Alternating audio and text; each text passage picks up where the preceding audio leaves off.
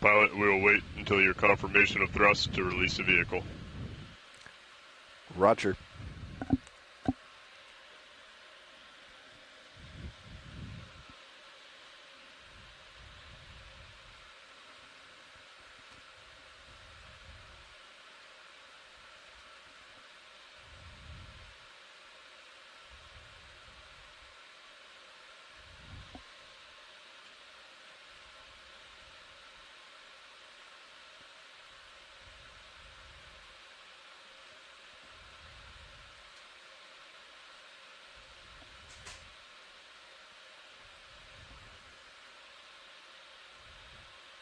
I have control. Release. Pull the pin.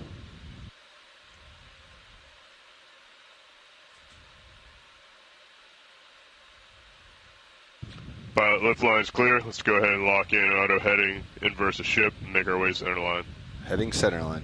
Good copy.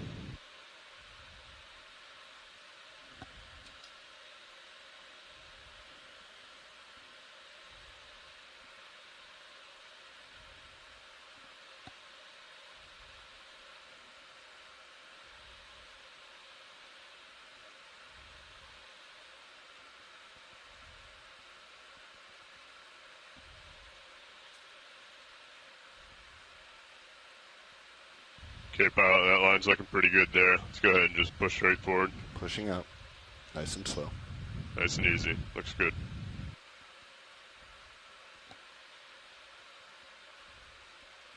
All right, pilot, feel free to go off stick at this time. Pilot's off stick. Auto head in. Good copy. Auto head in. We'll get you steady center line here.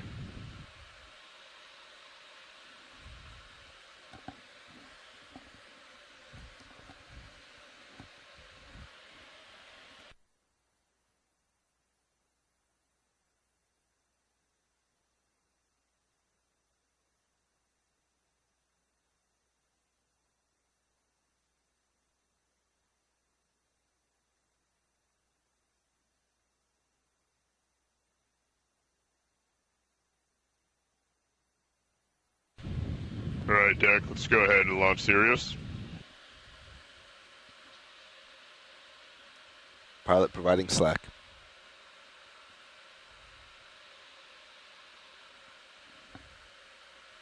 Good copy, pilot. 40 back.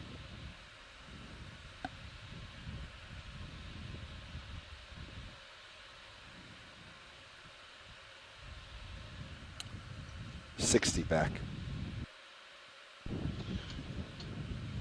Good copy, pilot.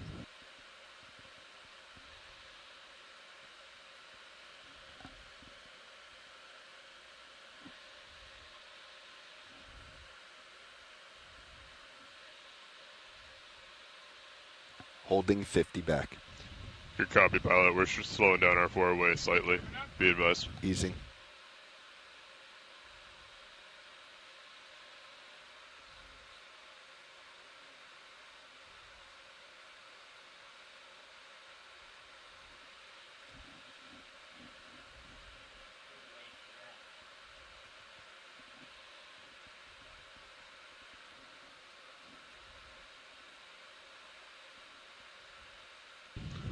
Let's go ahead and increase our F-way a little bit, pilot. Increasing.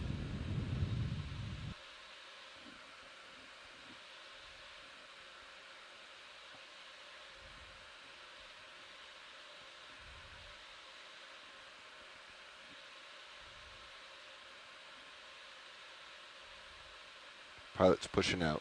Good copy, pilot.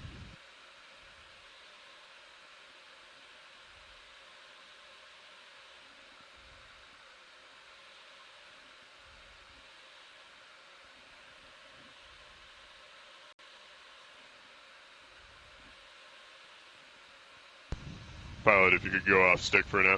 Pilot's off stick.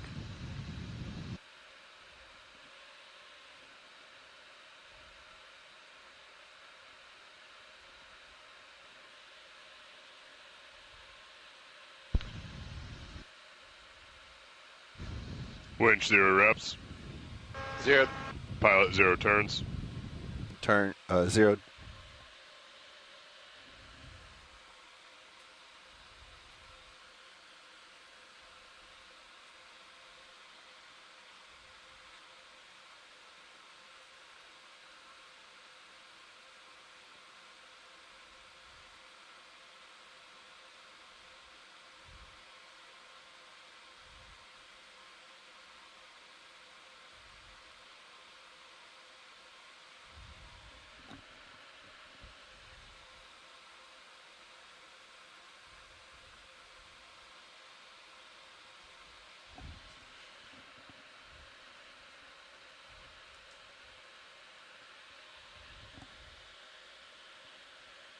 Right, pilot. Lift lines are clear. Are you ready to descend? Ready.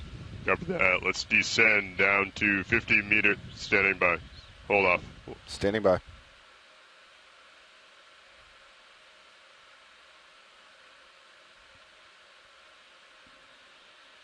All right, pilot. Let's descend 15 meters per minute down to 50 meters. Winch will do the same. Calling out every 10. Descending. Descending.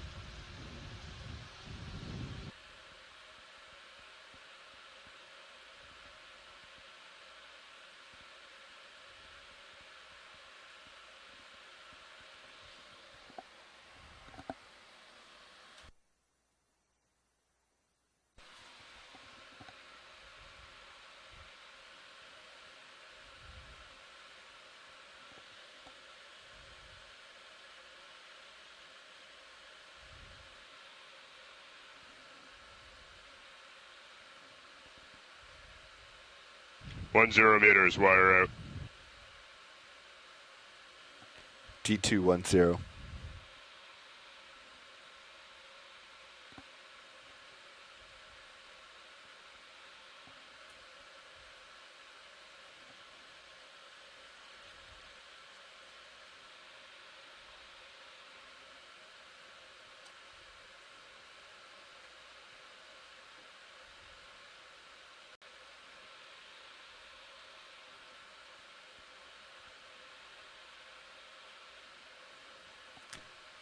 Good tracking, both vehicles. 20 meters. Wire out. D2T25. All's well. Good copy, nav, on that tracking.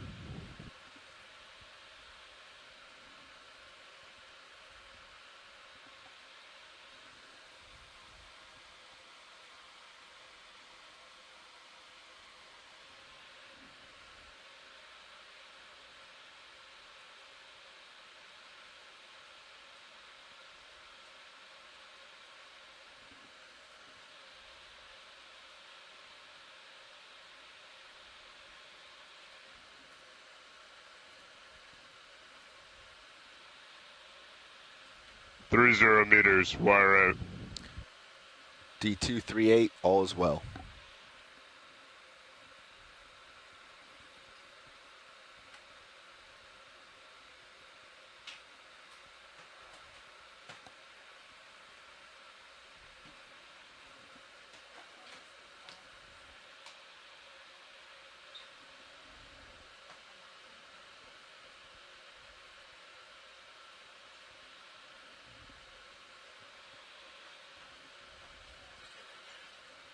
Mm-hmm.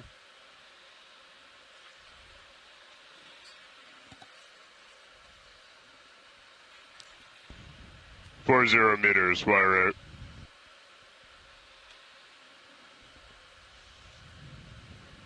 Co-pilot dive super. Comms check. Co-pilot reads you loud and clear. Loud and clear, co-pilot. D2 all stop 50. Good copy, pilot.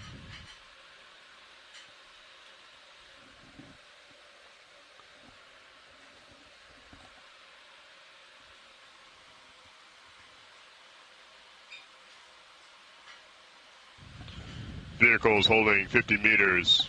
Co-pilot dive super. Go ahead, dive super. You ready to take control? Co-pilot standing by. Copy that. Winch dive super. Go dive suit. Can we pass control to the control station? Aye. Control has it.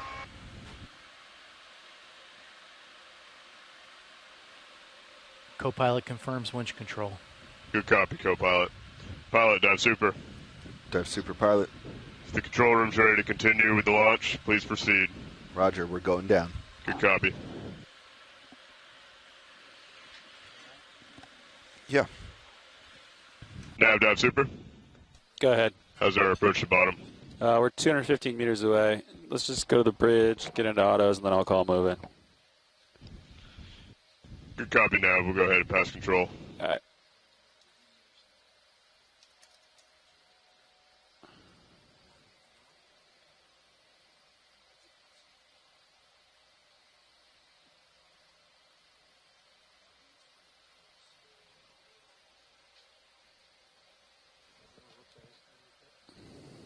$12.70.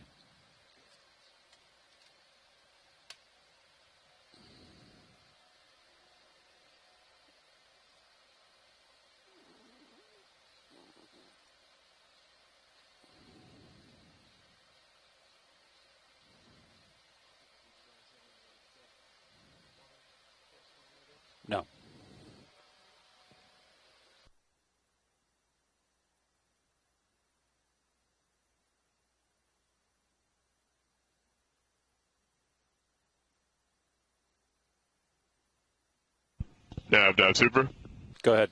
Just so you're aware, we are passing control to the bridge at this time. Once they receive it, they'll go ahead and start coming into holding station. Roger.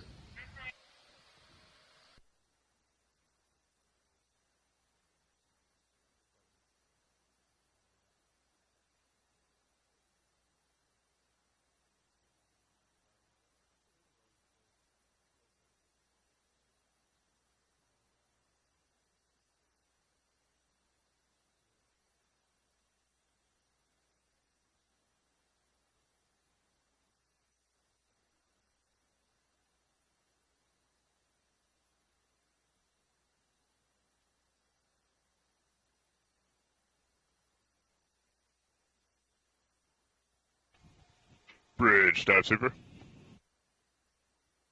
Go ahead. You're also free to engage port prop and rudder at this time if you need to come into that hold station. Thank you very much.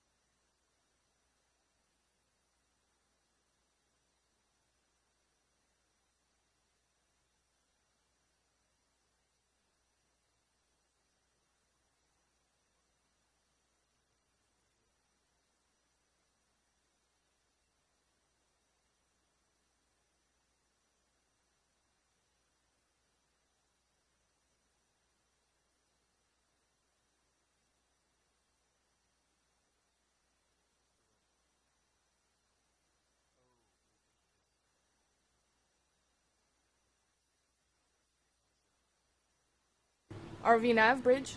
Go ahead, Bridge. Just to let you know, we are currently in auto position with port prop and port rudder engaged. Roger. Dive soup, Nav. Go ahead, Nav. Can I take comms back? Yeah, go ahead. Nav has comms. Nav has comms.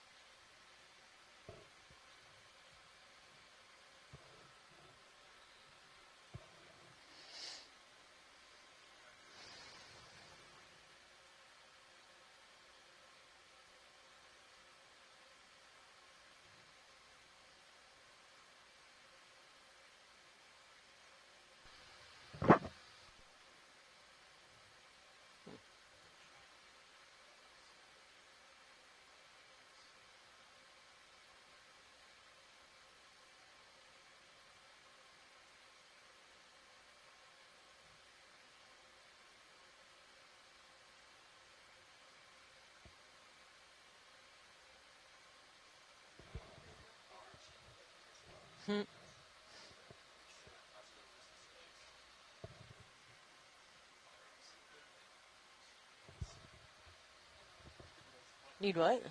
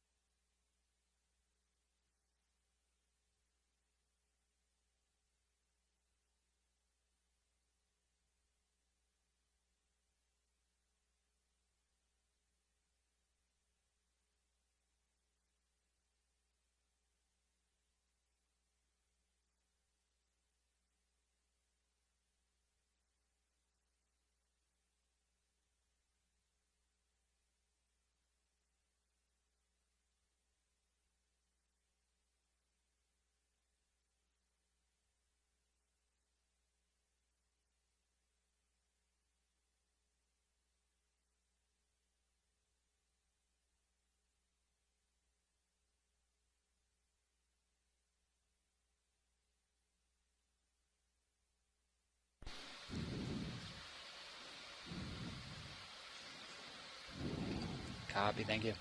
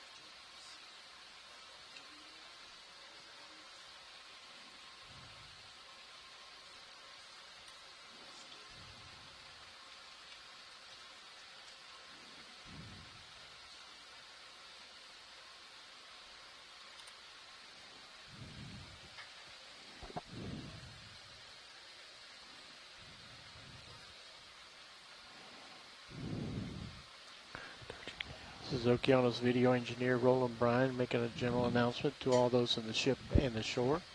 This is a reminder that all audio associated with this dive will be streamed with the live video as well as being recorded with our archive video.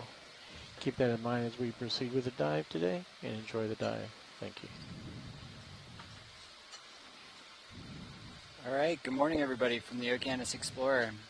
We are currently descending on the Durgin Seamount. This will be our fourth dive on this seamount chain, the Kodiak-Bowie seamount chain of this expedition, EX2306. As we're going down, or last night, we kind of filled in some of the gaps in the bathymetry over this geode. It was a bit of a mystery beforehand, and if you're looking at Stream 3, you can kind of see the satellite altimetry is very blurry, and we were pretty curious about what was down there. Overnight, we were able to address a large portion of the geode, basically what looks to be about half of it, and selected a site kind of on the eastern side where we have a decent amount of relief, and we're hoping to kind of start and climb up a more vertical-ish face. It won't be quite a wall, and then transit up the seamount, up that ridge, and hopefully get to the top and look at a little bit of the surface. And then with that, I will pass it over to our geology science lead to introduce himself and say a little bit more about this dive. Hi there, yes, my name is Jamie Conrad. I'm with the U.S. Geological Survey at their Santa Cruz office, known as the Pacific Coastal and Marine Science Center. Sam mentioned today we're diving on Durgin Seamount. The term geo refers to the flat top that this feature has. This is one of a series of seamounts in what's known as the Kodiak-Bowie chain, which is a chain of volcanoes extending about 1,000 kilometers, 600 miles from just offshore the coast of Haida Gwaii, British Columbia, to the Aleutian Trench at the Kodiak Seamount. We know very little about this particular seamount. There's no ages from it, but from its general position, we can guess that it's maybe in the range of about 15 million years old. Having been carried northwest from the Bowie hotspot, which is a relatively fixed spot in the Earth's mantle, by the Pacific Plate as it's marching northwest at about 55 millimeters per year, or about, 2 inches or so. So we're looking for today's dive site is on a kind of a steep southeastern side of the seamount, or the geo. It's an area, again, the bathymetry has been pretty poor, but I have the sense that we're kind of up at the head of a slide, a big submarine slide, or perhaps a complex of slides.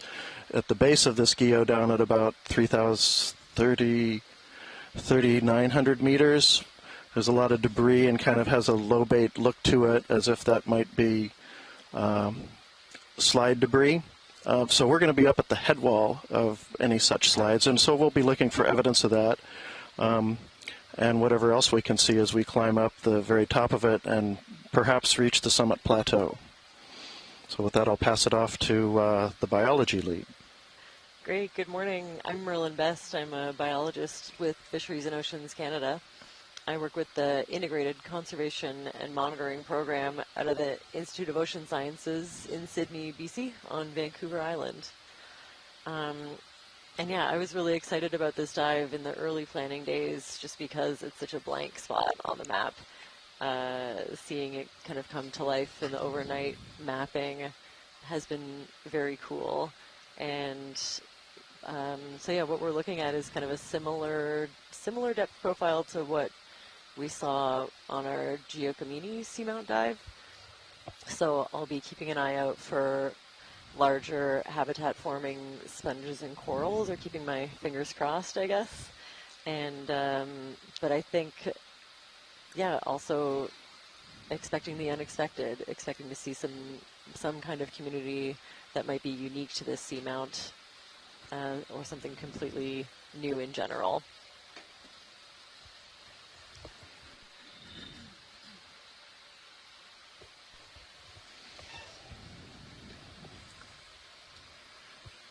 How close are we?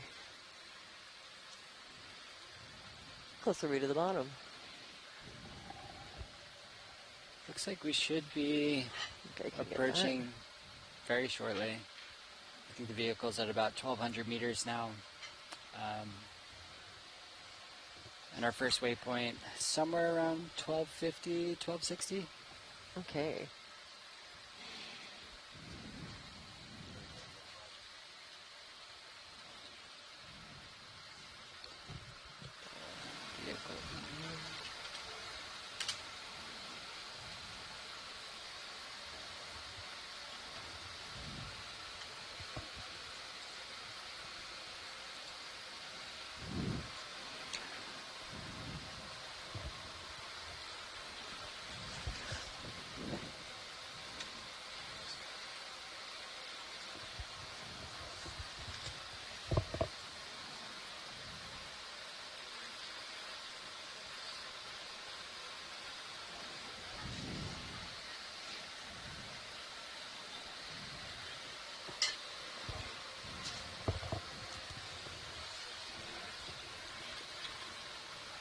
Yeah, so kind of as we're going down, if you're looking at stream 3, you should be able to see the bathymetry, and we actually have the ROV live position in there at the moment, so you can kind of see as we're approaching the first waypoint what we are intending to look at. It kind of gives us situational awareness. I know the science leads like being able to look at it, and because you get lost sometimes when you're just focused on what's directly in front of you and what's directly in the vehicle. It's good to have that kind of better overview. And we're starting to get our first looks at the bottom here. There we go. Oh, there it is.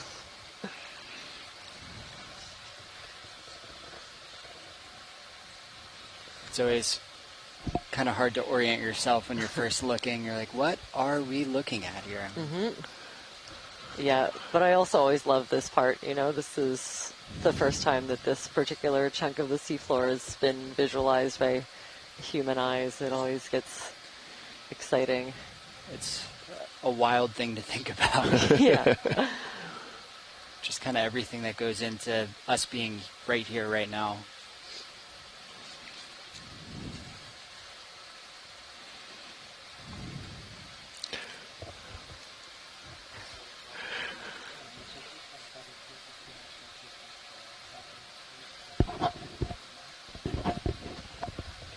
Yeah, how are you hearing me?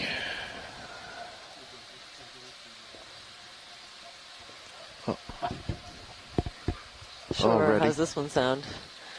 Also, just adjust it a little. Ooh, there's a big Already. fish. So this looks like we've come down on what looks like a little bit of a debris cone of boulders to sand-sized material that's kind of up against a very massive-looking face. So probably get a little bit better look at that face as we head on up. I think I also see a dead sponge skeleton over there. That's promising. So maybe a little hint at what we could find further up. Just kind of to the right is almost fossilized. You know, it's just filled with debris, and it's a glass sponge skeleton.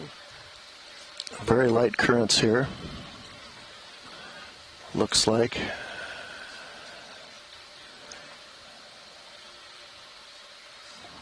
So those are several mushroom corals. There are a few different genera. We have Anthomastus, Heteropolypus, and Pseudoanthomastus, and I think I count 1, 2, 3, 4, at least 6 or 7, and various growth stages. Very cool. A little bit of a different morphology to the big one that we sampled the other day.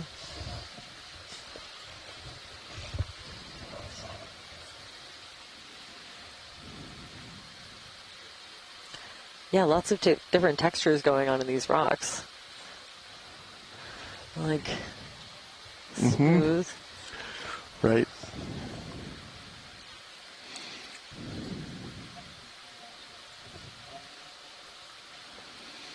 We haven't, and that's a great idea. ROV watch lead. I'd like to request a Niskin if it's a good time. Mm-hmm.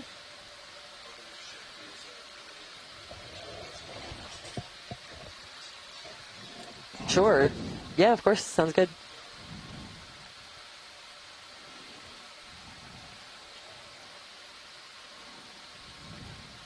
Ooh, and we've got a black coral here. So you can see the dark skeleton underneath of the almost transparent tissue, slightly orangey. That's where these corals get their name. And you can tell by the branching pattern this should be somewhere in the genus Bathypathes.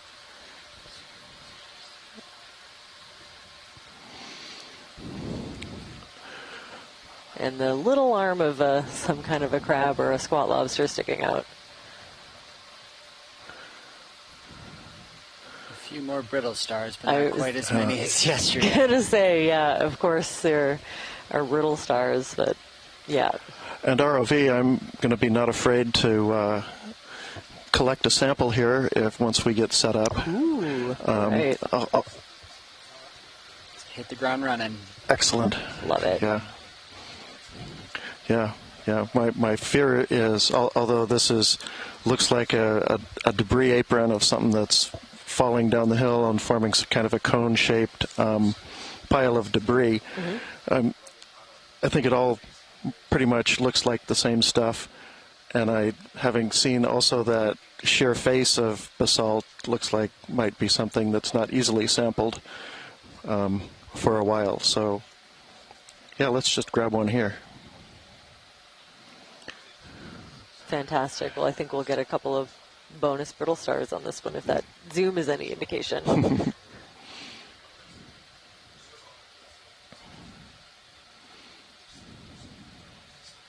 Yeah, a couple of like really almost flat, angular rocks.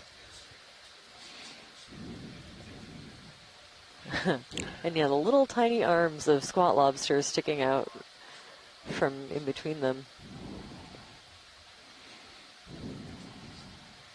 That fish that we see kind of in the bottom half is a grenadier of some kind. So, oh, go ahead. So just immediately looking at that face, it's hard to tell if that's the top surface of a flow or if that represents a more massive, perhaps intrusive rock, part of the feeder system for this volcano, or just what. So something we'll be looking at as we head on up.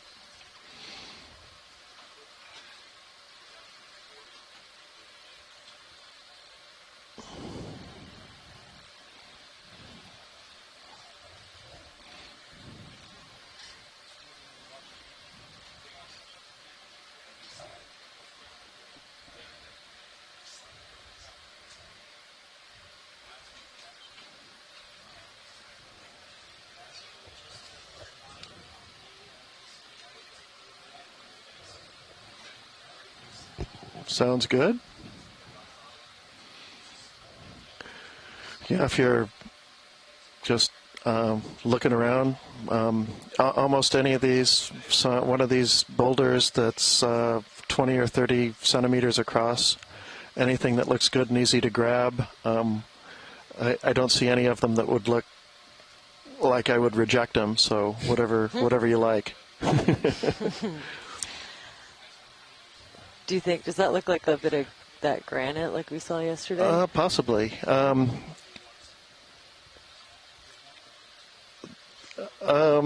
the lasers on it? I don't. Yep. I'm not. There's Oh, there they are. Yep. Yeah, that would do. That'd be great. If. Cool. Yeah. See a couple of associates. Mm-hmm. Watch lead. Yeah, let's go ahead and do that first. Oh.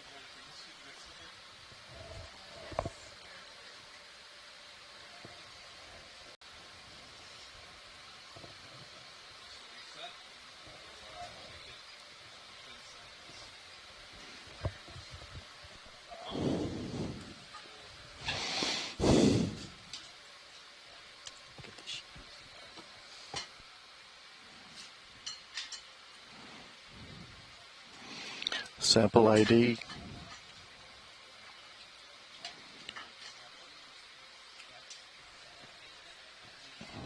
That's beautiful. Yeah.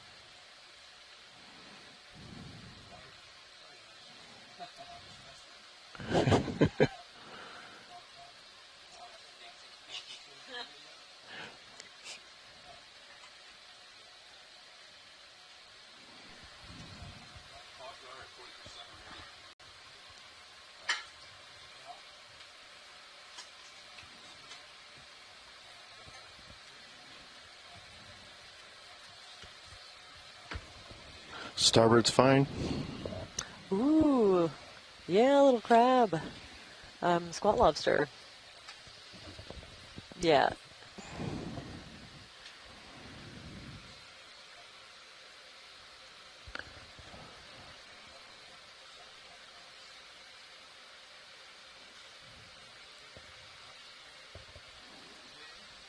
Looks beautiful. I sure am. Yeah, that's probably wise.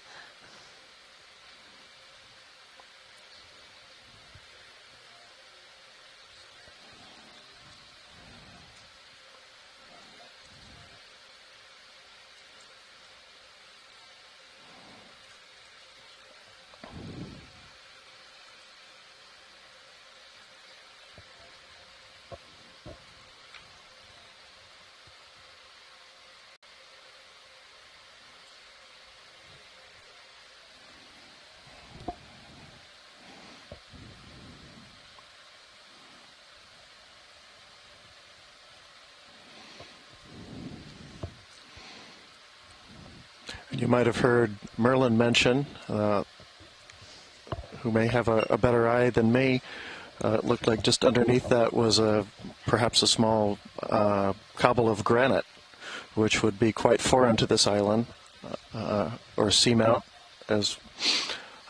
which is probably composed mostly of basalt and other related volcanic products.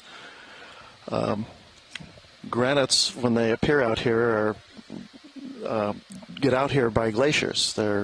We call them drop stones, and they're carried out by icebergs that eventually melt somewhere, and whatever sediment and rocks they have in them simply falls to the bottom of the sea wherever they happen to be, and we find them all over the place on the ocean floor where icebergs have been floating around. I didn't think about the sediment aspect of that of course there's lots of finer grained things besides just the rocks. Right, so you right. See that in the sediment samples as well? It's hard to tell where those are from. I don't think a lot of this is from, but closer to shorelines along British Columbia and southeast Alaska, it's a huge contribution to the sediment. 10 should be cover. Oh, your shilling cam. Yeah. Pretty cool. Or can be shilling cam, which is Ox1. Ox1's there. There we are. And then I would suggest monitor 7 should be CPPTZ. Copy. Since we only need one. Oh no. And then on 6 we'll put the digital one, which is a wider view. Oops, I meant 5. 5. Yeah, monitor 5. Just so they're your two aft cams are side by side. 8 was the downward cam, yeah? It was CP down. Yeah, digital down. Nice. Nice, yeah. I like it. That's a pretty good setup. That works for me. Okay, I'm going to go ahead and lift off while you play with the shilling. Copy that. And here we go.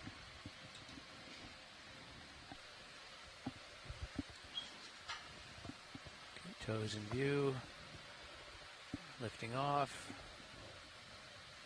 And I think I'm heavy. I think in between Get us some of dialed these in rocks I'm seeing a little evidence of maybe worm activity that could be a tube or it could be a cast Okay, from something I believe larger. the last shift passed this information along, but It's one we of landed those, on a cliff. They were seeing grenadiers. the There are a cliff couple of different depths. They were species coming known from down. the area, so You can see right here in if IPAC, any northwest. fish biologists are That's the tuning in our waypoint we're science going chat, to. please let me know. It's about 621 meters. Supposed to be pretty steep. Oh, so, I think that's we'll probably have that to I would start call a going. little Snap, snailfish. snap, I snap. love these. Or an eel pout. He was too fast for the hole, I'm sorry. We'll probably It's pretty start going quick. like maybe 5 or 10 meter moves at the beginning and see how we feel. Okay. Roger. You want to For folks that don't know, we range have in on this multi-beam when you're... a science chat with varying number Are you of doing it, or do you onshore want me to do it now? scientists would tuning you in mind at all taking that? times. Thanks, Sam. Okay. We really Still playing with the benefit arm from here. their expertise Alright. and their What is the observation. range you So want? Should we look at this it's coral? a very useful tool we Okay, have stand by. access to. And I think here's another Bathypathes coral, one of the black corals.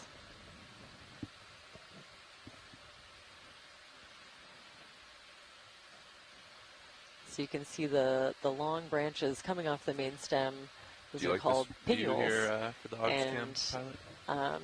Depending on how many That was rows of pretty good. What do you pinnules think? there I like are it for coming now. off the main Yeah. stem, Speak it that kind of gets us into a general Is group. that or okay for genus. you? I've got toe in.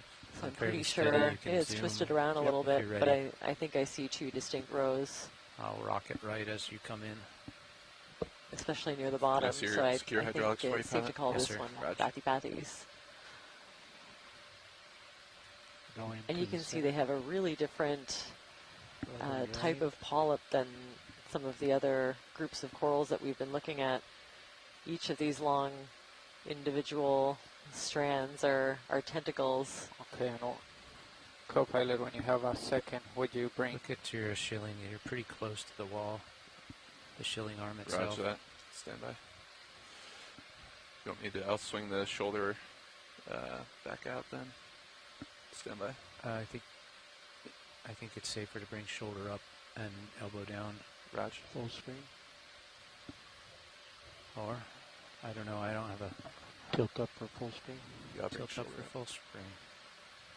Sorry, rolling, multitasking. And of course, probably several different species of brittle star just kind of dotting the rock in the background.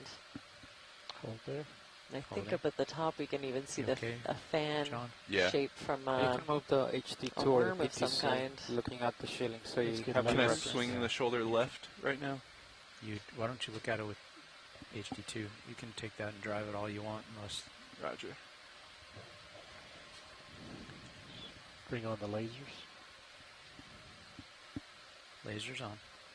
Okay, and there's a right above the upper right laser beam is a fan. Science was just talking about. I think top center stream. Yeah, we're pretty close.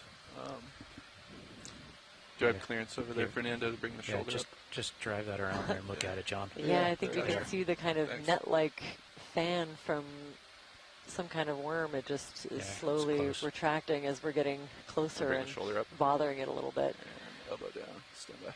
But it will stay kind of attached to these rocks. Oh, there it goes. That really scared it. It's very cool to see how quickly it can move. So it will extend that fan out into the water column and grab at little bits of detritus back out. or whatever it's interested in. With this wall, maybe. I think you can snare it with that just net, keep it closer bring to it the into edge the of mouth. the drawer, edge of the box than it was, you know. Copy that. Yeah, Kind of interesting blocky look to the outcrop here. Looks like it might be comprised of a lot of different sized boulders and whatnot that are kind of stacked on top of each other, and then maybe cemented by tophaceous sediments or one more shoulder left at the moment. other finer grained material, ash perhaps. Yeah, if you it's a little hard to see the rock itself to the extent that this has been exposed to the open seawater for any length of time. In other words, millions of years. It's probably starting to develop a little bit of a ferromanganese crust, which is as it sounds like, made of iron and manganese that precipitates more or less directly out of seawater and can build up over time, but at very slow rates, perhaps a millimeter up to 5 millimeters per million years. Sounds good. Those are very cool striations. Yes, and I've seen a lot of that. It makes me wonder if that's not related to perhaps a fault that we're coming up the side of, and maybe as one reason we're looking at what looks like slide blocks down at the base of this hill, or perhaps this is related to the slide itself, as things went sloughing off the side of the hill here. Do you want to take that, Roland? Yep. Okay, I'm stabilizing. You can go partial. Thanks for the zoom. I was just going to ask what this thing is. Bottom. And if we could get a closer look. And I still don't know. There's translucent stuff. It looks like it has sort of two parts, and it's connected by this long, thin Science, I think this strand. is a tongue worm, and I think the upper left maybe it's tube. Oh, like a spoonworm, kind of. Yeah, let's look at the bottom right. Okay, yeah, I would love to get a zoom in on this. If that's okay, we have a second vote for a spoonworm. Roland, I'm already kind of shifting that way. Got the. There it goes. Okay, so oh yeah, there it goes. It just retracted its spoon. So I guess this is its. Oh, remarkable! Just learned about these. So the main body that we can see kind of hiding in that rock crevice throws out this really long. I don't know if it's technically a proboscis, but some kind of a feeding appendage, and it will sort of cast it out like a fishing line and grab around. I lost it. Very cool. We're on a pretty vertical. So yeah, you can see a little bits of the detritus that I think it's looking for, or maybe something even larger. Yep. Oh yeah, and down to the bottom, a crinoid with a scale worm around it, I think. Just stay there for a second, Roland. I'm going to get stable. Okay. Yeah, I'd like a zoom on this crinoid if we can. Thank you.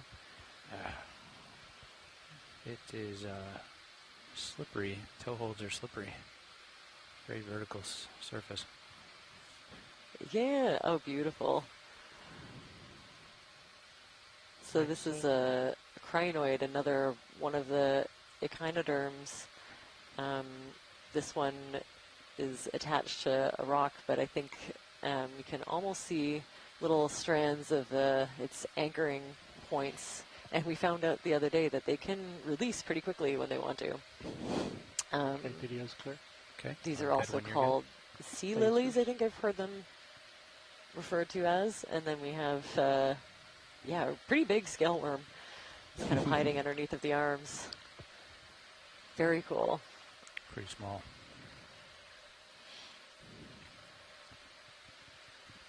Cool spoonworm fact, they used to be their own phylum, but were recently found to be highly modified polychaetes. So they've been officially brought into the polychaete fold.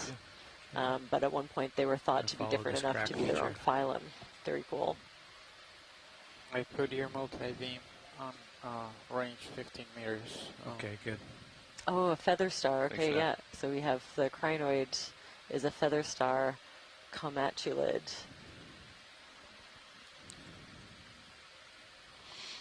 Yeah, those striations you were talking about, yeah, really do remind me of something like slickensides, and you can see how whatever that is has gotten to be a little harder, so it's forming a very thin surface crust that's more resistant than the rock underneath it, so it's making little overhangs and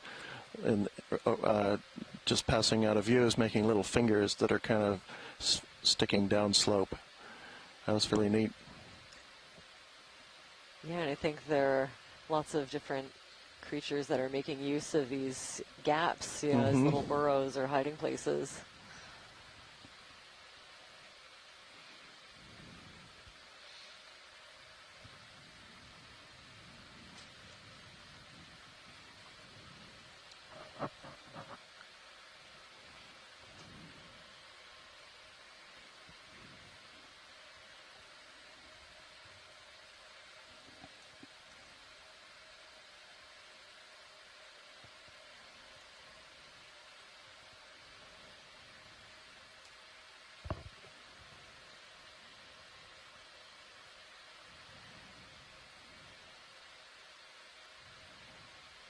I'm seeing just a little bit of encrusting sponge, but, and you know, the rock is dotted with these little brittle stars and squat lobsters. You can see their two little arms poking out.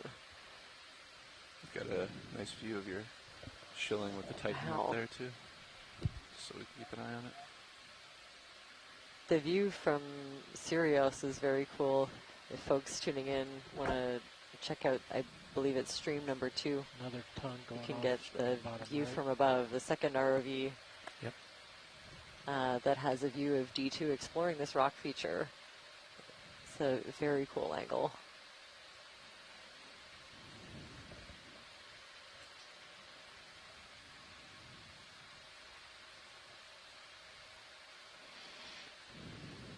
Almost a kind of a wormy texture to the rocks in places, but yeah, we see lots of little.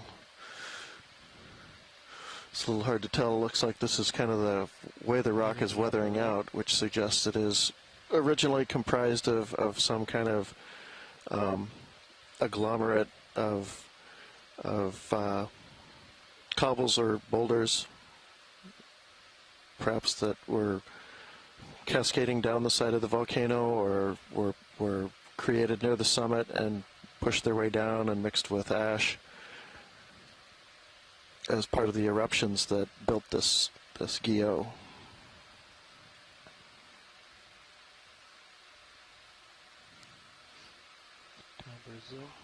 Stand by for toes.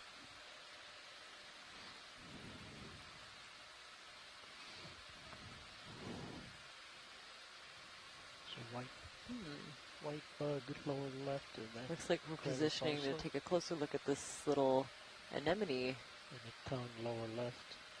And yeah, I wouldn't mind a zoom on it. Oop. Trying to lock my toe hold in. It's not much to hold on to. Such a vertical face. Okay, Roland, I'm stable for now. You have enough light? Yep. Oh, it's so cute.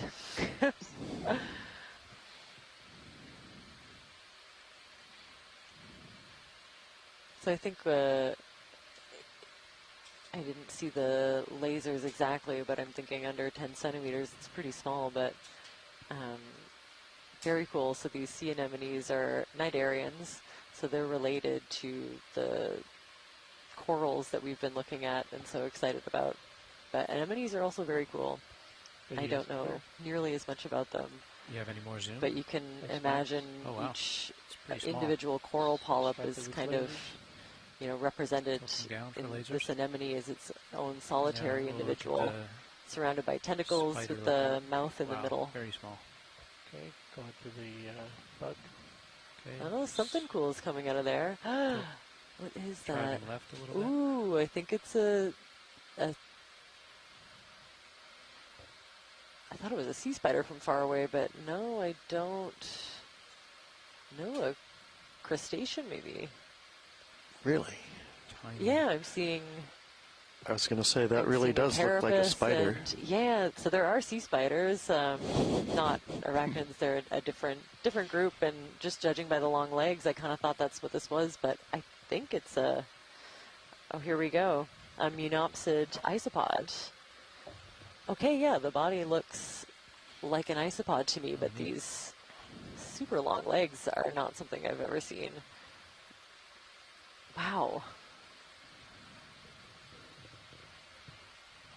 So yeah, this isopod has some very cool adaptation. Extra long spider-like legs for maybe walking over these rocky features and grabbing onto whatever its prey might be. We'll turn on the fogs and look into the cave. Okay, we've got a few votes. Fogs coming on. 40%. Munopsid or monopsid isopods. 20 coming up. Very cool. That's a new one for me. Okay.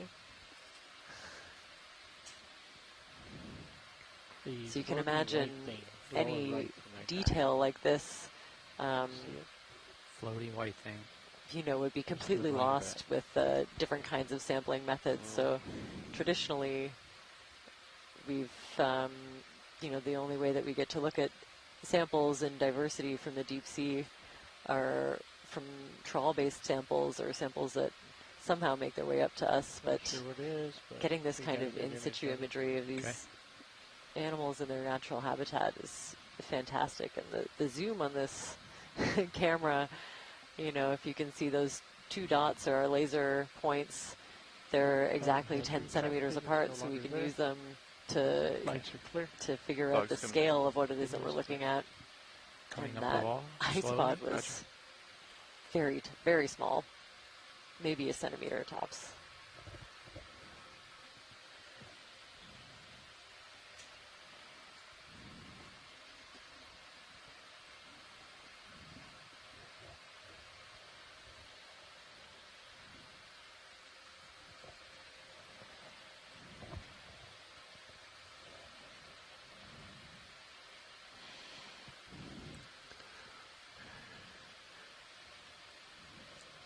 Here again, some more of these little finger-like, I don't know how else to describe them, features kind of pointing downhill that seem to be associated with this slick inside surface.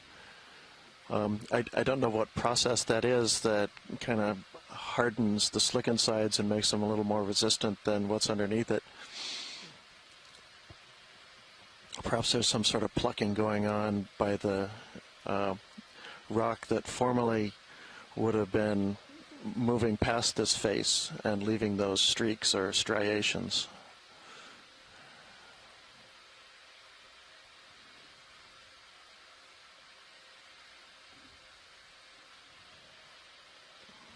I'm going to spin left. Just watch my upper Copy. swing arm. Just give it a perspective of the slope.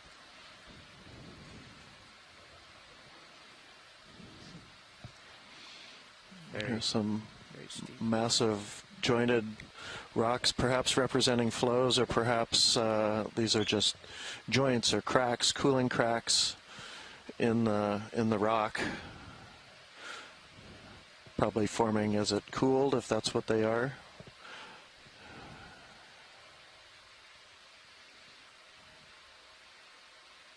Just keeps going.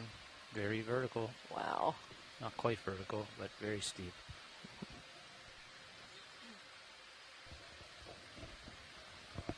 Did you give us a hard side view? I'm going to give you, I think this side, this direction will give us a better side view. Yep. There you go. That is a cool angle, just to show you how steep it is here. It's practically vertical. Okay, port upper swing arm. Yeah, you got just a little bit more. Just keep moving.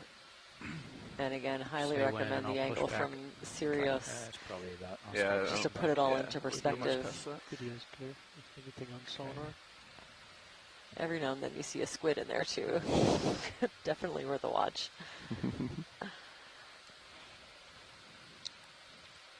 There is our first star, at least the first star of our watch. Yep. Shall we go have a peek? There's also some pink lower right. Yeah. Lots of fish. Yeah. Well, I think we have our first thorny head rockfish and a sea star. Something way off left. Love to see a quick zoom at least on these two.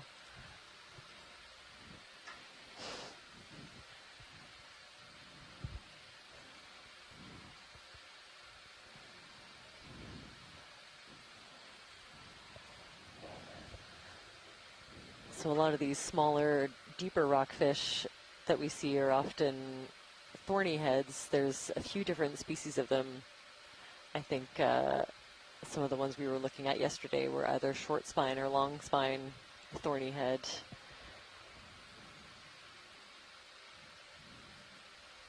And if we can get a good zoom, then we might be able to at least take a good guess on the species. Okay, Roland, you want to look at the fish first? Bring up the lights at 20%. Lights 20 coming Fish up. first, sounds good. Oh yeah, and of course as you zoom in, then it just starts lighting up with, you know, dozens and dozens of brittle stars. Stand by. Shifting.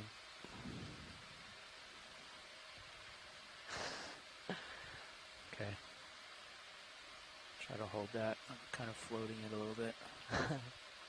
Very cool. So yeah, you can see the little spines on top of the head behind the eyes, and then of course on this dorsal fin is all has also got spines embedded in the fin tissue, and then the different coloration, the patterns on this fish can also help us get an idea of the species. And this is actually a way better angle. I think we should be able to identify this one.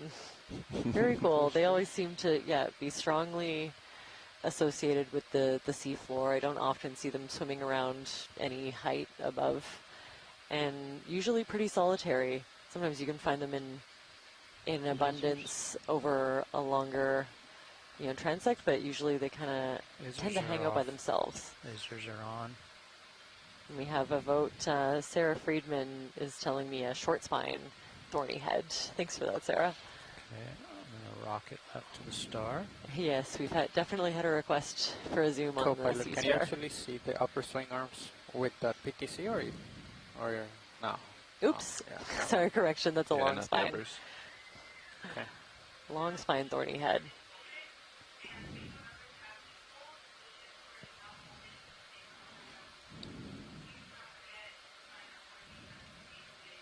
Okay, rolling. So we'll How's get the a light? good zoom on this sea star. Can you work And with we that, or is have it too hot? Chris Ma joining Sorry, us I thought I had my mic open. Yeah, from it the was pretty bright, but I Smithsonian can work with it. Institution, Can we turn and off the fogs? hoping that Not since I've started. he's my watching and can tell me a little bit more about this one. I'm definitely seeing those rock up just a little bit. the little translucent, almost tube-like structures that you can see just kind of poking out in between the dermal tissue on the top of the sea star are, I've just learned the name for them, they're papillae, and they help with respiration. So I think when they're out and kind of relaxed, it looks like a happy sea star.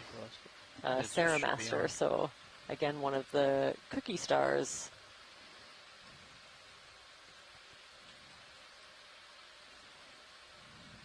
And I'm sticking with Cookie Star. I don't know about this ravioli star business. Cookie sounds better to me. Yeah. I've never seen a ravioli that looks like that. Raviolis are square. This is my thought. I just learned about this controversy though, so I haven't heard the arguments for it. Okay. Good thing I'm not on Twitter.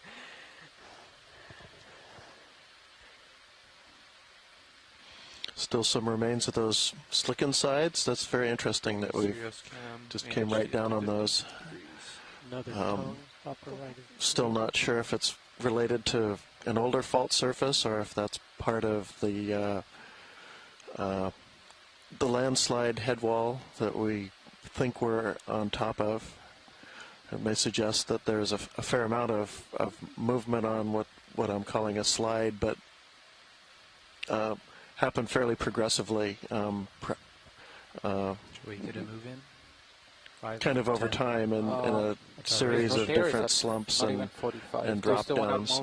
Co-pilot? Yeah, D2 is 8 meters in front of Sirius right now, so I'd at least get 5 meters, just bump in a little bit.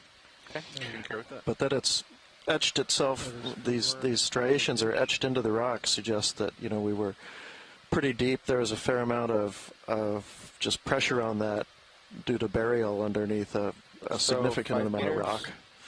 We're not just looking at a superficial scraping. 270 pilot, or what looks good? I think so. What's our track to cross bottom? Bearing is 313. 313. I'd keep it due west for now. Yeah, like we're starting to slope out. You want 10 meters or 5, pilot? What's it look like on sonar? Looks like we have a softer return now. Yeah, scanning up. 10's okay unless they see something we want to stop on. Roger that. Yeah, let's do 10. Yeah, let's do 10. 10 at 275.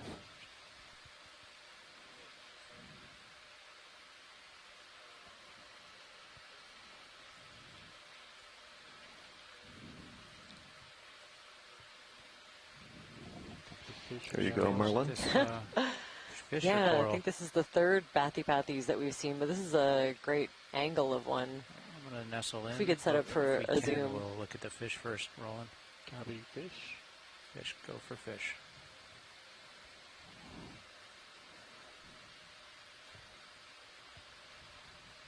First the fish. So I think this is another one of those grenadiers. We have a couple of different species. Coryphaenoides is the genus that this one probably belongs to. It looks like a smaller individual than the ones that we saw earlier, so possibly a juvenile. Is that another spoonworm line? Oh, look at this guy. Wow. Slow tilt up. So we have a larger individual for size reference. Hard to tell if they're the same species. This one looks like it might be a little bit dazed, but or blinded. Or sleeping. Or curious. People or have always wondered if fish sleep. He does just seem to be, well, now he shows some ability to propel himself. Right. Yeah, they do seem to kind of just very slowly float along until they find something of interest. This looks like it woke up a little bit more. And yeah, I think, again, one of the Pacific grenadiers, so possibly the adult of that smaller one that we saw. But there are a couple of different species in this area. Yep. So yeah, this is a great angle of one of these black corals. You can see the darker brownish black skeleton showing through the living tissue. It's this nice kind of light orangey color. I think those are scale worms associated with one of the branches, like several, I think. Either one really long individual or a few. And you can see the long tentacles sort of floating in the water column, grabbing out bits of detritus and other, Copy move complete. you know, whatever it is looking for from the water column. These beautifully flowing tentacles. It's kind of hard to see, but the polyps here are a different morphology from the ones that you see in the octocorals that we've looked at. They're kind of split out into three groups of two, so in those pairs coming off of the branches. Very cool. And yeah, I think because we see two rows of the branches or pinnules coming off the main stem, it's safe to put this one in the genus Bathypathes.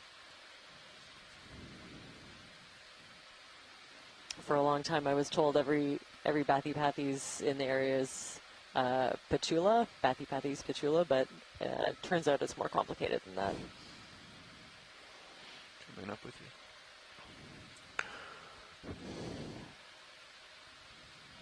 And again, most of those boulders of basalt look kind of fragmental, as if, and here's some nice, again, striations. We just came to, I don't know if this is one surface we keep following up or if there's a kind of a series of parallel shear zones, I would call this probably.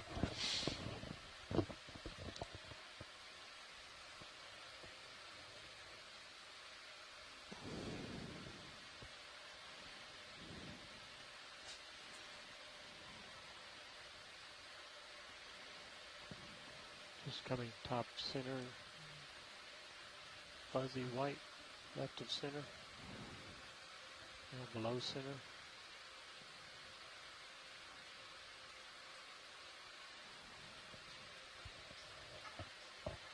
Ooh, oh, yeah.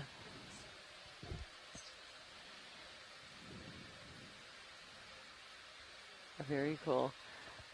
Yeah, I'd love to zoom in on this one, and then I'm also seeing a preview over to the right of a bigger coral. I think... okay, Roland, I'll try to hold that. Yeah, if we could get a zoom on this, it looks like a stoloniferous coral to me.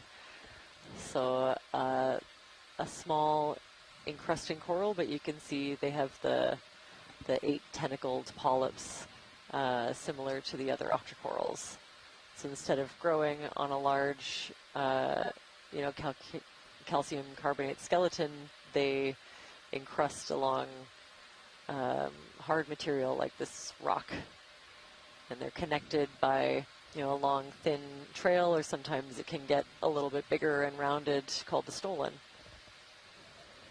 But you can see the same basic morphology of octocoral polyps here. The 8 tentacles, they all have these lateral projections that can help them grab things from the water column and bring it in towards the central mouth of the polyp. To the right. I see that. Just, would you like me to adjust at all? I think you're good. Do you like where the camera is? I'm happy with Bonus it for now. camera. Yeah. Ooh, yeah, I'd love to take a look at that. Are you full wide, Roland? You're full wide. Okay, thanks. I'm gonna So you can really make out a whole bunch of different boulder to cobble-sized clasts, kind of in the face. You see kind of, even though it's sort of a flat, planned-out face, you can see different shapes that you could make out as separate rocks. So I don't know, those can either form during an eruption as part of the flow process. If you can imagine, the earlier lavas that come out start to cool, but get continually pushed on down in front of the flow as additional magma comes in behind it and pushes it down the slope. But we could also be looking at loose talus and boulders that were forming on the sides of the volcano in between eruptions that are later covered up with ash or younger flows.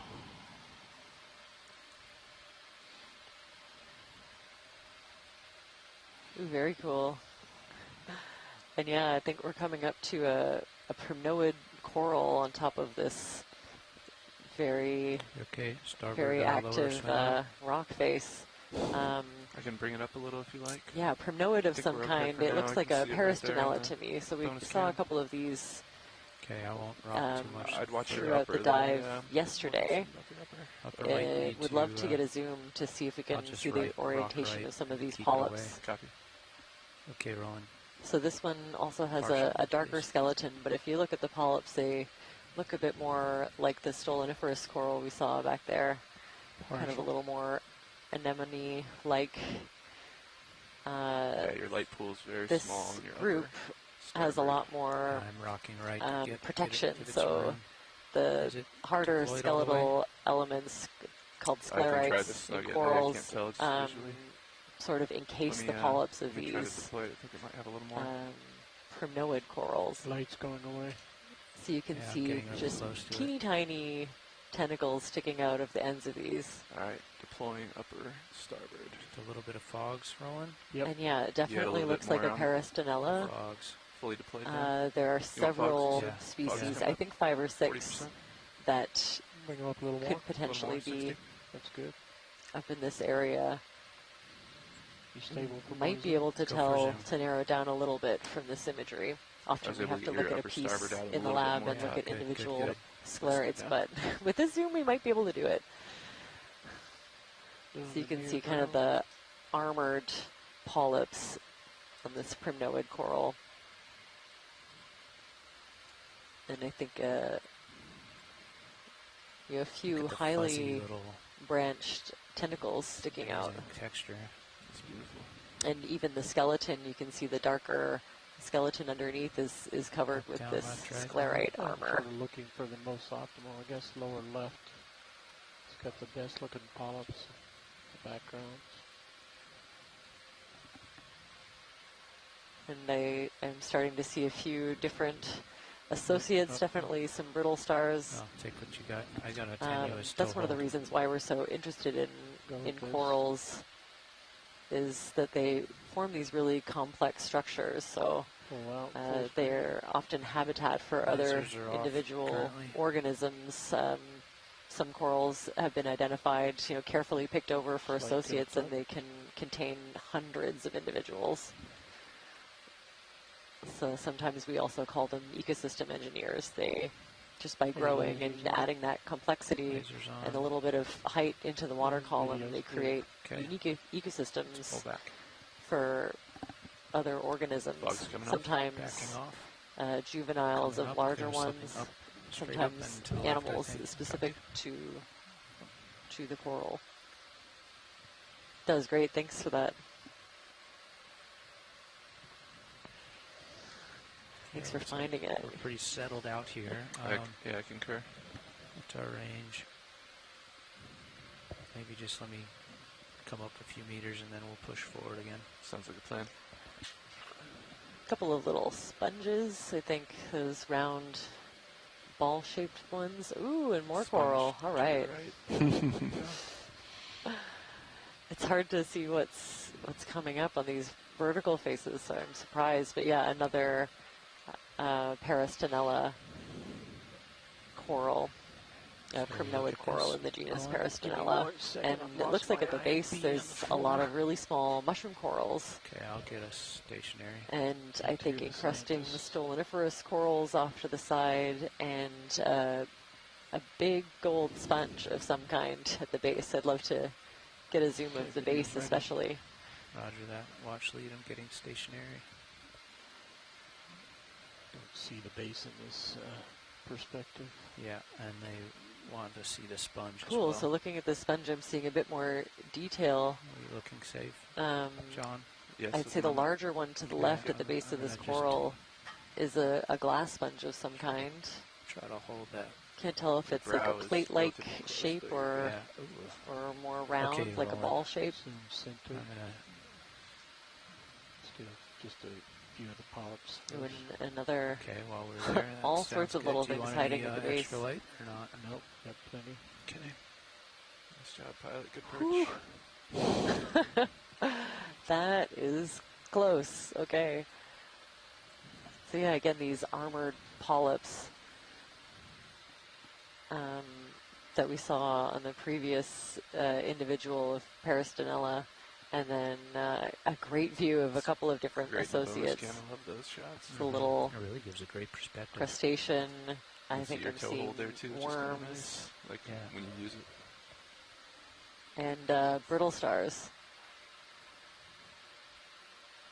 Yeah, actually, the Copy. I missed more that. that you look, the more teeny tiny things that you can see.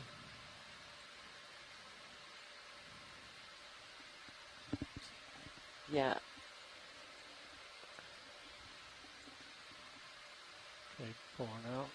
So you can Okay, just see shall I the rocket left a little bit? Let's get a full screen. just a view. hint of the Okay. tentacles that are coming out of those armored polyps.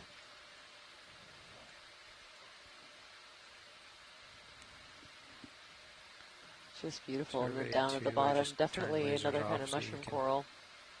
Won't have those polluting your still shots. And a Flight little tilt up. squat lobster, I think, hiding in between the two. Stand by. I'm shifting. And I would say that sponge Towable to is, shift yeah, and more stand by. plate-like. There's a couple of glass sponges that have that morphology. It's hard to tell when it hasn't grown big enough to show some of the other features that I generally look for. But it could be Squat lobster. Okay. could I'm be ready. something like Tretodictium, Wanna go in?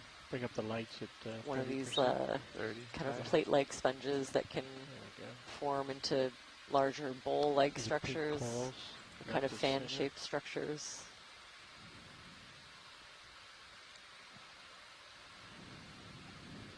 Got the foothold, I think, of this Trying to take a coral. closer look at this squat lobster. I think it's definitely different from the ones we were looking at earlier. Those ones were bright orange. This one's a whitish color.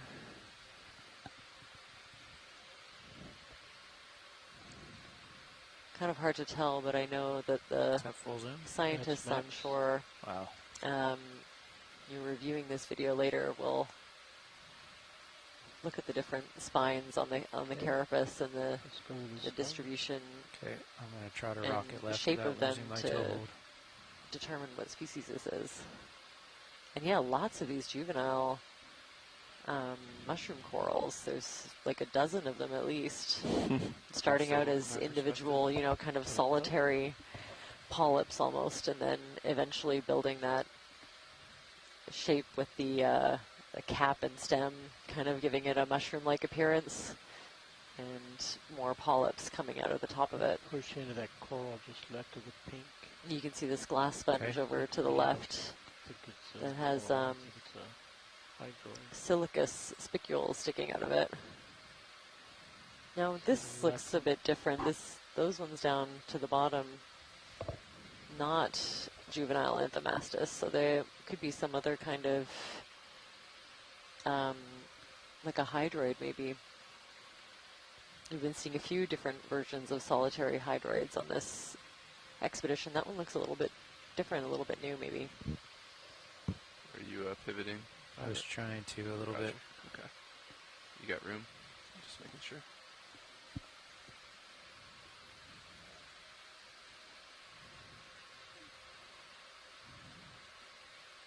Videos full wide. Okay, I'm just going to tilt down and try to frame the whole thing in still before we lift off. I don't know if the focus is going to work for you still. Survey 2. It's too much near far field mix, huh? I don't know. Get the bottom. Sponge on the lower right is different from that one.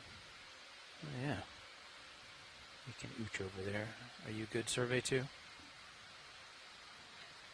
Okay. I'm going to ooch over just to see if this sponge is different over here.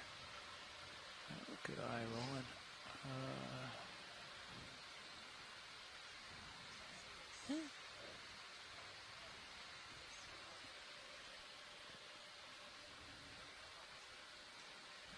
cool. So, yeah, could we get a zoom of this other sponge?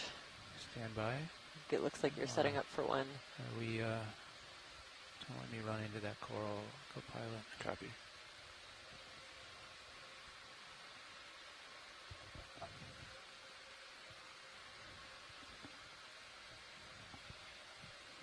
Got a good view of it in Titan. Okay, I'm going to use right toe to perch. Copy that. And try to hold head. Roger that. Okay, rolling. I'm going to try to take partial. I'm going to keep rocking left a little bit. So this is interesting. The base of this whole clump here looks like it's good clearance. Created by a dead sponge skeleton. rock a So little looking at further in the that direction. shape, looks like just a sponge skeleton, the base of one that's become embedded with sediment and created a habitat for all kinds of other creatures to attach to. So the sponge that we're zooming in on now is a little bit different. It is probably in the family Rosselidae, so a Rosselid sponge, and they don't have that secondary fusion of the skeleton, so when these sponges kind of die, their tissues will sort of drift away, and you can sometimes find clumps of the silica spicules remaining, Pilot, you okay? which is a little bit different from the sponge skeleton that it's attached to. And this is also a beautiful view of those, the 8 arms, the 8 tentacles of these stoloniferous corals. And a shrimp, I believe, a pandalid shrimp. Okay, ready for zoom on D2. It's beautiful. You can see the banding, those and the little white markings on the carapace and on the legs. A couple of little white spots on the tail. These could all be identifying features.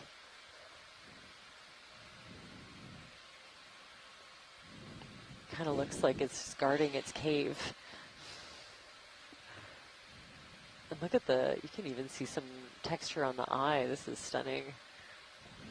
Is that full zoom? That is max zoom. Nice shot from Sirius. Oh, very cool angle from Sirius right now also.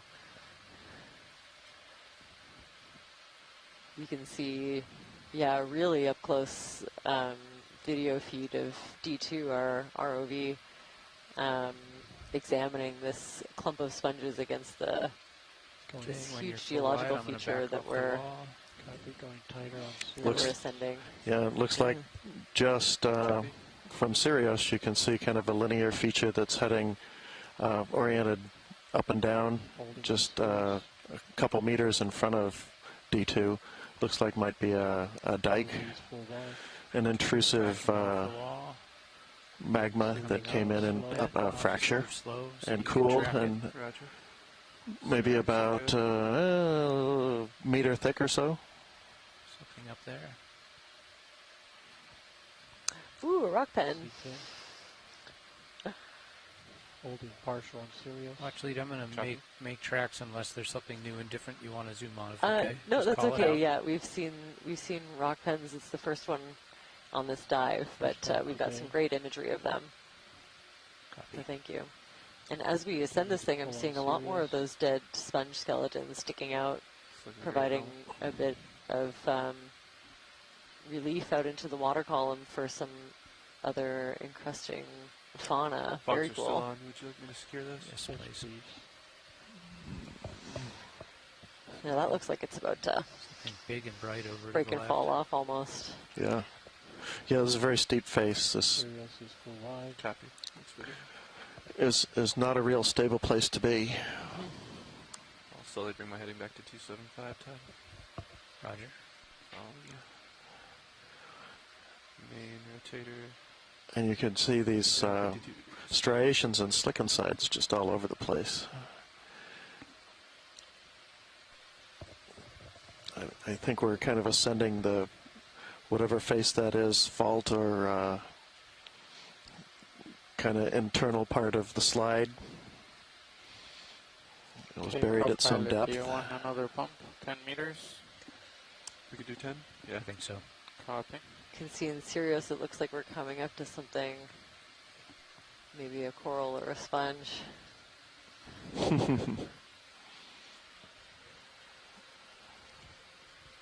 Scanning up on I think Blue this is Beam, it, yeah. Oh yeah, it's interesting to see, yeah, how it turns out in the Sirius view from down here. But yeah, we have it's a encrusting sponge, a demo sponge probably.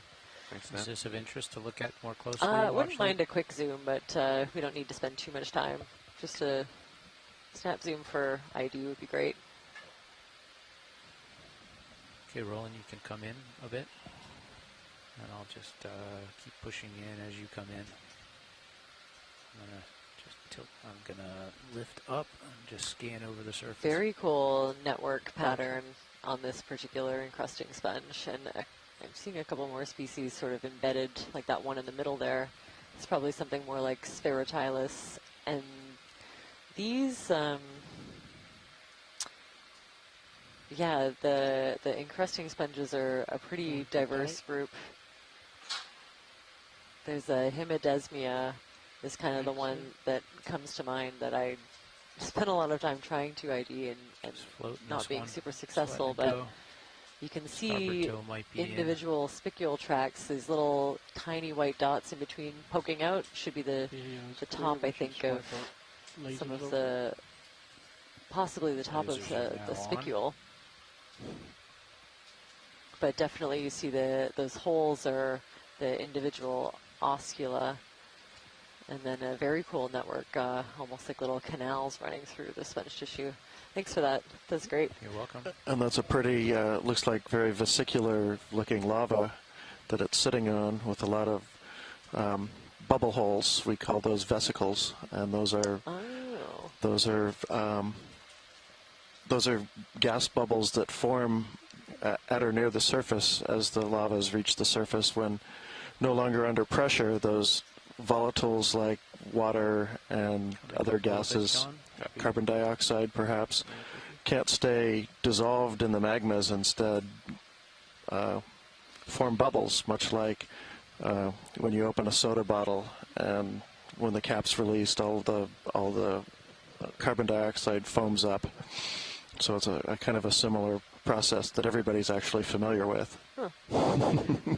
I also like there are common words that mean very different, or they mean the same thing, but they're of course applied to different things between biology and geology. Like vesicular is a word that we'll use too to describe something with those. Go ahead, Reg. Small little vesicles. Copying my phone. I was wondering, actually, when you were saying something that looked a little bit worm-like, if you use the word vermiformes or vermiform. That we sure do. Okay. Yeah.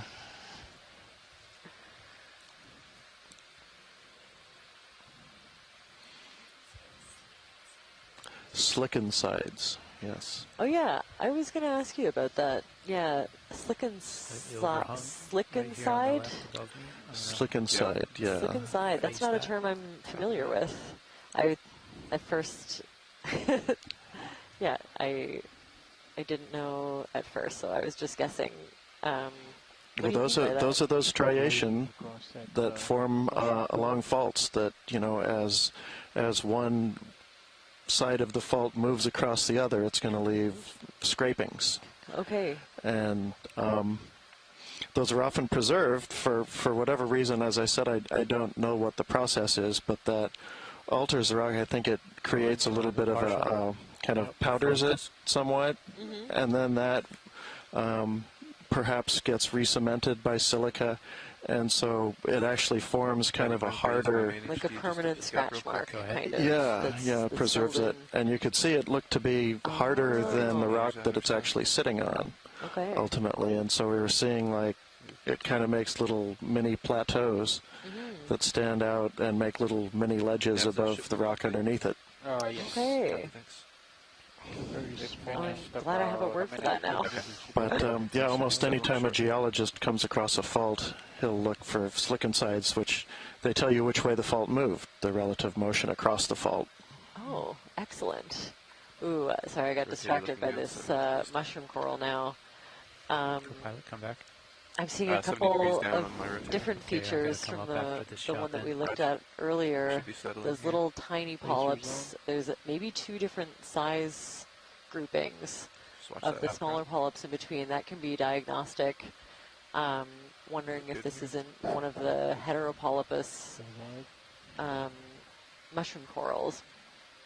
I think, like I was saying before, there are a few different genera even that it could be, much less getting it down to species. But that zoom should be great to at least give it some kind of grouping.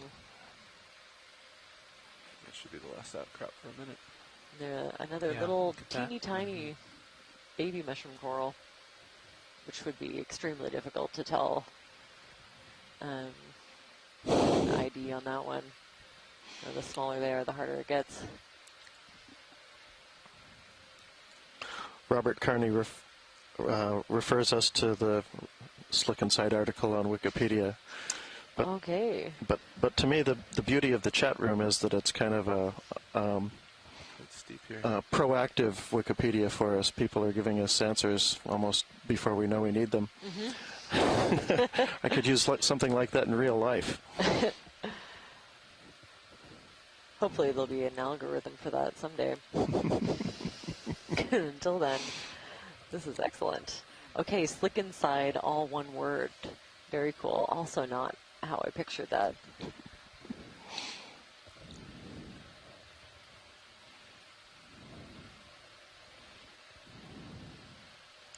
Look at Oxcam right now. Isn't that cool? Absolutely. Just gonna scan that way because the structure looks really interesting. Almost looks like we're looking at some flows here, but still kind of broken up. Perhaps sometimes we call this brecciated, although these are a little more rounded. I tend to think of that as more angular fragments, but that might apply here, that are kind of breaking up these flows. It certainly causes them to weather into this rubbly, cobbly look that we see.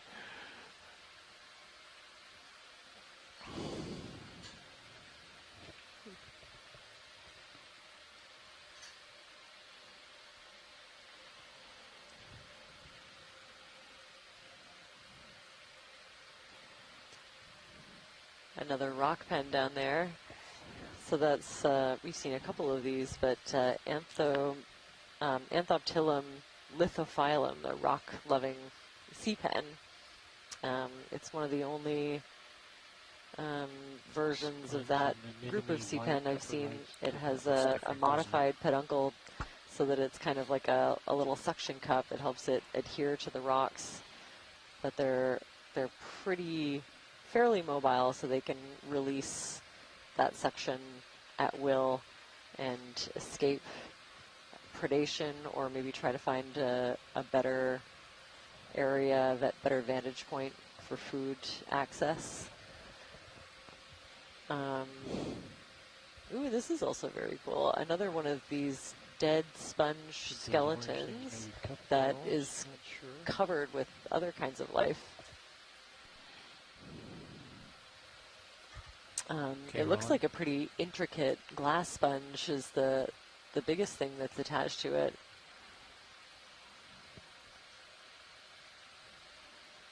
It's a beautiful pattern. Fog's coming up. Very cool. I think yes. my guess would be Pinulasma. And yeah, another one of those white spot lobsters peeking out from underneath. So yeah, possibly kind of a version of maybe Pinulasma. It's really hard to tell. The overall morphology is pretty different. Maybe part of the sponge kind of toppled and then it's starting to regrow, or it could be something new that's settled on there and is starting out life in this kind of dual branch morphology. But looking at the part on the right there, looks kind of like it's making those larger tubes and eventually kind of flaring out to be kind of a trumpet or vase shaped.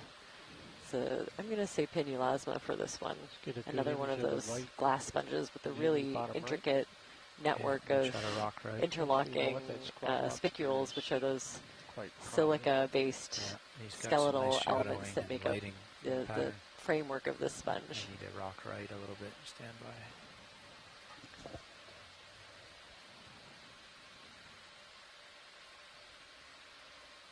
Very cool Okay, roll and see what you can do with that. view of this squat lobster underneath. Oh, he's moving.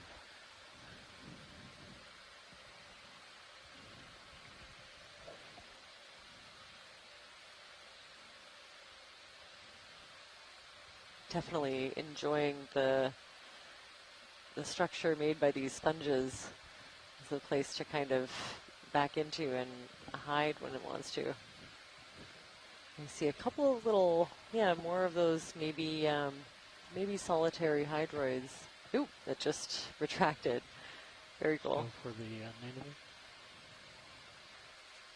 You can see the long rostrum kind of in between the eyes and little spines along the side of the carapace and on the legs. Those are all features that will help us identify the squat lobster.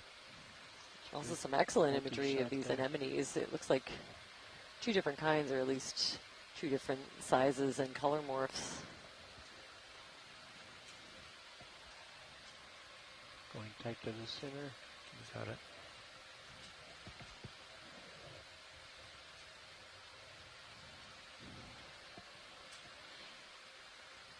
And video's clear. Going out You slow. can see the tentacles of On a these laser anemones shot? just kind of, you know, Lasers loosely are on as you come out. hanging around, probably looking eventually for food items to pick out of the water column and bring towards that mouth in the center.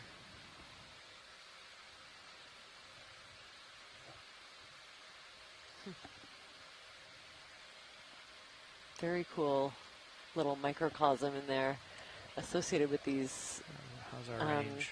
yeah, dead About the sponge same. bases. About 18 meters or so. Okay.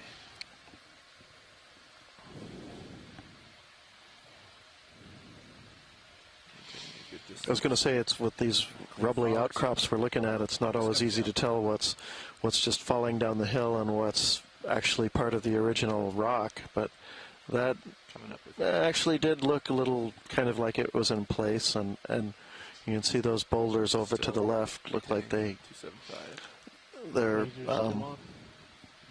cohesive enough to be in place, but also have a little bit of a disorganized and rubbly appearance to them.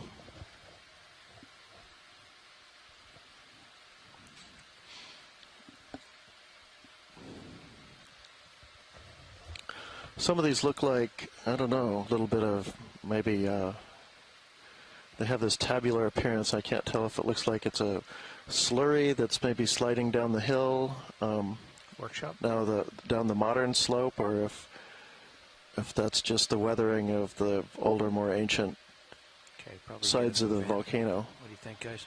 I think it's, yeah, starting to level out just a tad. Okay. So you're 20 meters away. You want 10? 10 again? But we're starting to see some more coherent outcrops. This looks pretty much like a convincing bed, and we're rising up through a succession of flows, or perhaps interbedded sedimentary deposits composed of boulder to cobble conglomerates, tufaceous sediments, and other things coming off the summit of the volcano.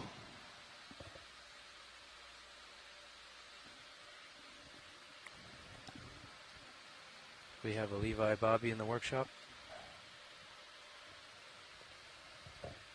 Little bio.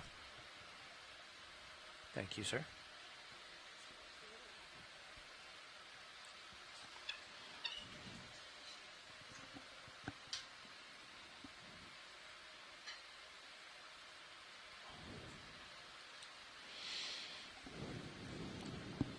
Ship started that move. Yes. Now we're heading up kind of a steep head wall. We're near the summit of this geo, which is at about 700 meters depth. So we're well above the base, which is down near 3,900 meters, Nice, down on the abyssal plain. Come in center for a little laser. Okay, stand by. The steepness, we think, may be related to some submarine landslides. We see lobe-like deposits and kind of a bouldery, rubbly, rough look to the seafloor at the base of this slope, down near the base of the volcano.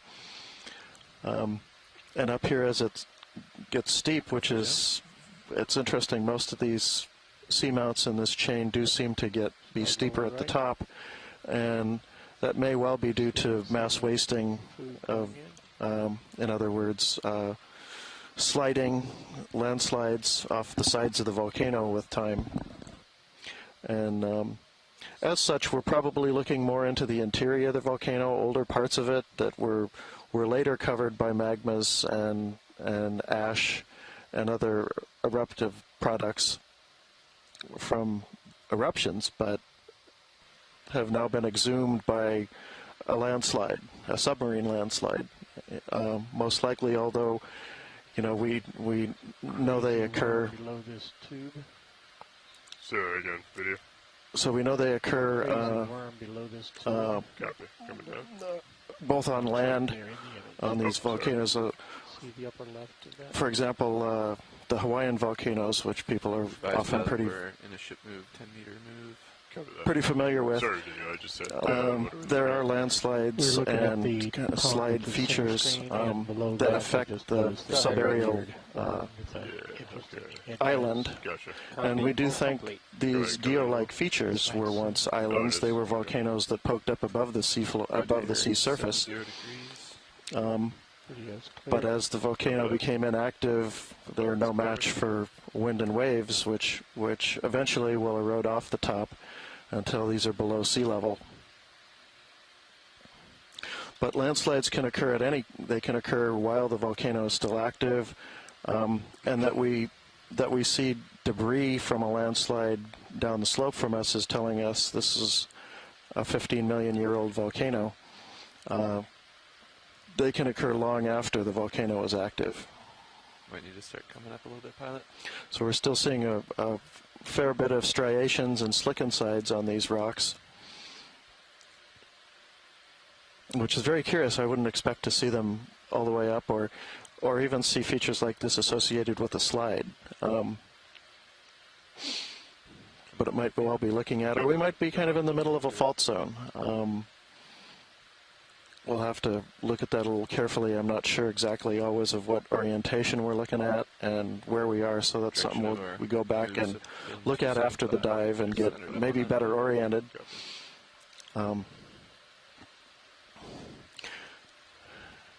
If there are faults or small faults within this, on this feature, they're probably not tectonically related to much of anything. They maybe are more related to thermal cooling of the volcano as it goes from being an active volcano to inactive, and it has to kind of cool off, and when it does so, it may need to kind of readjust itself. Those stones and the brownish dirt above those stones, lower left corner, will probably be of interest. Copy.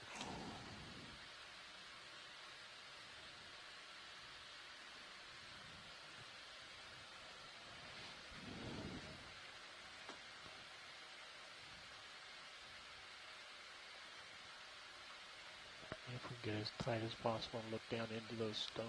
These ones right here. Yep. Copy. And this is very different looking stuff, where at least the superficial looks like what you would call scree or talus that are, you see, small cobbles and boulders along with some much finer grained material, pebbly types things that look like they're just sort of falling down the side of this slope. This is what we're looking at, like this transition. Yeah. Okay. And we're getting a little better view of them. Slight tilt up. Coming up. So it looks like we've kind of moved up off that kind of more sheer face we were looking at that might be face one side of a fault or the head wall of a landslide now to some slightly more gradual slopes.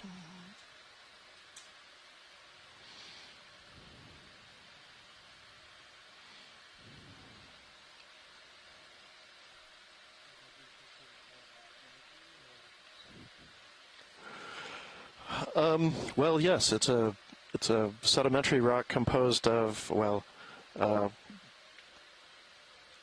it's not a rock yet. It's I guess a deposit would be a better word for it. But yeah, sedimentary rocks can be composed of anything. They're either composed of, it can be volcanic or metamorphic or other sedimentary rocks. So if this were to be preserved, if say a flow was to come over this, or it was simply to be buried under mud and forever preserved and eventually exhumed for a geologist to look at, he would, observe these as a sedimentary little interval on top of the volcanic rock from which it was really derived.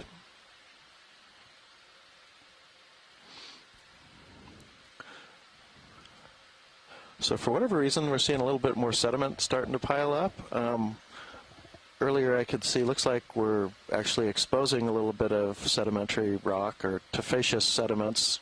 There might be ashy or other material that is forming along on the sides of a volcano. But looks like we're also getting some modern deposits in little wisps and piles in places.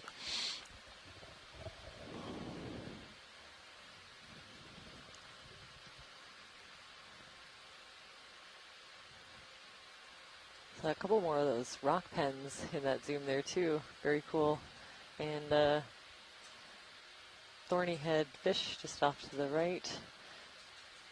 But yeah, this is cool. Some softer sediment than what we saw. Do you think we're just in kind of a little ledge on this taller feature? I think we're on a slightly milder slope. We're not looking at a sheer rocky face, but a place where some sediments have a little bit of a place to settle as they come down the slope. I think now that I'm looking out for those spoonworms, I'm seeing lots. I think I would have thought that was a toppled over branch or maybe the skeleton of a sea pen at first, but looking at it now, I think it's the spoonworm kind of out with its lure out fishing for fishing for food. Very cool. Squat lobster down below it, or above that. Okay, in the black little cavern. Yep. Yeah, a couple little squat lobsters. And yeah, what's in that little cave? You want to just do a quick snap here? I always love to do a quick zoom into these little cave-like crevices in the rock. And an anemone kind of dangling its tentacles down. Thanks. Yeah, who lives in there?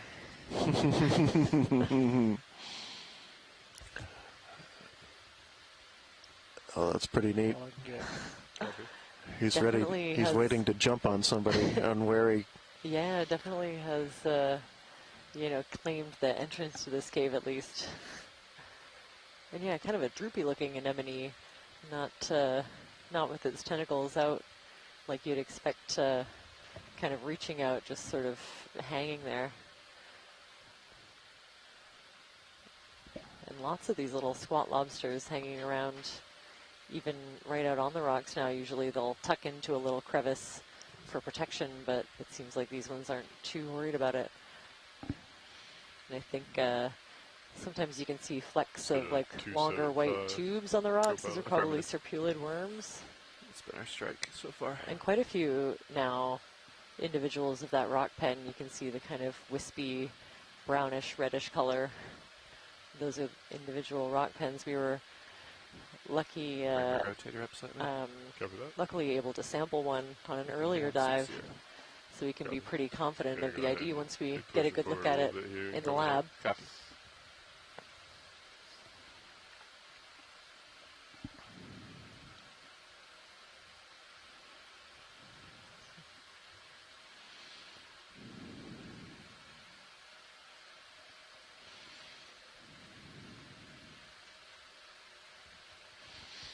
Yeah, some of these bigger outcrops, like this one on the lower left, have the look of maybe some older conglomerates and other debris, big boulders and smaller boulders, along with some finer grained sedimentary rock that's gotten re-cemented and now remains as sort of a bigger, larger boulder amidst the younger debris that's kind of still cascading around it, but has not been cemented together yet. Take a view what that If it ever tube is will. at the bottom. If it finds a stable enough spot where it can sit for long enough, it might tend to get re-cemented. Otherwise, it'll just continue kind of tumbling down the hill. Looks like excrement, maybe?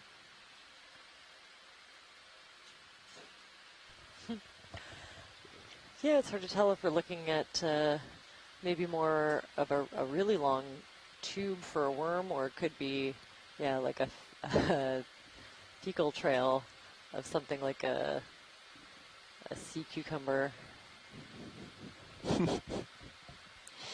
Hard to say. The end of that one looks like it might be a little bit sharper, so yeah, possibly a really long tube, but I think I'm leaning more towards a fecal trail. It's hard to say. There's a whole bunch of them in this image. Yes, quite a few. See white object diagonal down left from lasers. So if that is what it is, then we'd expect to find kind of a larger organism at somewhere along the way that's leaving those trails. Oh, it's another tongue, I think. Oh, another spoonworm spoon. Very cool. Never seen those before. Now we've seen quite a few. Let's look at the block immediately above lasers. Copy. Very angular. Mm-hmm. Is it even a rock? Yeah, I guess it's a rock, but yeah, it's angular.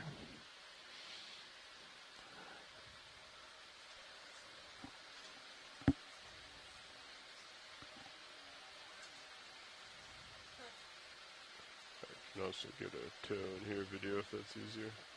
A little tilt up. We'll hang here for a second longer. Wrong button. There we go.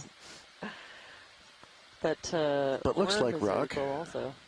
Looks like rock on the side. It's just got some nice vertical joints at right angles that have broken out a platy piece of basalt from the outcrop, and it hasn't come too far, so it hasn't had a chance to get very rounded off.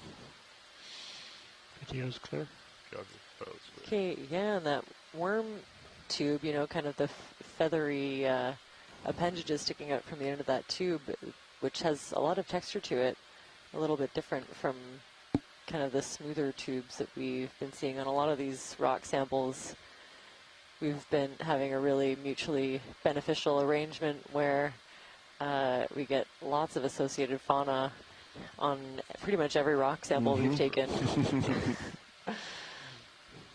So we have a couple of experts in the lab that will carefully scrape every individual off of the rock samples we get for identification.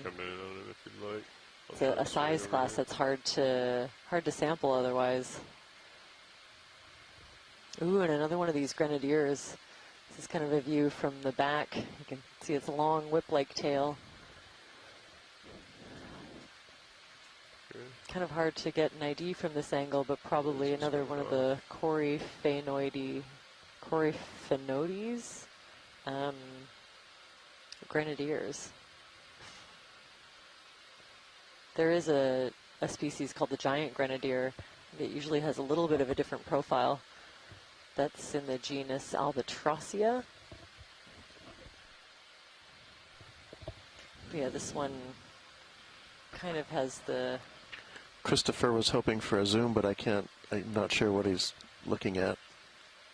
Ooh, an ophiuroid with a kind of bubble for a disc. Interesting, I'll keep an eye out. Was that recent watch feed or? I didn't catch it, so I couldn't tell you. I think we keep on just moving, went by. Keep an eye out. If it's gone. It was 2 minutes ago. Okay. Very orange thing on the right. I haven't been able to make out what it is. Okay, Up small on the rock there. gray Upper right. riddles Yep. close on the rock. Oh, it was on the square rock. Well, we got a good zoom of that square rock, so hopefully... The square Folks. rock is close by if you want to go back to it. It's Oh, not yeah, that far sure. away. Yeah, sure, okay. Capella, that might Very go down. small. Copy. See what that Oh, is okay. now. It's in the Okay, I navy. have the replay beside me, which I love. This is something I've never had access to before. A live replay from something that we just saw, you know, requires quite a bit of technology and a video team to run it, so really lucky to have access to that. Now I can go and kind of take a preview look and know a little bit more about what we're looking for. Memory serves me well. It's right there, right? Okay, So I there see it is. I see the brick. And yeah, if we could get a good tight zoom, I think the brittle stars we're looking for are quite small. Okay. Probably To the wanna get in left of closer the to rock it. face. Yeah, I'm gonna get a toe, I think. Just to confirm, that is the rock, right? Yes. That's it? Yeah, that's the rock.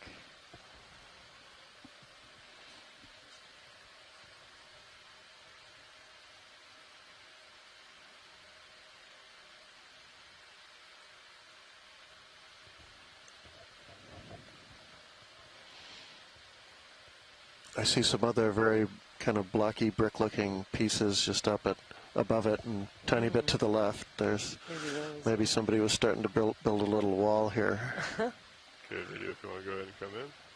Well, if we're looking for an ancient beach, then anything is possible. Okay, so I think maybe just to the left, off of the rock, sitting Left edge on of the the screen. substrate, to the left and a little bit below. Yep, you got it. Coming to These are center. the ones that are of interest.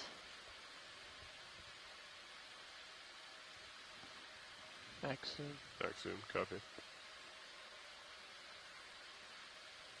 How's that? Watch these for an ID. Yeah, I think this Quite is small. it's very small. It's cool. It's got its little arms raised up into the water column, probably trying to filter out detritus. Video's clear. Cover that. Okay, all we have is, oh wow, weird. So that's always a good sign, you know, that you're looking at something a little bit different. Yeah, there seems like there's quite a few in this area as well. Yeah, once you start looking for the ones with kind of a raised, you know, almost a bubble on the central disc, we can keep an eye out for them when we stop for our collection next, but I think we'll continue. Copy that. Thank you. Right, coming up. Coming up again. Co-pilot. Sounds Pushing good. forward So slightly. Chris, I don't know if you saw earlier, we did collect one rock and there were some brittle stars on it. Can't tell you if it was this kind Looks like a gentler slope ahead. and whether or Good not position, they'll maybe stay along put for them in the then. ascent or Yeah. drop off, but we've had Has some the good slope brittle star shifted a little bit collections north or so still? far on this survey from those 275? rock samples. Maybe a I was few saying we degrees stopped for north a of sediment the collection moment. before, Yeah, maybe and 280 or I counted 25 very Take a look in just a small second. ophiuroids or brittle stars within the Looks like we're heading sediment, one just right in ever that so one slightly. small patch alone. Right? So we're Yeah, I think seeing 275 will work often again. kind of larger Copy. individuals that they 275, start out, another, you know, only 10 meters. a couple Is of good? millimeters, That's right, really. yeah. Copy. Yeah, you can go ahead and call And then that when in. they all grow up, they can, as we saw yesterday, completely cover all the rocks. They can, yeah. Now, whether they start as juveniles and kind of move up into that low oxygen Bring the band, lasers back on. or if they sort of stick around, you know, the zone that they start out in, that's also an interesting question. Sorry, video, I missed that if you said something. Can you bring the lasers back on? Yeah, this is wrong.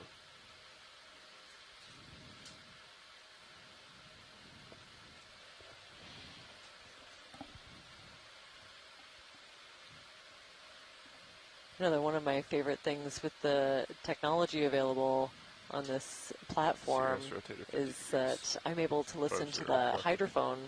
There are 2 hydrophones mounted onto this ROV platform, and I've never been able to tune in and listen to it, so I can hear it kind of softly clicking away. I really like it. I'm going to keep an ear out for something big.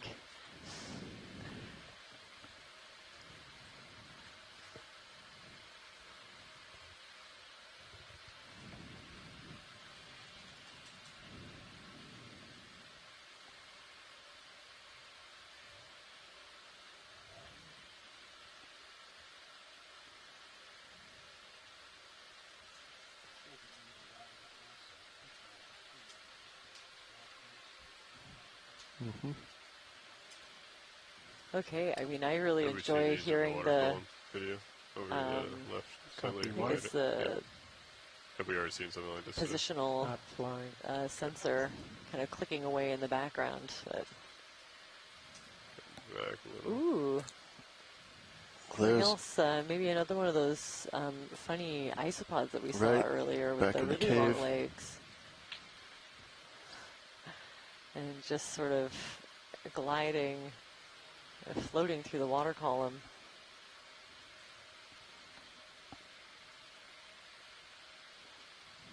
So yeah, these really long legs could kind of help it balance and, you know, as it's floating in this water column, and help it kind of expand, and then as soon as it lands, it seems like they're really helpful for walking over this really rough terrain. Very cool. Would he actually be up looking for something to eat up here, or is he just looking for another great place to hang out and feed there? I mean, I assume because we saw that one sort of happily crawling along the rocks that it's, wow, it's a very good swimmer too. Look at this. That's a fantastic shot. Cool. So it's able to tuck these really long legs in, you know, the bulk of them kind of behind, and then these 2 longer ones pointed straight ahead. Good video. I think we're going to Wow. lose your sight. Good job. Excellent job. So I guess a combo. So you're right. Still I'd imagine, yeah, that we saw that one kind of happily crawling along, so that the preference maybe is to be right on the sea floor, but cool guy, coming up a little bit. Yeah, saw a great example of the swimming capabilities of that one. That was awesome. These boulders have a real, boy. I'll go with botryoidal look a little bit. They look like they're actually composed of multiple smaller pebble to small cobble-sized pieces. Would probably refer to this as an agglutinate, which would be a little bit what it sounds like.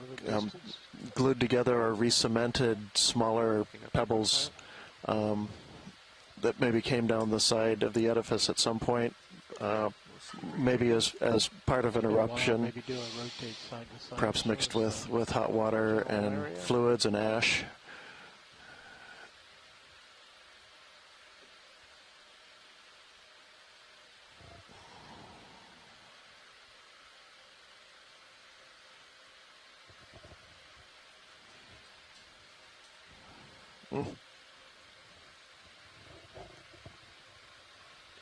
Pretty reasonable slope. Not quite as sheer as it was when we landed, but looks like it's starting to get back into that here shortly.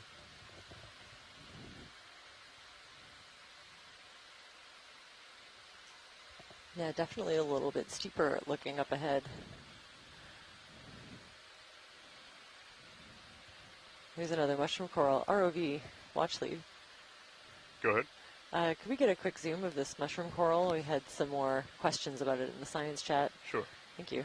I'll go ahead and get a tow-in video. I'll get you set up for some good imagery, and then I'll swap out with Todd. Copy. Sure, You can sounds sit good. down so it's really super close, so the still camera can also get some good. Yeah, sounds good.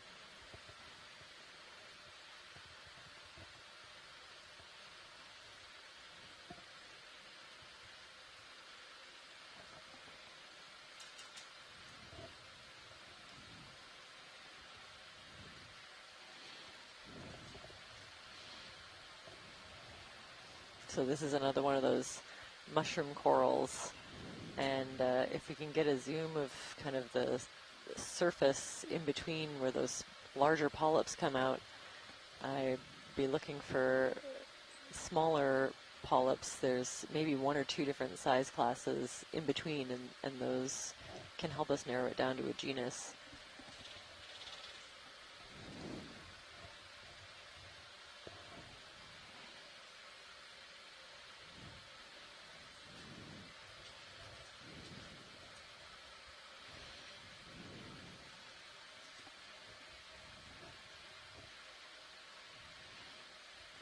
Zoom as you go.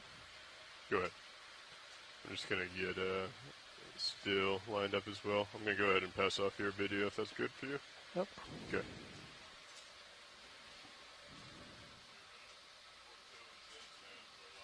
Ooh, okay, interesting. So a bit different, I think, from the one that we zoomed in on earlier. I'm not, well, maybe just to the left, lower left, I'm seeing evidence of some of those smaller polyps.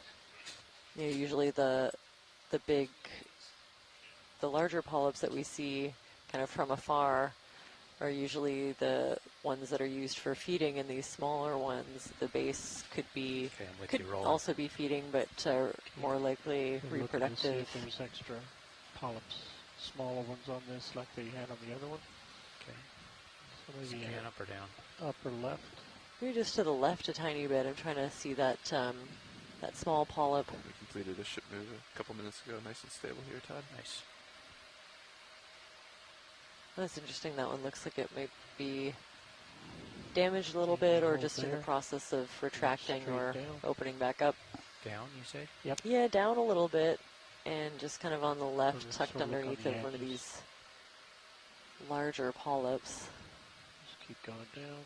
And it might be a little bit obscured now by the tentacles.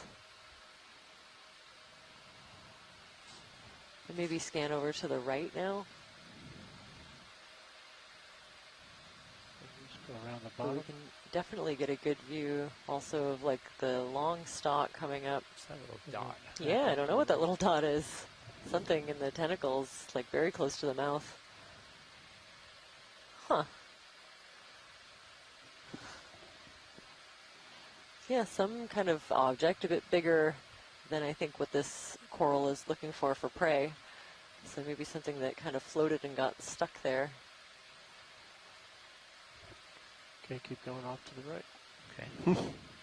Very cool. So yeah, if we could focus exactly on the body of this one, and I'm just scanning for that smaller size range of polyps. If they're there, I'm not seeing them in any abundance.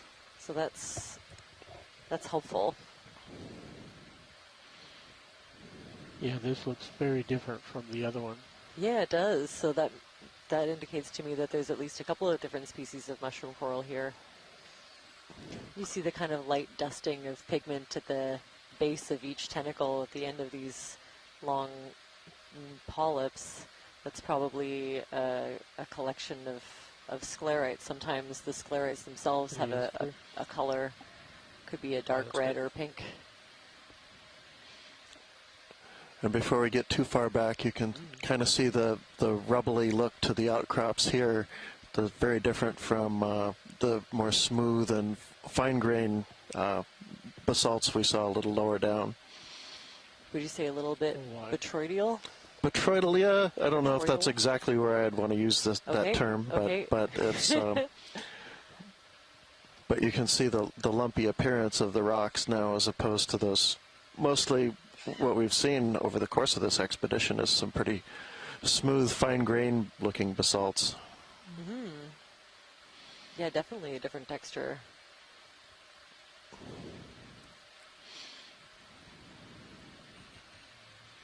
We'll pass by this rock pen. Had some excellent zooms on this in previous dives. Same with the stoloniferous coral. You know, because we've been able to see a few different individuals and get really close imagery of them, I can be pretty confident in their identification from farther away. With the stalk, we'll want to look at the stalk as well.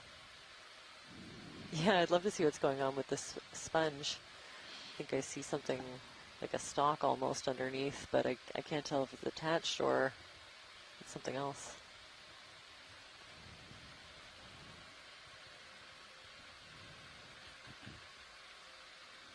I think there's a red mysid shrimp on the back of it.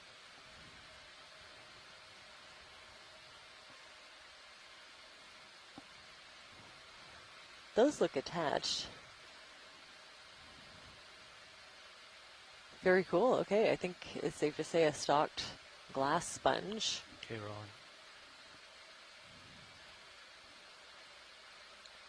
Kodiak-Bowie, I think, is the name of the genus of many of the stalked sponges that we see with this kind of morphology. And it's definitely a site that's of interest to these pandalid shrimp. So again, kind of an example of how sponges also perform this service of ecosystem engineering, kind of creating a little bit of relief or habitat, places to hide or places to get a foothold a little bit higher up in the water column and rest for some of these mobile crustaceans. Oh, that's interesting. If it was a Kodiak-Bowie, I wouldn't expect to see this kind of urn-like structure, so this will be an interesting one to look at. But you can see why they're called glass sponges. The network of interlocking spicules are silica-based, so they're literally made of glass. And they're creating this network to form the skeleton of the sponge. You can see the big long strands of a couple of really long spicules kind of in the middle. 583 meters. How many? 583? Well, the day is that early. hole that you see at the end is called the osculum. So part of the track, it appears. Taxonomists will look at the difference between the Tilt down, patterns full of screen. spicules on the oscular side, so the inside, and on the dermal side, so the outside of that hole. I don't think so. Oh, another one of those little spidery isopods. Yeah, Great. Yes, and it's selected. Oh, happy. So it's all the way over here in the flatter part. Thanks for that zoom. That's Got a problem with software. Joy lock's unresponsive, thrusters are unresponsive.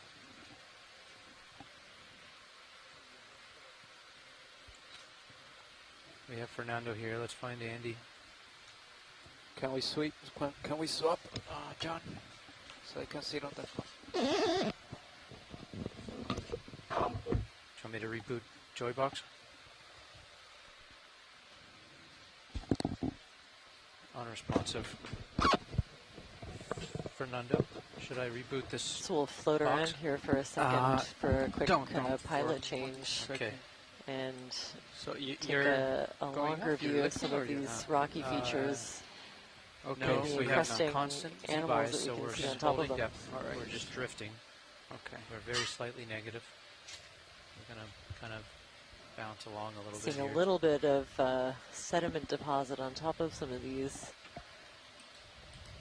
Joybox unresponsive. Okay. Nothing.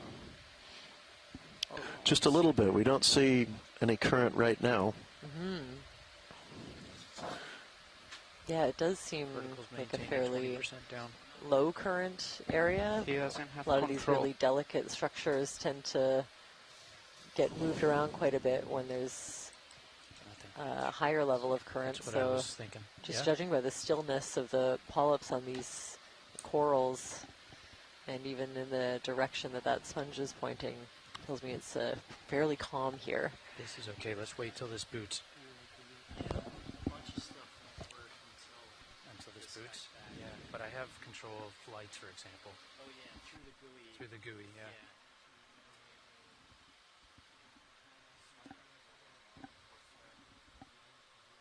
That's strange because I bounced this guy this morning, so if that happens, if this fixes it, then yeah, all of a sudden I just started floating off.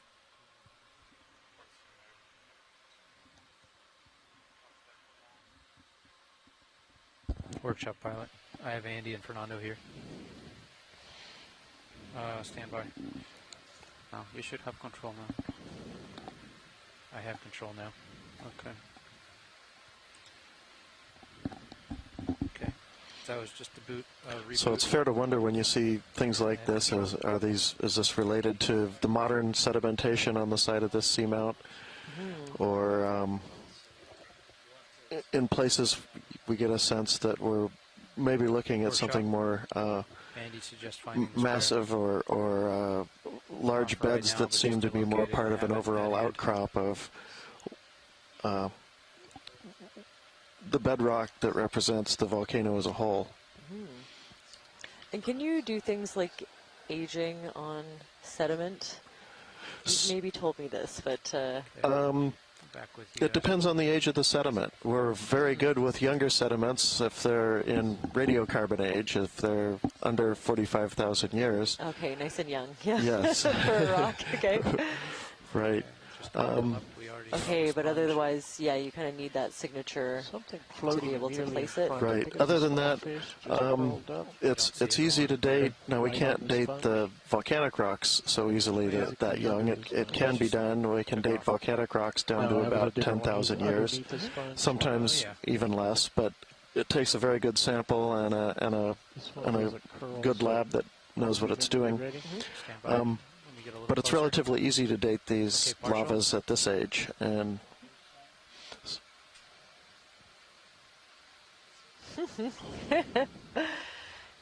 yeah, I'd love the science chat. Any fish biologists tuning in to help me with the ID of these. I used to, kind of between snailfish or an eel pout. I think maybe this one we might call more of an eel pout. No, we're good. No, good on Fox. There we go, seconded for eel pout. So, yeah, I just love these. They kind of often see them curled up like this, just kind of cruising, free floating through the water column. Sometimes you'll see them directly, like vertical, almost pointed up and down, but more often I find them curled up like this. Interested to see what they'll do once they get, there we go, swimming away. A little too close to the rocks for comfort. Okay, I got to back off the wall. But I wonder if they, kind of rest that way, or if they like being curled up stationary, correct? To move through the water column for other reasons. Yep. Okay.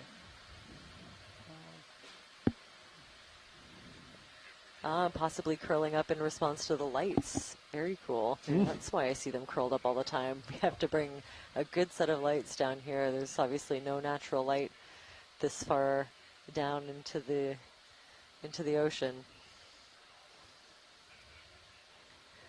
Okay, we have ID on the genus even. This is great. Lycodapus. Lycodapus eel pout. Very cool. I love those little guys. Of course, another example of a nice big mushroom coral. An interesting looking anemone. I can't tell if it's one kind of curled up, but I think it's maybe more like a couple of different individuals. Do we have is that a sponge or a bivalve of some sort? It's a bivalve shell. Oh, sorry. Are we interested? Oh, we are. Okay, stand by. Ooh, I like Just trying to see what that was. Yeah. Bivalve of some kind is my guess. It could be maybe like a file clam. I'm going to try to square up to it. Yeah, if we could zoom before we touch in case it closes. Yeah, I'd love a zoom on this bivalve if you're available. Go ahead. Just in case it closes once you make contact. Hopefully Hugh is watching from the Royal BC Museum. He's been giving me lots of great insight onto bivalves and brachiopods. This looks a little more like what I'd expect to see from a file clam, but light under there. I'm sure someone will pipe in with a tentative ID. More light. Fernando, little fog. That's 40%. Yeah, if it is that, this is a very cool sighting. Ooh, there's more zoom. I love it. And I'm just squinting. Then the zoom usually kicks in just a tiny bit more. That's fantastic. You can really see the symmetry of the two shells kind of mirrored in the markings or the lines that are coming off from the center pivot point. Fernando, more you can light. see all of the organs and feeding appendages coming out.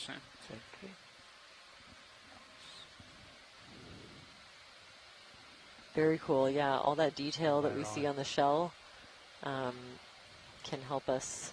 Pulling out slightly. Yeah, give me a little bit of. Can help us to figure out what kind of a bivalve this is. That's great. Thanks for that, RV. I'm just stable now if you wanted to full. Okay, going in max.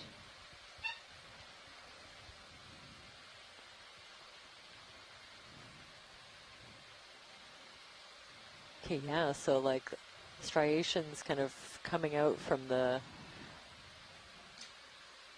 central point, the pivot point of these shells, and then other ones perpendicular to it. Thank you for the detail on this zoom is really amazing. There it's clear. Okay, something's been crunching away at its hinge. Interesting. Does look like there might be a little bit of damage in the hinge area. Huh. Lasers. And of course more of that stoloniferous octocoral we've been seeing. Okay, floating back. Lights are clear. Okay, lights are off. Okay, pushing up the wall.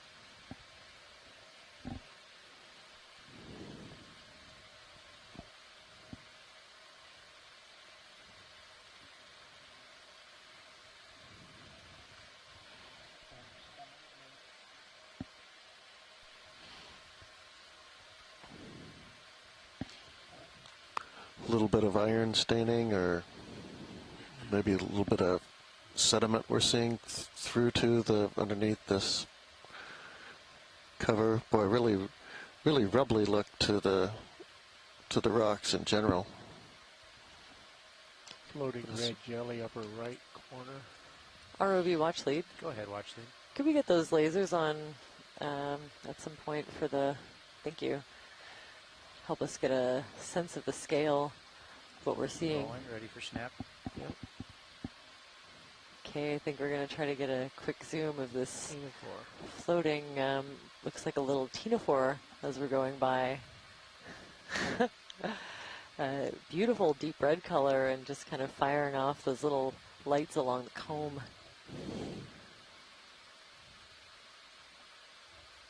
Very cool.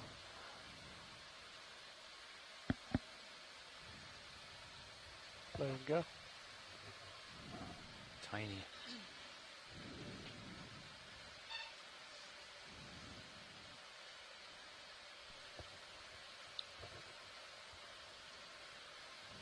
Dead sponge stock on the left. Looks like I got a valley over there. Oh yeah. Part of a tube? It does, it is like a tube-shaped structure. I was gonna say maybe a part of a, yeah, like a toppled over skeleton of a glass sponge. Yeah, I'm kind of seeing some of the markings, but maybe a different kind from what we were seeing before. I don't know, actually. Okay, you want a partial as I float by? Yeah. Oh yeah, okay, there we go. You can see that pattern of holes is kind of the network, and you know, the sponge maybe half a centimeter thick, and this is kind of the remnants of the fused silica skeleton of a glass sponge. Here there's a live version. And of course, again, encrusting with all those stoloniferous corals. I'm seeing some squat lobster arms sticking out, and a really big brittle star that's right down in the center. These, even the dead skeletons, providing some really welcome habitat. And you can kind of see how that looks like a conglomerate, a boulder cobbled to boulder conglomerate that's kind of standing up. It has a little bit lighter matrix, and it kind of stands up above the modern slope, or what we're looking at now, the stuff underneath it. It makes me think those are maybe deposits of talus and debris that have come down the side of this and gotten cemented at some point, and now are kind of in the process of being eroded away. No, I haven't asked. Okay. Do you want this next 2-meter move at 275 again? Sure. Okay. Yeah. You ready for that, pilot? Ready. Copy. think we have a star. If Bridge people are over there. interested in a zoom on the star. We'd like Yeah, a sure. I'd please. love a quick zoom of Range this 10 meters, sea star. 275. I think at it's decimal always a knots, winner. same as There's an last. interesting rock down there too. Is that a rock? Is it? copy, That's I what don't I would know. have thought. I was going to say that was one of yours, but okay. We might need to go look at it. All right. You're talking about the yellowish cast to that rock over to the left, or something else? Yeah, that's right. But maybe, yeah, take a look at this sea star and then Okay, rolling. investigation afterwards. The science chat always lights up whenever we pass by one of these. So maybe a Saramaster similar to the cookie star that we saw earlier is my. It's going to be my tentative ID. Max. And it looks like it's arched a little bit, whether it's arched to kind of stay adhered to this rock or it's feeding on something, or kind of both.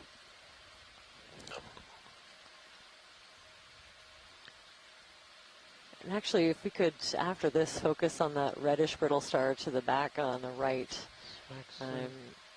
Upper right. This is another cool angle of that one. Maybe again, yeah, with a bit of like a bubble in the middle. Video's clear. Okay. Very cool, thank you. Now, I heard mention of a rock that might not be a rock. Where are we going? Yeah, to the left. To the left. Copy. That lower So left, I have a seconded ID for Yeah, Saramaster. Kind of really white-looking thing down. Well, there's two. Yeah, lower there's left. this very Oh, right, bright white that's- thing, and then there's this other one. Yeah. So this, I agree, is probably biology, and this, I'm thinking. Yeah, we'll have to look at that.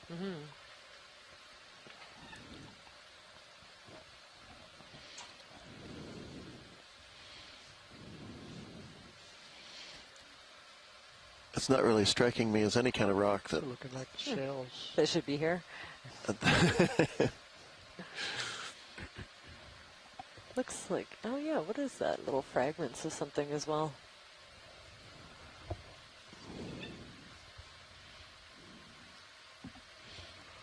Okay,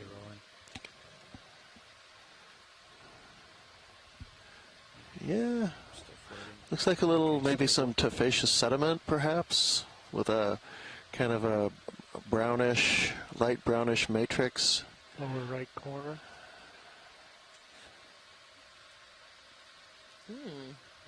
Wow, these little tiny Go juvenile ahead, brittle Bruce. stars seem to really like it. Yeah. Copy, thank you. Should move complete pilots. Very different. Yeah. Huh. Sounds good. Thank Yeah, you. there could be like a bacterial mat that's giving it the appearance of a lighter color. Or maybe a really thinly encrusting sponge. Hard to say. Yeah, it's hard for me to say exactly what that is. Getting Something closer I'd to it. want to break open to see what it looked like inside if I could. Do we have a jackhammer attached to this platform? Do you want to bring it up? How large is it? It is peculiar that, and it has sort of that interesting it's texture up the side. It's definitely not Yeah. too large. Well, it's not very representative of everything, but it is curious. We might see more of it as we head on up the hill. I don't think we need to get a piece of it just yet. RV, is it possible to zoom in on the stuff to the right of the lasers? Yes. Yeah, Stand that debris. It might be a shell now that I think I see a couple parts of it. Okay, video. Oh, definitely. Yeah. With a similar pattern to the possible file clam that we were looking at earlier. Same sort of pattern. Very nice. Thanks for that. You're welcome. Mystery solved. I love it.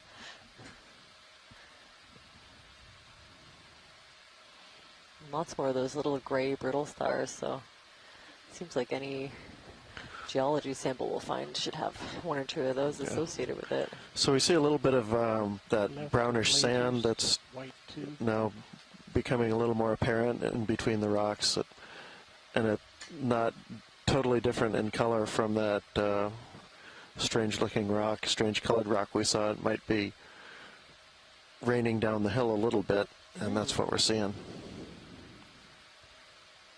Okay, rolling. I think we're zooming in on these tubes. Oops. Yeah, these look like tubes for parchment worms, so a number of worms make those are really neat. sort of tube-like structures, and these ones are thin, almost kind of like papery tubes. So I believe they're called parchment worms. And yeah, just below it you can see the, oh, we zoomed out, but there's another kind of worm tube, but these ones they're also really big. Yeah, and a little crustacean kind of hanging out at the opening. Hopefully it's not the prey item for these worms. And one of those, again, another like long-legged isopod, very neat. I've never seen the worm come out of one of those parchment worm tubes. They always seem to look a little bit empty to me, so I'd love to see what the worm for them looks like. I'd ask you what they actually looked like, but I guess I can imagine that they look like worms. Yeah, I would guess so, but I've never seen one. Arvid might know. We have a worm enthusiast on board, so. Coming up. And I think especially in the marine environment, worm isn't the best descriptor. You see so many different kinds of worms. And, yeah, morphologies. Yes, yeah, not always the most helpful way to put things. I mean, we saw that today with the spoonworm. Yeah. Didn't jump out as a worm. Right. Initially. Well, yeah. Yeah, initially so different that it was considered its own phylum. I love that. Fish. Come Ooh, good catch. Oh yeah, there you go. Uh-huh. He's cruising over what, I don't know, I guess I could buy for bedrock outcrops as opposed to cemented surficial units, but I'm not prepared to go solid with that one way or the other just yet. I think another one of those little eel pouts, perhaps? Lycodapus. But this is a great shot. We see lots of identifying features from this angle. Video's clear. Okay, let him go. Huh. Yeah, those parts that are really shiny. There we go, another Lycodapus eel pout.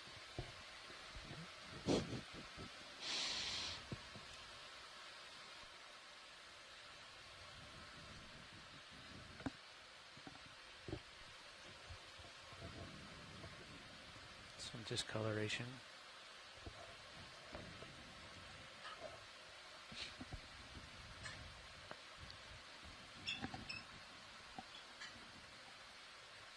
Center screen, lower center screen.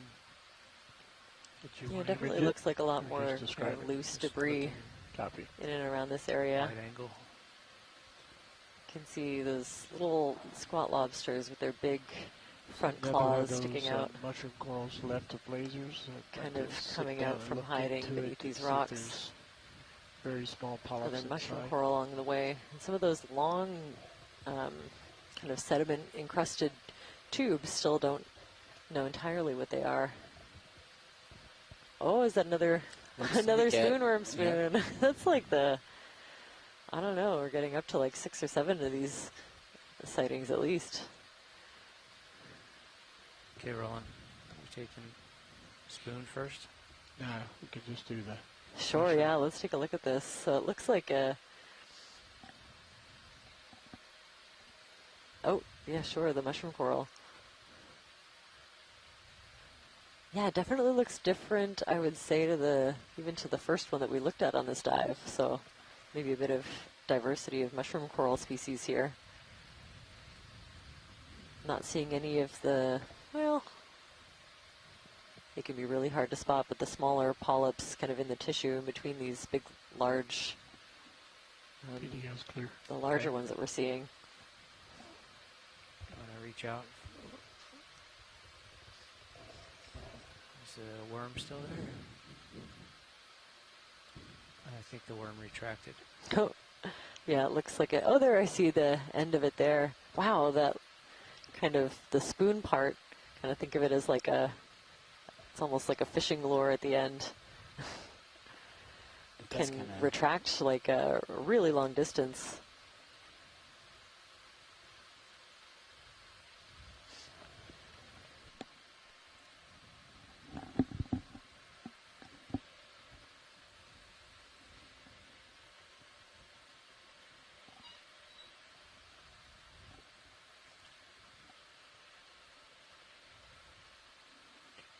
That's a different. Is that a star? A really small white star? It is. And it looks different. Ooh, it does. Yeah, I'd love to get a So small zoom you on have that to one. get super close to it. Okay, let me see what I can do. Get it between my toes. It's flatter here. I should be able to park, get a good view of it.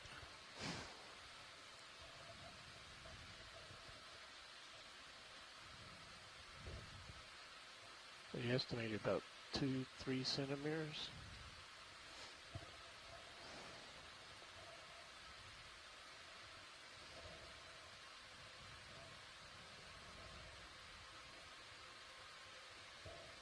Okay, rolling.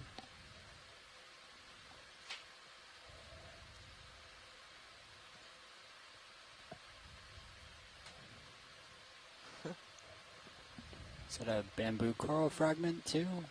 I think it's a worm tube. Is it a worm tube? Yeah, circulid It's really small. worm tube, but then beside, yeah, it's a very small sea star.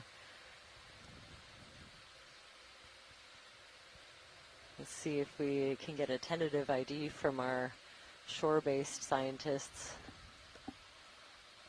But yeah, you can see those respiratory organs poking through Video's clear. the outer dermal layer. That's like this big. Okay, we have a pedicelasterid. I'm good when you're good, rolling. Okay, pulling out.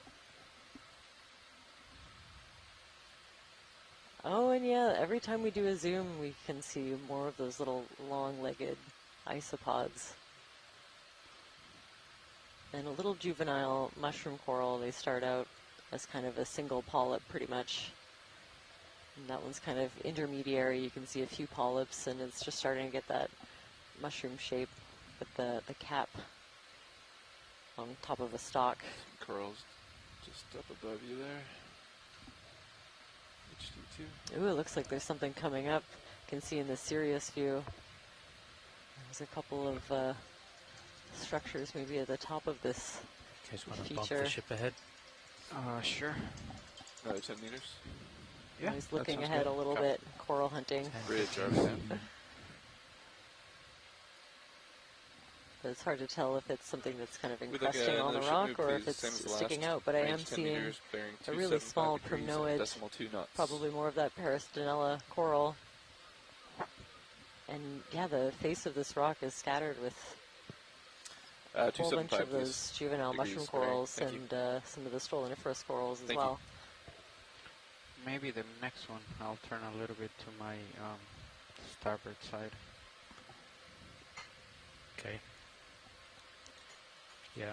Oh, sorry, there's a bit of a delay and I missed that collection request, so I think we'll keep an eye out for the pedicelasterid sea star on our ascent. You can still go back down if you You want. could cancel that move and go back to it, science, if it's really important. No, I think we'll continue. That's the first one, but we might find another. Okay. Thanks. It's an odd spot for me to park. I'm just keeping a wide view of that coral. It looks like there's some damage to some of the branches. Want to snap in quickly, Roland? Sure, that'd be great, thanks. Yeah, I see that a little bit of damage. Looks like it might have been, not so much snapped, but kind of stripped of polyps, so I could have possibly been predated on. I know there are a couple of sea stars that seem to like eating coral tissue, much to my dismay. That's 40. A little scale worm at the base there. That's 60. Okay, video's clear. Okay. You can just come back wide. Oh, there's a few species of possibly something similar just up ahead. Oh, great. Yeah, I think I can see them. Definitely something.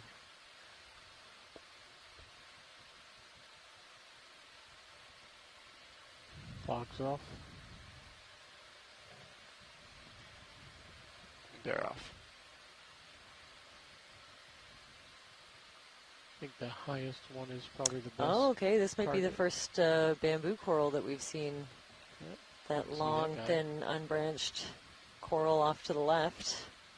And then more of these larger Go bridge. Paristinella Bamboo's first primoid target. corals on these rocks. Ship is stationary, pilots. Copy. It's nice. So those laser lines, laser points exactly 10 centimeters apart can tell us rotate that to this my starboard, so I this am coral is at ready least for off the slope. 20 or 30 centimeters tall. It's kind of hard to tell from this angle, but You're still it's stable. a nice, pretty Sirius, large so it'd be individual. nice to do a nice Maybe bigger than tight that. Yeah. On the Sirius camera. Sure. I think this one on top may be even bigger as Probably well. settling for Yeah. another minute or so, Fernando. Square up This on would be the cool to upper take one. a minute to look at and get the laser lines on. Yeah, that's true, Roland. So I'm gonna be Yeah. swinging. So I'm standing by till you're ready. I'm going to try to get a toe Ooh. hold to look at this one more. Wow. Beautiful. Huge. Yeah. Okay, what do we think? If we get the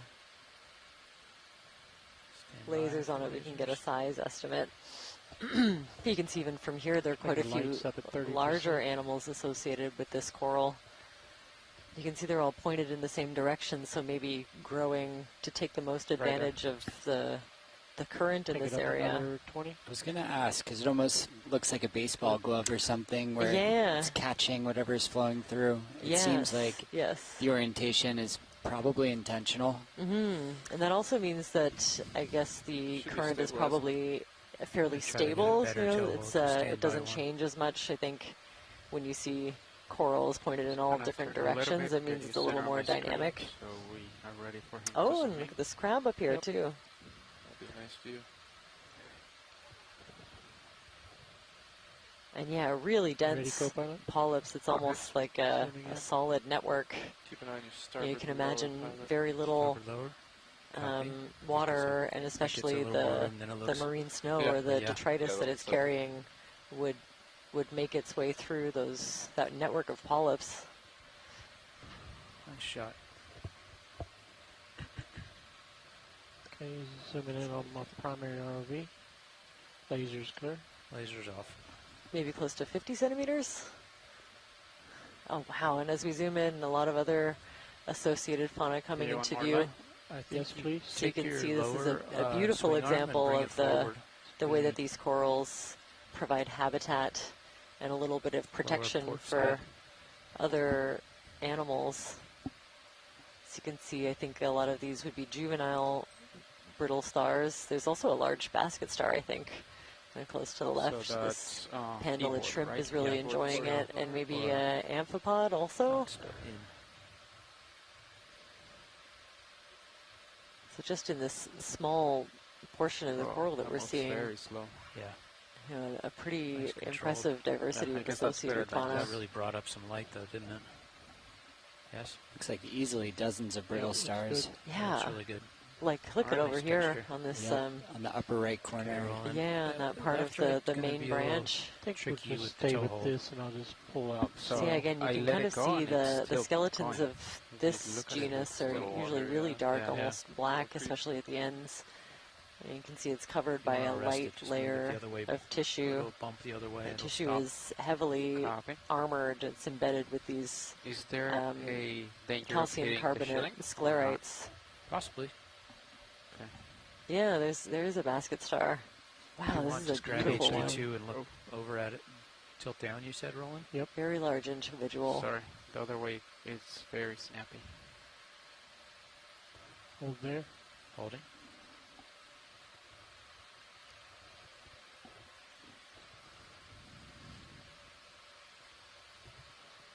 Let's get lasers on with this shot again. Lasers on. Yeah, more of the shrimp hanging out kind of Lasers are clear. near the foot of this coral. Lasers I off. think I see an anemone also kind of in its And, shadow. let's see if we can get that basket star in the lower left.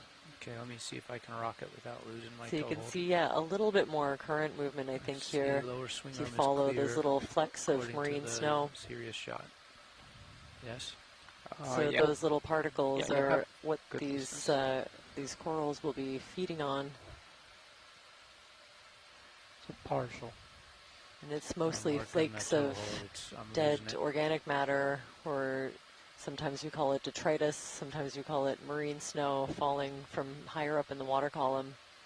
Okay, holding. So you can Take imagine it. all of the gonna primary float the camera productivity down a with little. algae and different kinds of, you know, Yeah, even I don't know, bigger Roland. things up at the near the Go right surface around it. A little bit in the wider photic on zone. Sirius, Anything please, so I can that yeah. kind of is released or can shed pirouette it will too. kind of Yeah, end up I got- floating down in the water column, and if take it's that not if you can. recycled by That should consumption stabilize. a little bit That's higher up, it all Close ends enough up down to this here, if you want to try to do a providing pirouette at this the distance. energy without source for pulling off a the lot of wall. these Okay. sessile Pull off filter the wall and feeders. do a pirouette if you want.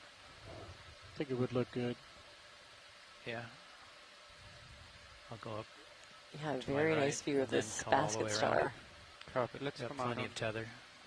on Often you Sirius see then. these with really highly branched arms. Okay. These ones, I think, as far as I can tell, they're unbranched but really long, curled arms that Okay. kind of entwine in the branches of these corals. You ready for that? Yep. Okay, I'm pulling off the wall. I'm going to move, start up over near the crab. Try to keep it centered on the screen. Stand by.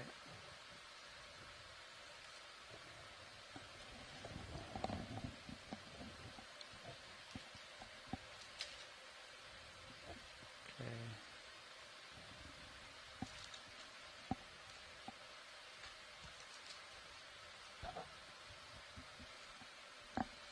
Can we boost the fog lights another 20?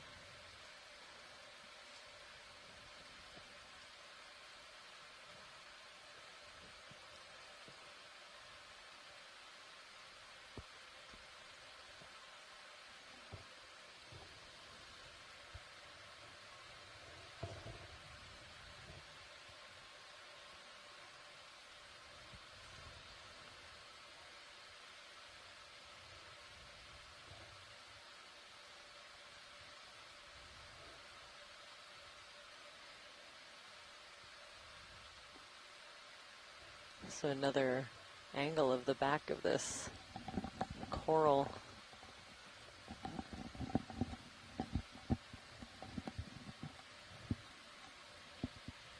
Oop, I must have had my toe touching. Little jelly Okay, floating by. Let's finish. Very We nice. can look at the base since you're in this position. Okay, stand by. I'm going to keep walking around it so I can get a little toe hold.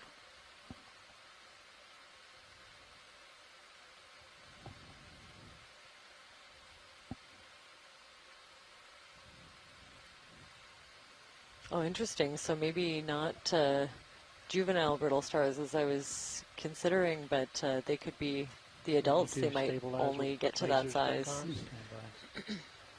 Lasers are on it. Are you at all zoomed in, Roland? Yes. No. I thought I was, but I'm not. You're full wide. Okay.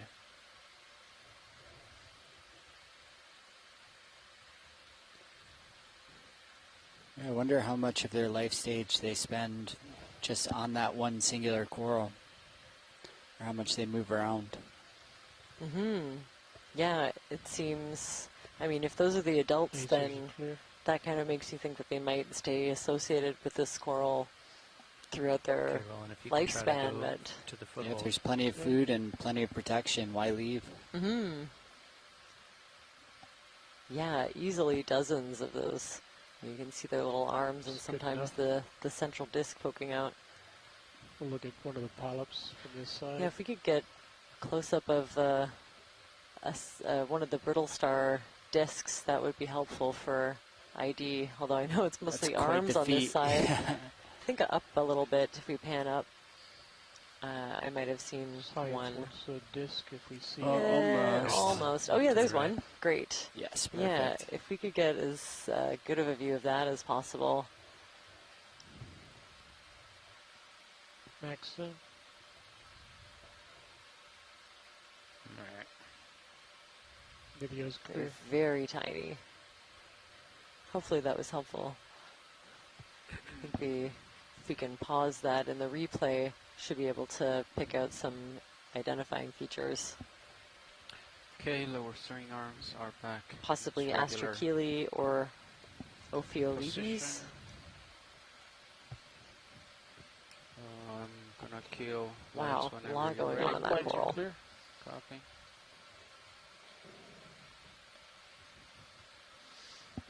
Alright.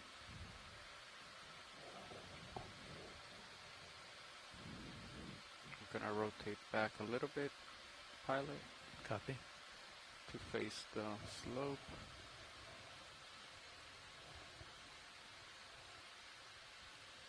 It's another star just off screen top. Okay, that's it. Facing 300. 0, copy. Cool. I think that is the same star, isn't it? Not Species. sure. It looks bigger. Lasers on. Lasers on, floating up and over that big coral. Inside of a bit of a crevice for you. Yes, sir.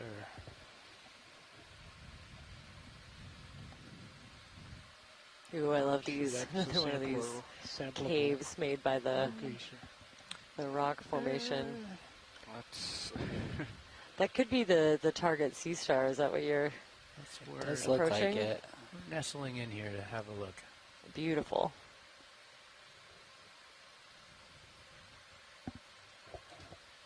Okay, rolling. I'll try to hold that steady.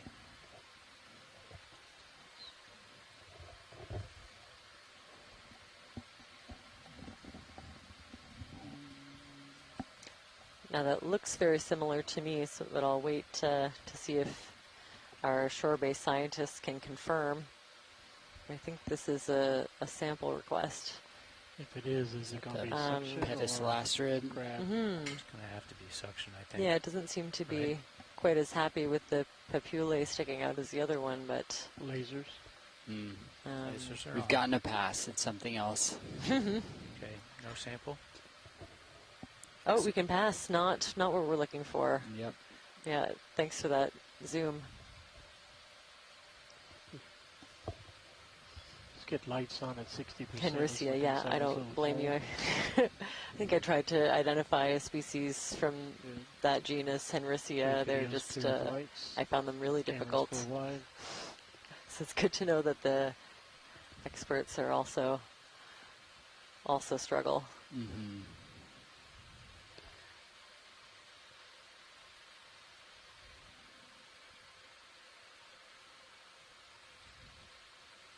And another one of those big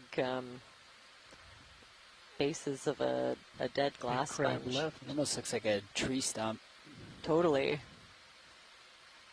Yeah, I guess between the corals and the sponges, it's kind of like the closest, a good comparison. Mm-hmm. okay.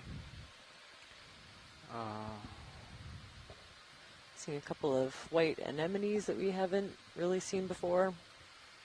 Lifting up. Interest in the crab, or should I go focus in on one of the anemones? I'd take a quick look at the crab.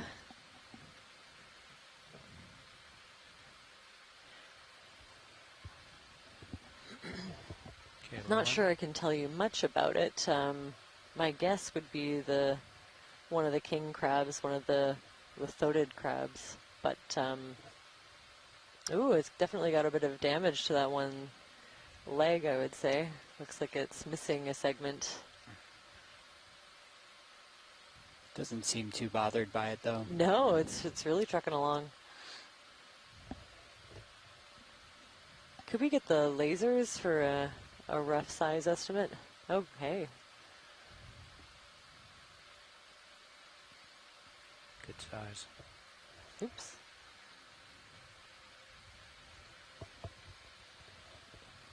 That's great. Thanks for that. Should be enough for Should we shimmy someone over to the anemone? to give it a good tentative ID. I don't need to zoom on the anemones. I wouldn't mind covering a bit of ground. Okay. Moving.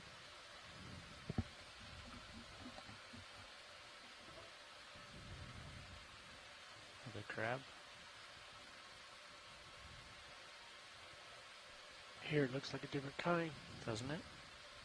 Yeah, it looks like a different one. Maybe one of the tanner crabs. Get a snap of it. Sure. Yeah, quick zoom for an ID. Now I was given some resources for this one, but it'd be helpful to be able to find it. I would agree with tanner crab. Mm-hmm. And it does look like it may be missing one of its legs on the left side. Oh yeah. If I'm counting correctly. 1, 2, 3, 4, and then 5. Okay. Yeah, so both of the crabs that we've seen with a little bit of damage. Mm-hmm. And it looks like there are several species of tanner crab. Video's clear. We can probably do another move now. I have a biologist piping in asking about Heading to. Is this geology. a good shot on still while you're here in focus? We'll have to wait until Jamie returns. Yeah. He's about 20 meters away. Roger. What was that, Baron? You'd think I would have learned 300. enough by now to take a guess, but I find it very hard to interpret. Bridge RV now. I think it's at the point now where if I hear it, then I recognize says having you've heard got it about before, 2 but being able to interpret it is a whole nother Yes. animal. Yeah, definitely a big gap in some of these. First I thought they might be some of those sponges, but look at this. Yeah, there's a couple of like big gaps in some of these smoother rocks. Ship move in the work, pilots. Ship move in the works, copy. Ooh, we have a fish. And that was range 10 meters, Floating right? fish And up and left. Fish going I partial. think I did. Oh yeah, 10 meters another there, one of yeah, those let me verify little that bridge. eel Bridge pouts, I RV now. think. That was a 10-meter move, correct? Thank you. Okay, thank you. Huh.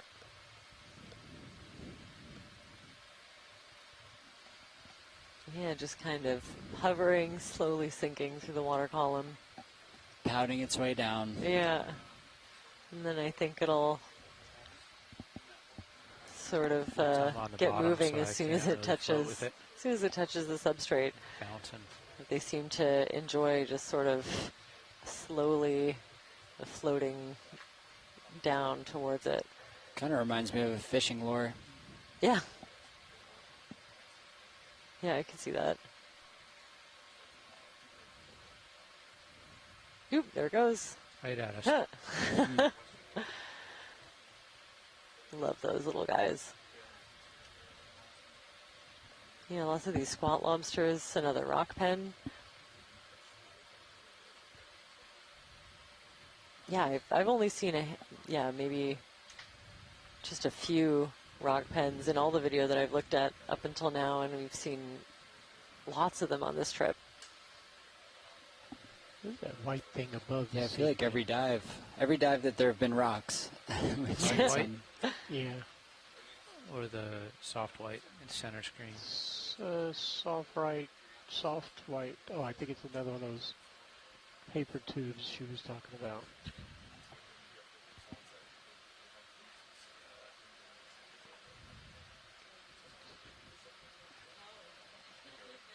What's up to the left? What's that bright white?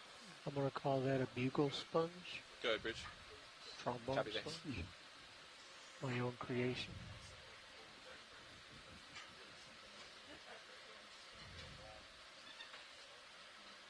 Seems to be on top of a dead sponge.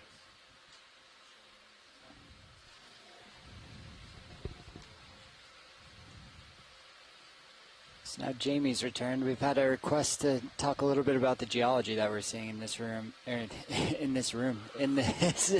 that I'm seeing from this room. I'm going to settle in for a look at the sponge, but we can also look around at the rocks. Like another glass sponge in frame. You want to look through the holes. So yeah, that's a good point. What is the geology here? Looks like pretty bouldery looking outcrops. Not too unlike what we were seeing when I went to lunch about 20 minutes ago. But the big picture is we are on Durgin Guyot. The Guyot refers to the flat top seamount. It's got relatively steep sides and a broad flat top. Volcano originally about 35 kilometers across, stands about 3,000 meters above the seafloor, and formed above a hotspot, much like the Hawaiian volcanoes are forming today over the Hawaiian hotspot. Durgin passed over its hotspot about 15 million years ago, although we don't know for sure. We don't have a age that I'm aware of directly on this volcano, so that's something we'll look to do with the samples we collect today. But since its formation, it has been riding progressively northwest at a rate of about 5.5 millimeters a year. I'm sorry, 55 millimeters a year, about 2.5 inches, perhaps, on its way towards Alaska. This is a volcano that's kind of intermediate in the middle of this chain, the Kodiak-Bowie Seamount chain. That's a little bit discontinuous. You don't have a regular appearance of volcanoes. There are some appear to be gaps that are curious. So getting a good handle on the chronology might help people figure out what's going on in the upper mantle where these hot spots form, which are relatively fixed spots on the Earth, in the Earth, as opposed to the continental and oceanic plates that ride around on top of the mantle.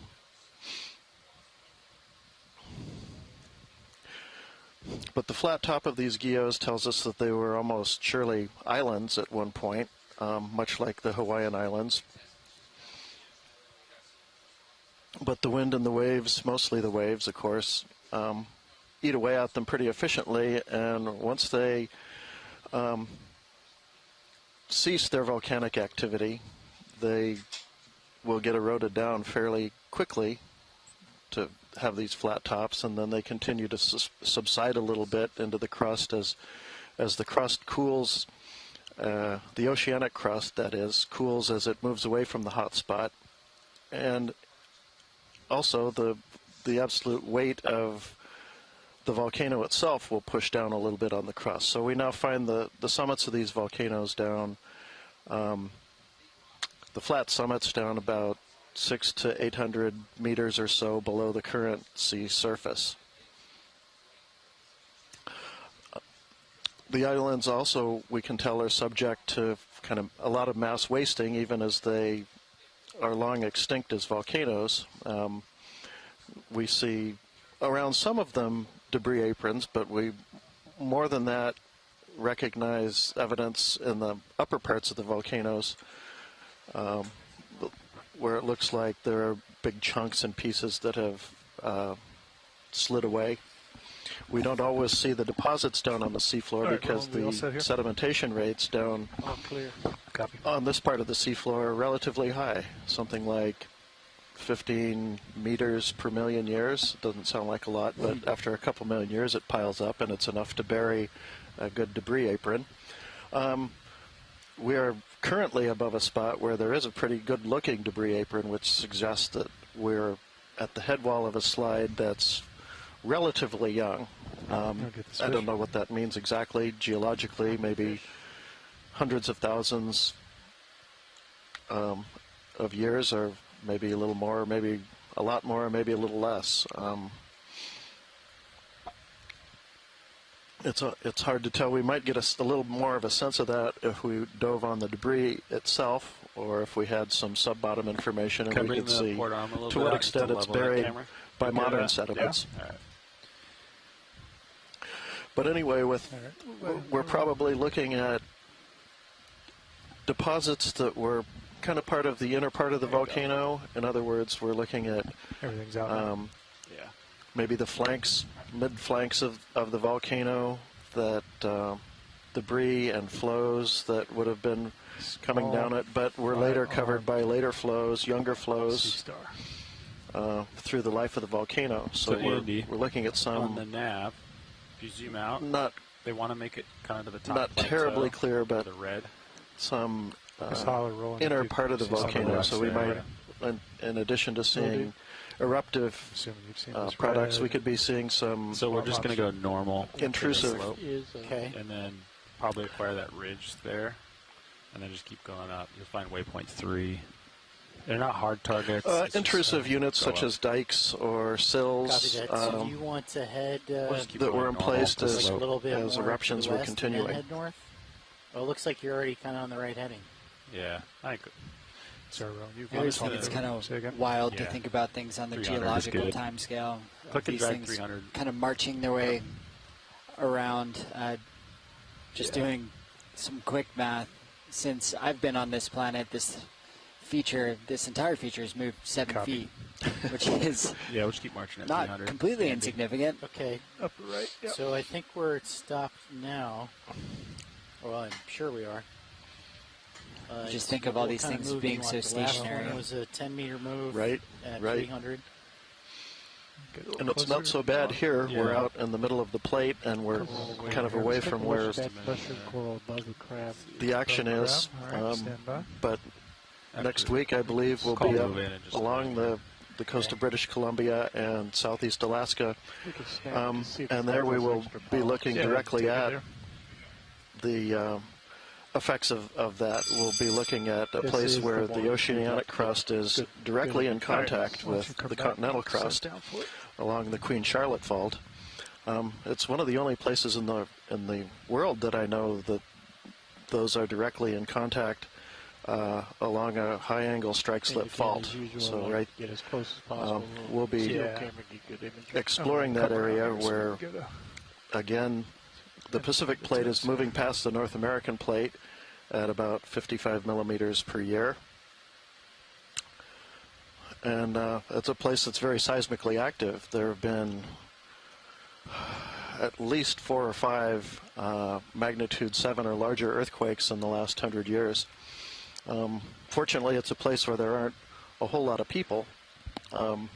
So it's not a huge hazard, but it is an area that is very active geologically.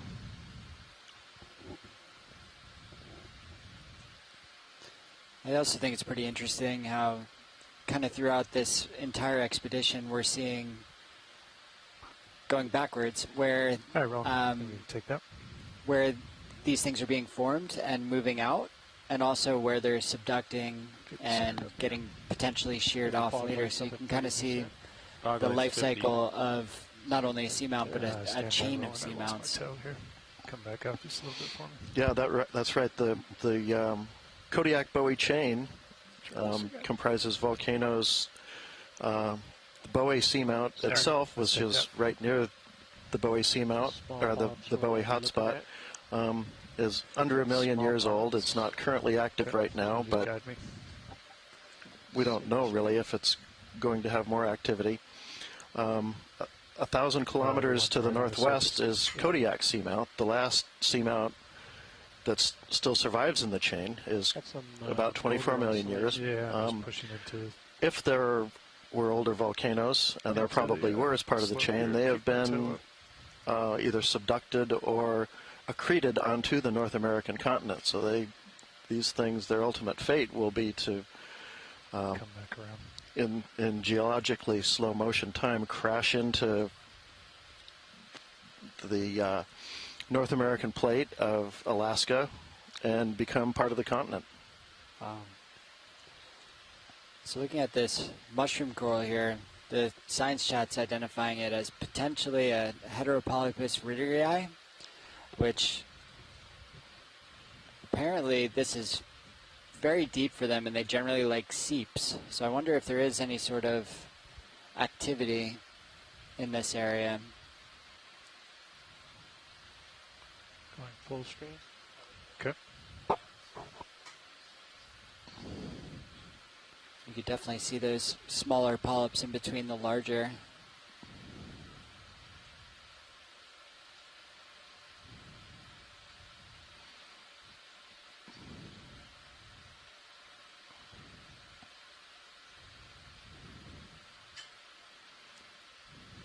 We've seen a number of these mushroom corals throughout these, Nice color. pretty much throughout all of the dives this expedition. Yeah, I haven't seen any sign of seeps yet, but Video's clear. We can see what it does look we circling at to least have a little bit of current here, which is Trying to get the crab. different from what we were seeing a little What do you lower, want, 2-shot? where the water seemed very, very still. Sometimes, Here you right? can see all the little polyps you are can kind of see, bent around one way by the current, and we can trees up see over there. Yeah. bits of the hemipelagic snow Yeah, I think kind it's of too drifting close. by. Yeah, we were speculating that a little bit earlier when we were That's looking what at you're some of gonna the larger corals that were you want oriented in one direction, that may be due to a persistent current. Yeah, come back off a little bit if you want to try to get it while I'm floating here. You want me to move Centered up? 10 meters, Chris? Yeah, that's fine. 5 meters? Yeah. All right, 10 meters. Just snap it on the fly here. 300. I'll call it in. Thanks. Good there? Bridge, Nav. I'd like to request a ship move. Copy. Range This, to me, 10 looks like meters. another one of those Tanner Bearing crabs. 300 couple of. degrees. Speed Take that with a grain of 0.2 salt. knots. Coming up, Levi. Okay. Good copy, Bridge. And for large parts of today's dive, we've been seeing a lot of this bouldery, blocky debris that's coming down the side of the volcano that could be related to a lot of different things. These could be sort of more modern loose boulders and sediments that are making their way down the side of the slope here.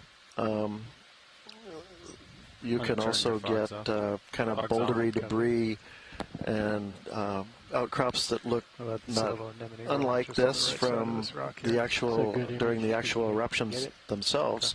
Come around the corner. And of course, we also think big we're tether to climbing go. up towards a former shoreline.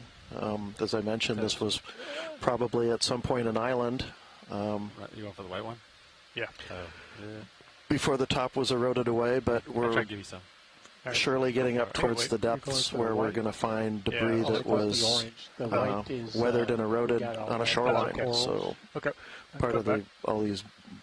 this bouldery debris could be related to that, Those and are as soloniferous corals. are rocks that have Understood. since rolled or fallen down the hill. I'll get the anemone here. I'm on the move. I'm going to get you some more tether. Okay. 10 meter move. Understood. Bring up the fog lights. Frog's coming up. There you go. It's about 60.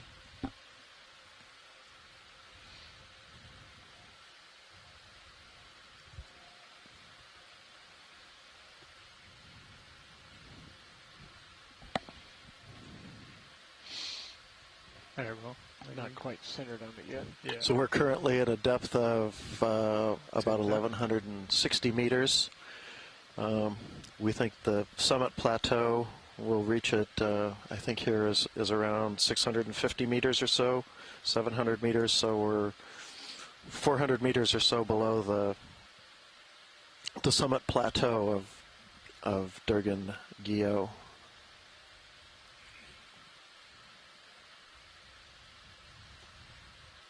Go ahead, Bridge. Thank you, Bridge. Going full screen. Copy.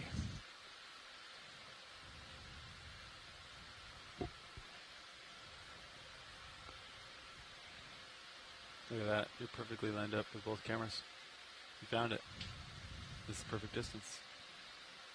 Yeah, it's a little bit further out than I typically set up. I try to get the shot pretty close to the toes. Got it. Just to get The McVirgin strikes again. Yeah. Lasers. Beautiful. lasers Lights off. Okay, lights coming down and off. Suppressor with lasers. Deal. Copy. Lasers off. If you want to kind of Yeah, I'll start working my way over. do that. Okay.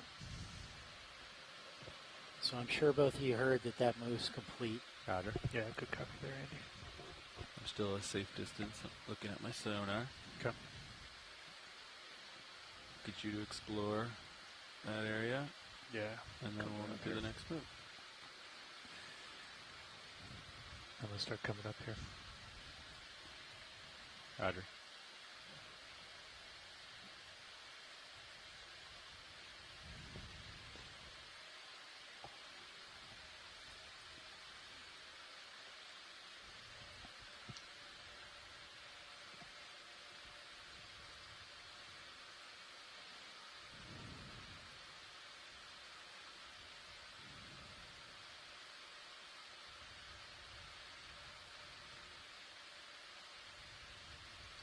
Looks like we have another rock pen off to the left.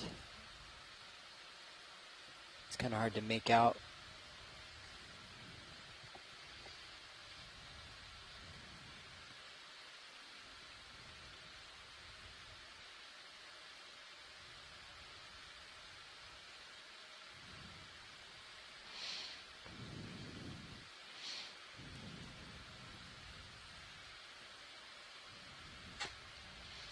Lots of bouldery debris. We're getting back to those outcrops that have that really lumpy appearance. It's very interesting how that just kind of takes over from place to place. But it looks like even the larger boulders I feel like their most focus is are themselves comprised of those smaller lumps, and that could well be a weathering feature. That's just the way these lavas that are more massive. They don't initially start out as little pebbles like that, but simply the rocks weather that way. Yeah, I feel good to see how my sonar can see. Unfortunately, we're not having any igneous petrologists join us in the chat room here to help me out. Probably get 10 more in. Well, hopefully they watch this video later. Thanks, Andy. Bridge, Nav. I'd like to request a ship move. Range 10 meters. Bearing 300 degrees. Speed 0.2 knots. See some pretty good outcrops to the upper left of the view right now on the main screen. Good copy, Bridge. Thank you. Those look like fairly in-place flows. Yeah. Go ahead, co-pilot. If you unplug the joy box, could you theoretically fly by autos here? So, conceptually, yes. There's So we're kind of looking right on a proper function of the system, potentially a flow top right on now. The pilot joy box being alive. Okay. It could be some other signal source, in which case you could do that. Okay. Kind of remarkably sparse of biology in this part of the slope.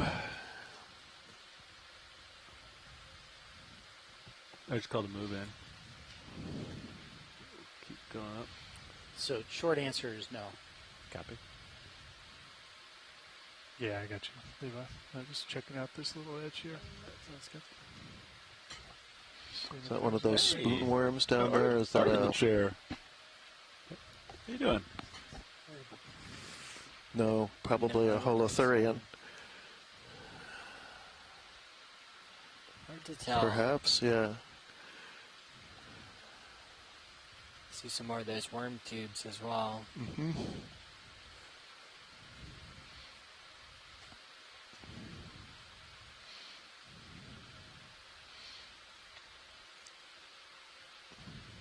Kind of a neighborhood of squat lobsters, otherwise.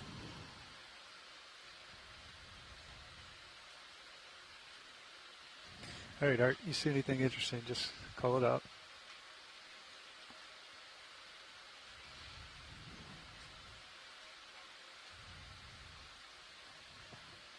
Come up with it. Copy. Something white there. Unless it's in the water. Jane Rudabush from back in my office in Santa Cruz is claiming to be an Ground or the igneous waterfall. petrologist on TV.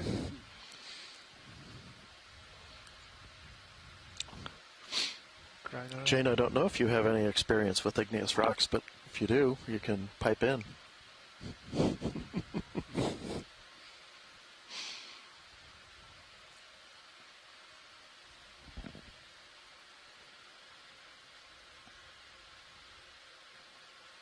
Go ahead, Bridge. Thank you, Bridge.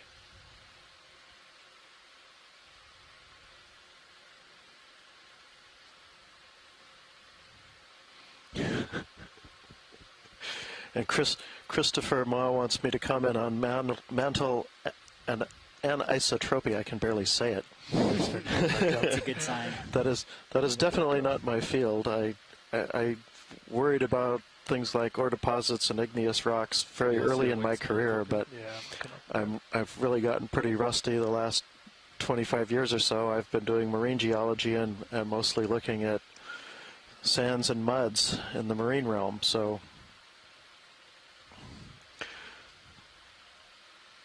mantle anisotropy is not something I'm prepared to comment on. No comment.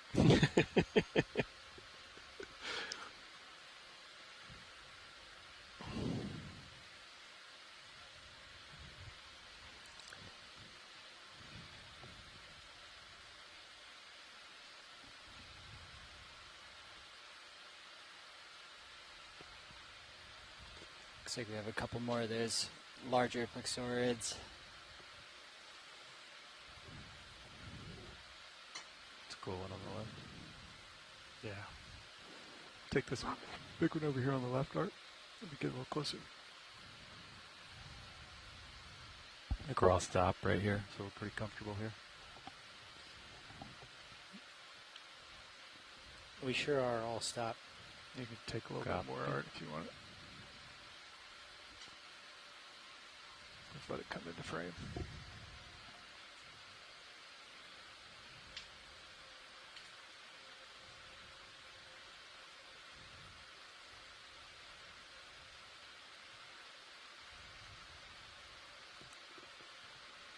Wow. This one appears to have far less brittle stars attached to it. Kind of been seeing less in the rocks as well. You want tighter, you can take it, Art. I wonder if we're potentially moving through a different zone of oxygen. We saw some pretty drastic changes in the community structure as we did that on yesterday's dive. So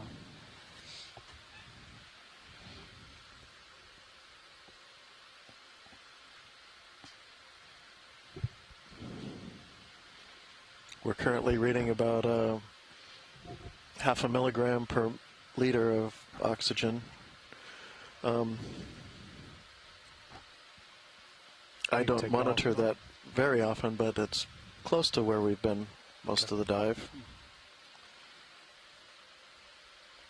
A little bit lower than we were seeing yesterday, and we're at a little more depth right here.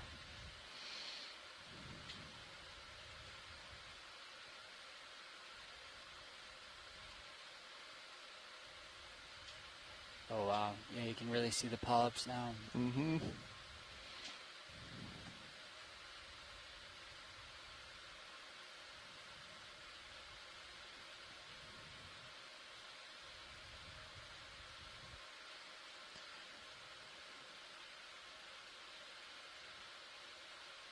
Sorry, Art, I'm just floating all over the place here. We can let it go. It's really amazing to be able to put eyes on these like this. There's something red. I can see it on that camera. Just above me? Yeah, that's it. Yep. Looks like a sea pen or something. Oh yeah, there it is. You can see his peduncle. Rock pen. Rock pen.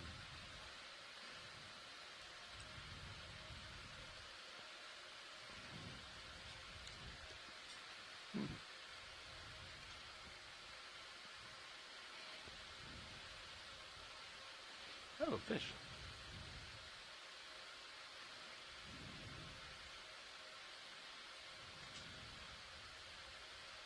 He's framing himself up for your still cam. Sure has. take more art if you want it.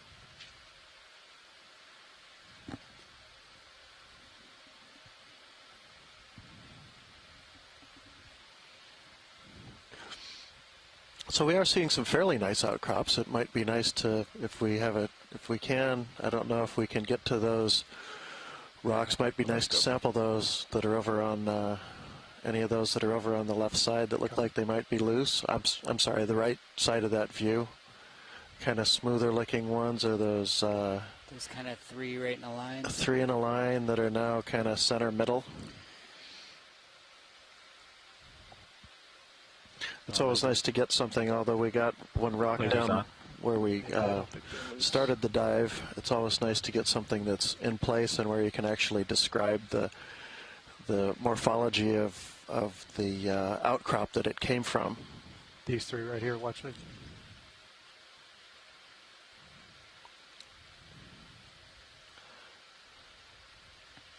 Jamie, were you referring to these three right here? Hey, Jamie, were you referring to these three right here? Yes, right there, right by the, right by the Do you want a lasers. closer look at these, or? Yeah, let's zoom in first and have a look. Let me get a little setup here. I saw one a second ago that I thought, oh, that might be a good one, but then I could see it was a little vesicular, so I want to avoid that if I can.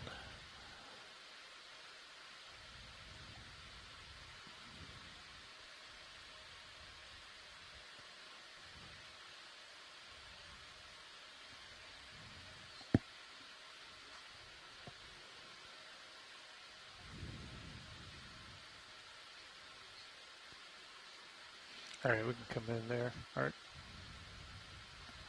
There we go. Just a little off to my side. And those look nice. Any of those, I'm not sure they're easy to reach or pull free of each other, but they look like nice, good, not vesicular, fine-grained basalt. Everything out here has a light coating of ferromanganese crust that makes it a little hard to see exactly what the rocks are. Did you want to try to see if these were loose, Jamie? Yeah, Is that the yeah, plan? yeah. Okay. If we can grab any one of those, I'd make that a sample. Okay. That should be Jane pretty reachable. Rudebush points out the middle one has bonus sponges on it. Okay. Yeah, come out wide video.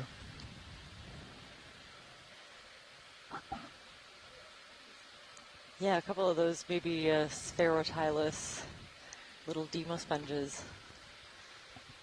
The middle one has sponges. Copy. Sponges. Hydraulics up. Hydraulics are ready to go. Copy. Taking starboard rock docks because it's easy. Or port, and you're going to open it. Yeah, I think port would be easiest. Should I make sure they're loose first? Yeah, do the... All right, you want to follow me out with me? Yep. Do a wheel test? Yeah. Okay. A little tap. A little taparoo.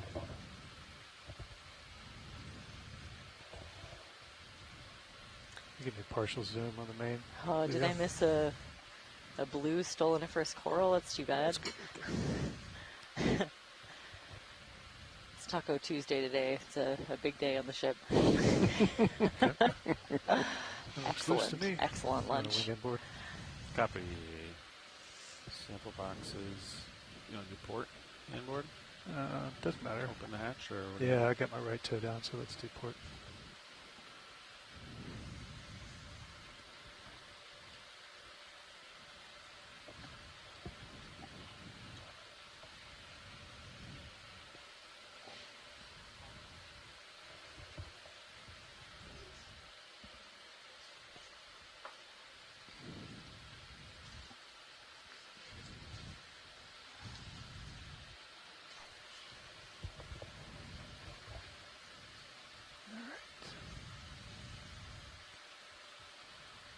Can you come out just a little wide from the video? Thank you.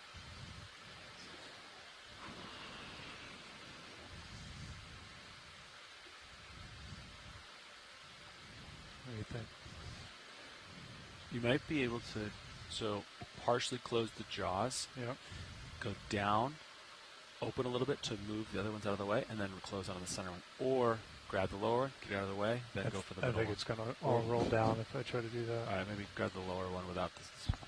You know what I mean? Just go for the lower one. And then if the second one's still there, go grab both. You know? There you go. Yeah, I'd say if you get a hold of the lower one, I'd go ahead and collect it. And if we want to get that second one just for the sponges, then go back. The big monitor? I think we're okay. We do have a few examples of those sponges from a couple of other rock collections.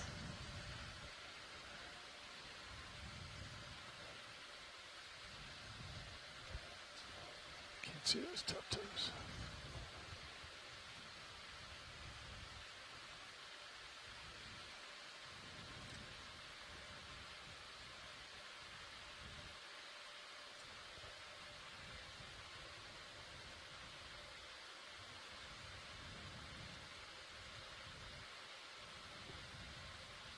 There you go. That one might roll away, but hold it there. There you go.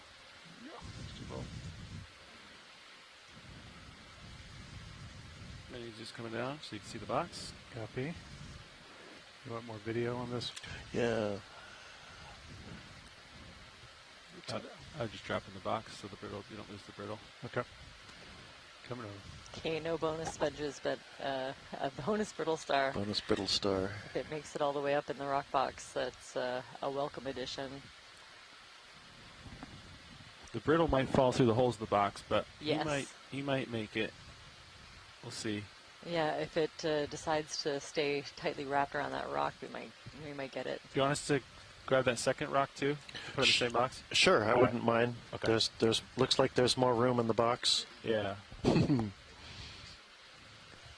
Would you want that 2 in the same sample number? Yes, absolutely. That's fine. They're clearly out of the same outcrop and grew up that way.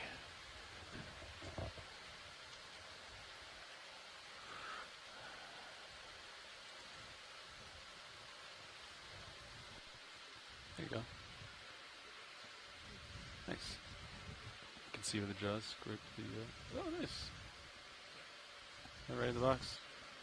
Yep.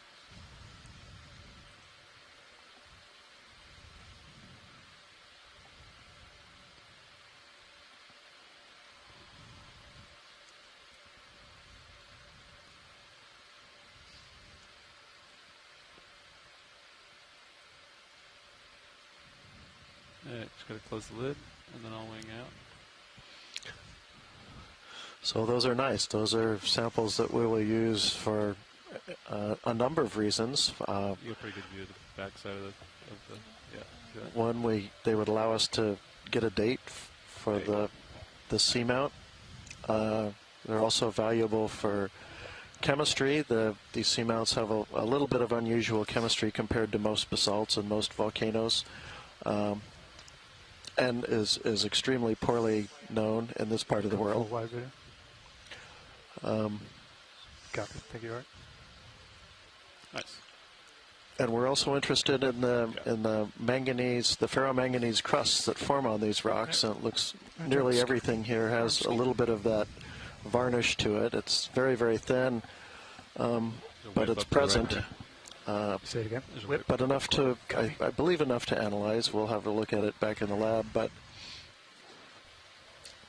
we don't know very much about the chemistry of the crusts. These manganese crusts that form on almost any exposed rock that sits out for millions of years. That brittle might fall through the hole, but we'll see.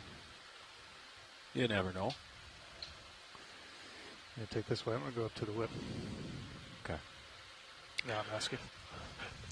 No, that was mostly Tina was wondering, or Ahsoka was wondering if this is crust, I think, if she's referring to the ferromanganese crusts. But no, these are going to be mostly basalts, and if it's really more of a veneer. I'd be surprised if it's even is that a big close to a millimeter worth of manganese rock? crust on these, at least in this particular area. We'll find out. Get it to here. So it looks like another one of those file shells or file clams, possibly a cesta.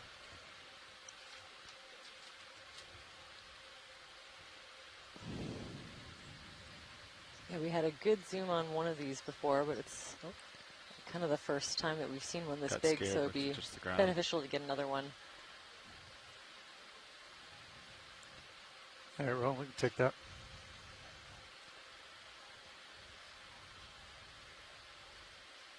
It closed up on you. Yeah. It was open a little bit. And if we give him a second, he might come back open. Gonna put some light on there. Watch leads, nav. I'm giving you some fog lights, Art. There you go. There you go. Watch lead, go ahead. I just wanted to confirm that was 03G. That's correct. Oh, I'm sorry. Yeah, I didn't read that out. But yes, that was 03 EX2306 D06 03G. And that must have been the port rock box? The port, yeah. Port front. He's not going to cooperate. There he goes. Oh, great. So you can see the slowly opening Copy. shell and some of the organs and feeding structures inside. Give him a second, he might come all the way back open.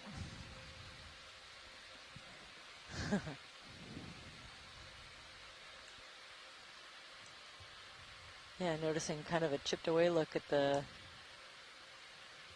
in the hinge area. Slowly creeping. Very slowly opening up a little bit. Oh. And changed their mind. All right. That was nope. Something he didn't like. Yeah. We'll give him just another few seconds here, see if he gets wide.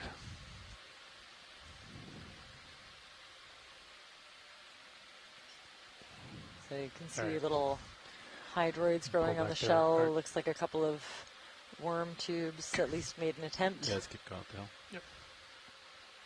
That's great, thank you.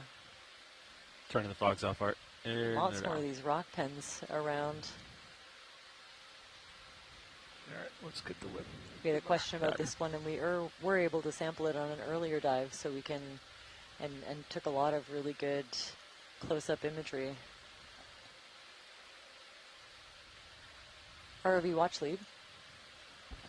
Go ahead, watch lead. There's a thing just to the right we passed by with the, to the left we passed by with the lasers. I was wondering if we could just a little pink? Yeah, a little quick zoom just to kind of confirm. Okay. All right, you want to take a snap on that? Oh. Okay, different kind of coral than what I thought it might have been a soft coral as we passed by, but I think it's a little Swiftia, kind of a arborescent branching coral. Strong current. That's great, thanks. Yeah, I see it going to... A couple of different species in that genus. All right, we'll let him go. From around here, but we have Swiftia pacifica, I think is one that I've seen quite a bit.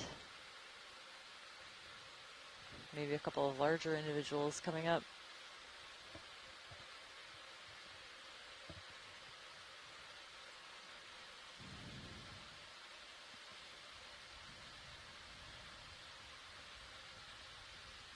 Wow, and a really long unbranched bamboo coral.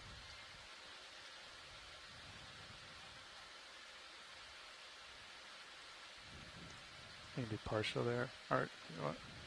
So there was a time when I would have called this lepidisis, which was kind of our term for corals that didn't have any branching. It was thought that they were all, you know, more or less the same genus based on the lack of branching. But it turns out that branching pattern actually isn't a helpful way to differentiate these. When you look at the genetics and how closely they're related to each other, the branching kind of comes and goes across the evolution of these corals. So we have to look at other things like the structure of the polyps and the distribution of the sclerites. So lepidisis is kind of more of a descriptive term almost now. So I think I would just call this unbranched bamboo coral.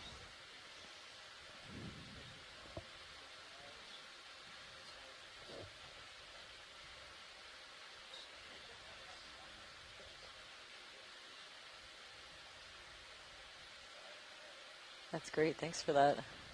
And feel free to pipe in on the science chat for all our shore-based scientists. If there's collection requests, we're happy to accommodate. Copy. I have a general idea of what people are interested in, chatting to different scientists before this survey, but of course, sometimes new things pop up, or there's an interest that I don't know about, so feel free to make requests.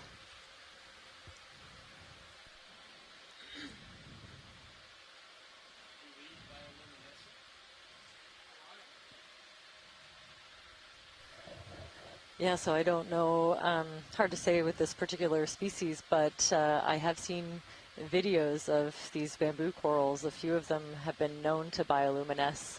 So if you were to turn out the lights and give this a gentle tap, you would see it light up. I think I've seen a greenish color in the dark.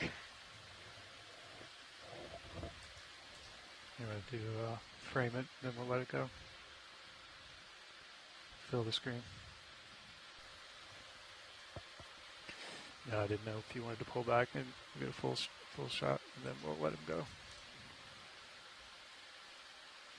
That's great, thanks. And I think I do see some of the soft corals in the background as well.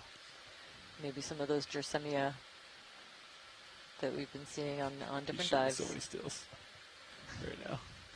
He's going to stack them, I bet. Uh-oh, I've just been informed that Swifty has been reclassified to a different genus, or at least some of them. And Swiftia pacifica might be in the genus Calistephanus, which is one that I have not seen before. That just made my life a little more difficult. I got a steady shot here, right? Let me sit. That was Jane Rudebush. She's from my office in Santa Cruz. Oh, okay. Yeah, she's at the Pacific Marine and Coastal Science Center. Oh, okay. Office mates then. Right. That's right. Just around the corner. Okay. And I believe she does have a biology background more than a geology. Okay. I've been trying to teach her some geology, but... Right. Come into it. Are you slowly getting surrounded by biologists? Is this a pattern? You want the two-shot? Okay, there's at least two different kinds of sponges to the left there, and I think a third at the bottom. So lots of diversity on this dead sponge skeleton, covered in stoloniferous corals, that little squat lobster inside. And then to the left, there's one of those rossellid, we call them boot sponges, a couple of different genera and species, even more, that I know of, so I won't guess, but the other kind of thin and folding sponge in between those two, I think, is probably a Faria of some kind. And again, there's probably half a dozen different species, and always the potential that we could be looking at something new.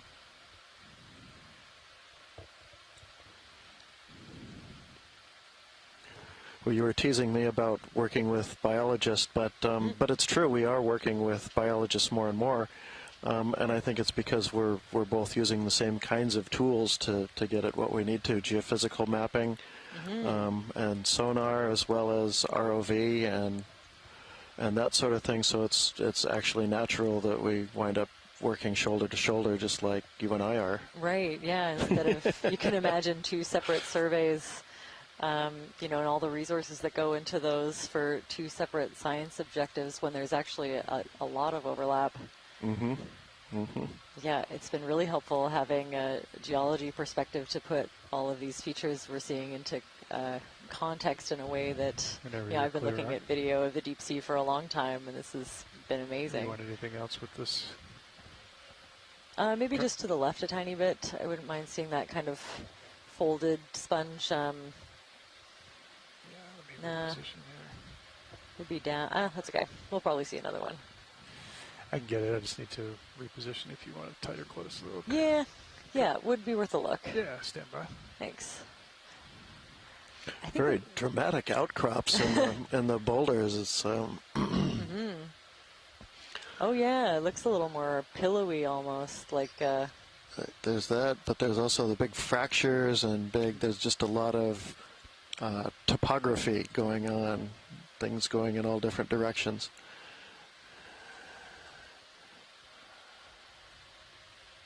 So yeah, there's like the kind of fibrous boot sponge, and then a little folded, I think like a Faria type sponge in the middle.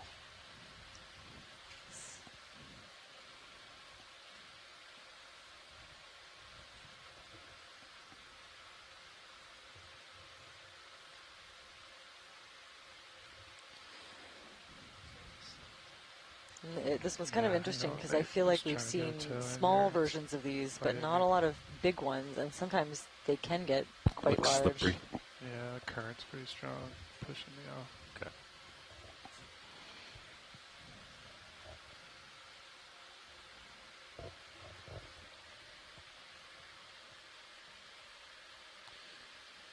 We'll try that. Go ahead, Art. That's great. Yeah, so just a very small ferried sponge skeleton. It's like a really thin, almost like 1 or 2 layers thick mesh of those silica sclerites fused together in a network. That's very cool. Yeah, this is a really small individual. I haven't seen any big ones, so this is kind of an interesting sighting. Yep. Thanks for that. Sure. And then to the left, you can see the larger individuals, that Rossellid sponge. More of that stoloniferous coral is just growing all over this the dead skeleton that's holding this whole little community together.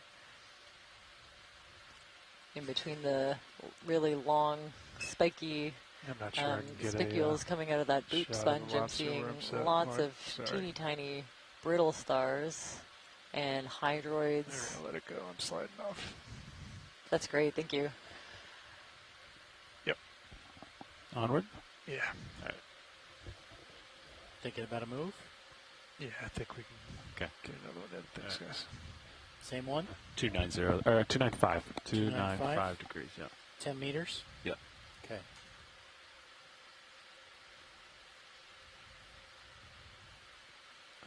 Bridge, nav. Like to request a ship move. Range 10 meters. Bearing 295 degrees. Speed 0.2 knots.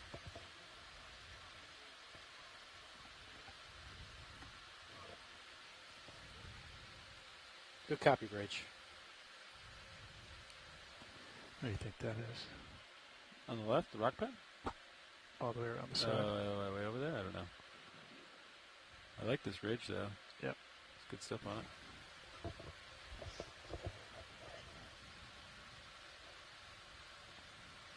It's a big old pan. Enemy coral. Whip coral. Sponge. Dead things. There's a larger anemone, another mushroom coral, some of these plate-like or shelf-like sponges, a long unbranched bamboo coral in the middle, and then I think a larger, maybe like a Paristinella coming into view in the background.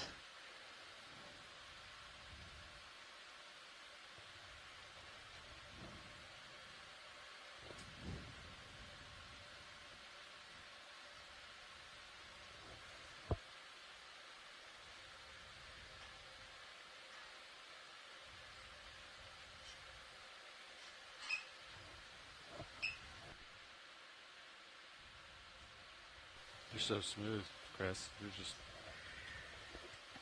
float right on by. We try, Levi.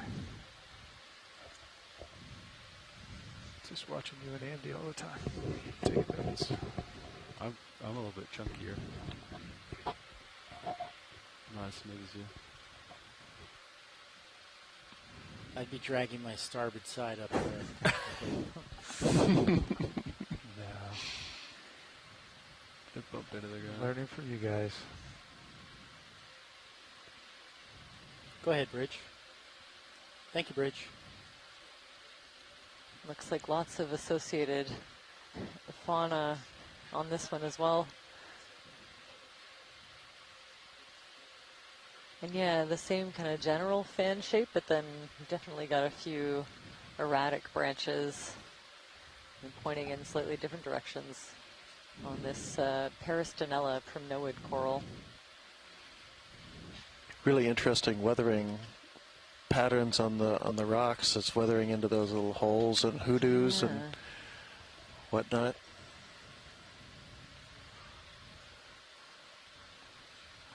There's another place that looks like there's kind of a resistant surface on the outside that gives way to softer rock underneath, so you get that little overhang everywhere underneath that surface crust-like thing.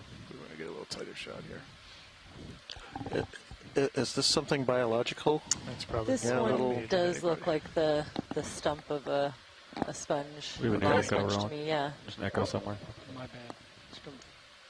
If I had to guess from back here,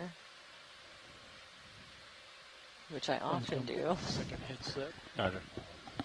All right, Rolly, you want to take a little bit of that? Is that a fish that just swam in there? Might have On been. the right-hand side? Okay, so we're zooming in for a nice close-up of this There's Peristinella coral. You can see all the small individual polyps Try to get coming one of off these earlier, but I the wasn't main steady. branch. It's trying to float.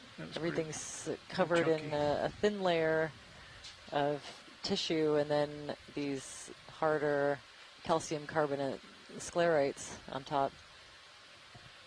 And each individual polyp's You also didn't got just that change the light, armor. did you? I did not. You can just barely see the tentacles. They're almost pretty translucent, actually. Okay, going for full screen or whatever other Sticking out of each one of those polyps. And then We'll fill the screen here. the orange bits, you can see little parts of brittle star arms sticking out from the other side. So bring up the fog lights at like 30%. Light the base. That's good. That is a beautiful view. It's a big colony, isn't it? Yeah. I can throw lasers on before we leave. Yep, let's get lasers and then this also laser the base and go down and look at the base. Okay. The lasers on, coming down. See what we get with the still camera as well.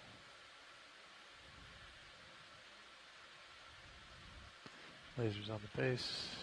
Okay, zooming into the base. Copy, lasers clear.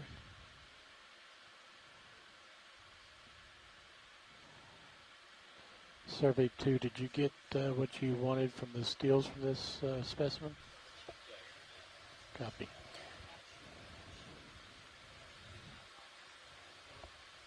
Try to center that up just a hair. That's good positioning right there. You happy with that? Okay. Yep. And slow pan up as I pull out. Copy.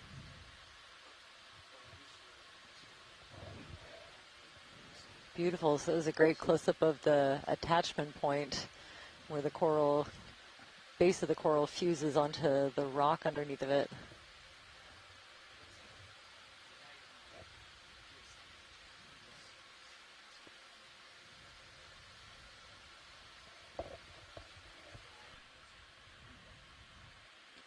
Pretty. Whenever you're clear, Roll. Video's clear. Okay. Another move. Yeah, please. So does it look like we're kind of approaching the top of that ridge? Copy that, 10 meters. Yeah.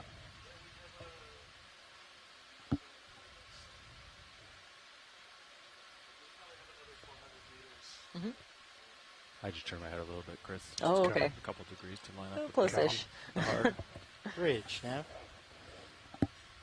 I'll come over here. I'd like to and come request back a to ship that. move. Yeah. Range 10 meters. Cool. Bearing 290 degrees. Speed 0.2 knots. You know, these are just, to me, very interesting weathering patterns, and they're weathering that I would Good copy, tend to assume would be subaerial, exposed to wind and rain and groundwater dissolution and that sort of thing. And it's kind of interesting makes me wonder, do you get those same sort of patterns underwater, or was this once above the sea surface? And I guess it's clues like this kind of weathering that you use to make that. Well, my very poorly calibrated eye to weathering, and especially with regards to subsea basalts. This is the steep part, so where we can't go as fast. Just kind of wondering to myself out loud. Yeah, we're not going to make it very far today. But very interesting to see these kinds of weathering patterns underwater. Just above center. Yeah, I saw a couple that looked almost like they were but if it's tubes, so under, like they the, probably you know, kind of like Yeah, little I'll bit come of up and a, I'll take a partial. you know, like a finger-like Go ahead. projection from a Yeah. lava flow that was almost like hollowed out.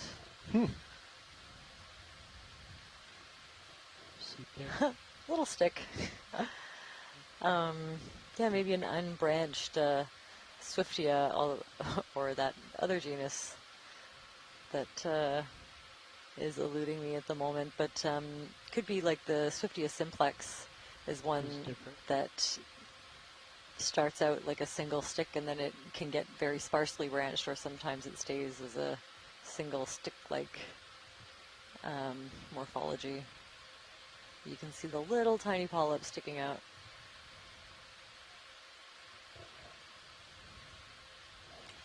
Chat says pseudo-anthomastus, which is one reason I stuck with geology. Most of the names are easier to pronounce. For me, I said I'm just creeping in if they want. It's one thing if more you've heard them imagery, we spoken can in more your stability there. life, but a lot of these I feel like Sounds are, like they're are good names with that I've that. only Let it ever go. read. And so I have never attempted a pronunciation out loud before right now. Oh, previous observation, pseudoanthomastus, yeah. Very cool. I heard there was a nice zoom on one while I was out at lunch. That coral coming center. I don't know if we got a great image Round of one. it yet. Yeah. We're definitely seeing a little bit of an increased diversity in coral species. Probably something like a Swiftia here.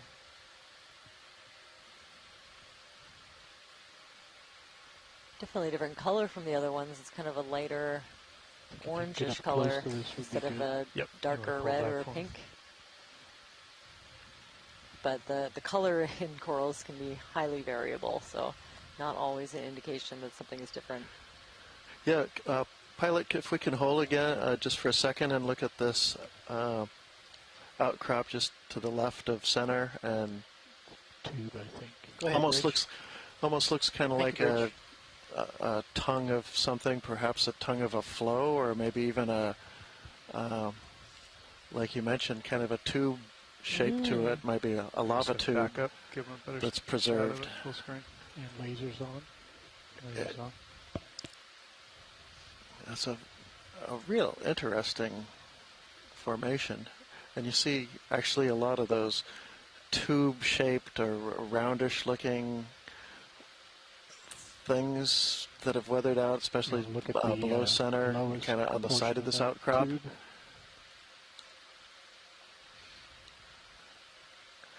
Yeah, those Watch are... lead, is there any other imagery that we can do to make it better for what you're trying to gain on it? Yeah, if, maybe we can zoom in kind of right where the lasers are, and then maybe pan up towards that hole in that feature. Ready for And that kind of tongue that's kind of going from top to bottom. If we see if those are hollow. Okay, just go ahead and start walking up. Yeah, no, if we can just kind of, is it possible to pan up a little bit?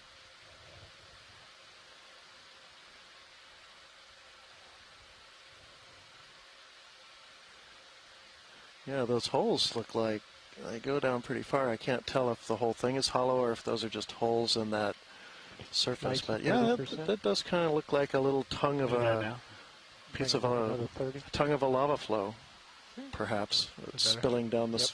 What would have been the side of the volcano at some point. Copy.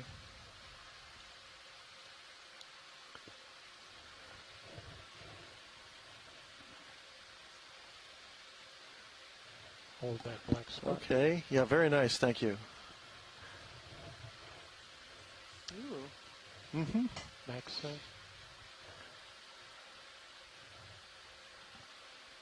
can sort of see some concentric banding in there, perhaps related to flow or cooling.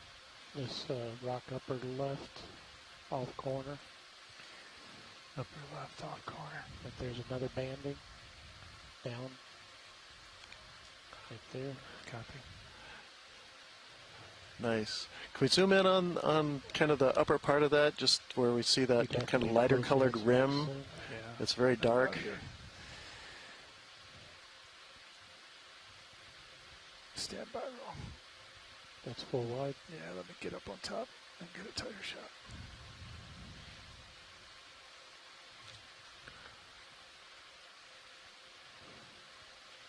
One of the reasons I was asking about how much. Yeah, it might be a little lava tube. It's a little one in my experience, but Very cool. And what would make it have one of those kind of big holes in it? Would that be another scenario where like it got eroded because there's like a different kind of composition in that come in on that hole zone? well, lava tubes, they can actually form, and then once they get an outer crust that solidifies, and the molten lava continues to flow through them, and can actually drain completely out and leave in places in the western United States, there are full-sized caves that you can walk through that are meters to 10 meters or so across, and you stand up in them.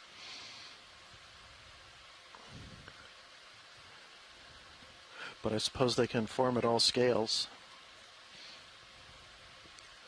See, this one has looks like a little bit of a reaction rim of some sort. I can't tell if that's related to the biology or.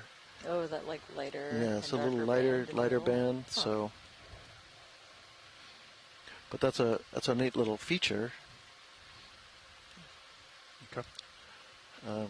Tells us we are looking at bedrock and ancient bedrock, not 10 more meters. Anything newer. Science, anything else you want? No, that looks good. Thanks very much. But that's terrific. Oh, that's really a good view of that. Yeah, Chris is good for it. Oh, that's really neat. I'll call it in. Let's get tight on that small coral. Yeah, Bridge. Nav. Here. Like to request a ship move. Range 10 meters. Bearing 290 degrees. Speed 0.2 knots. Yep, understood. I'm about to come up.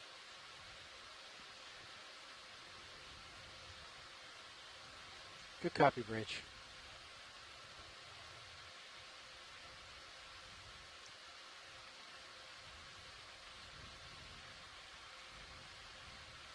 Jelly. Oh, there you go. Very cool little jelly with like a little nub on the top of the bell.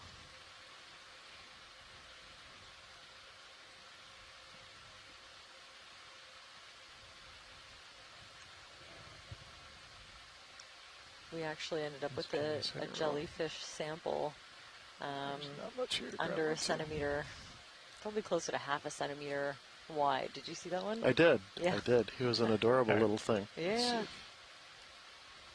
Straight down.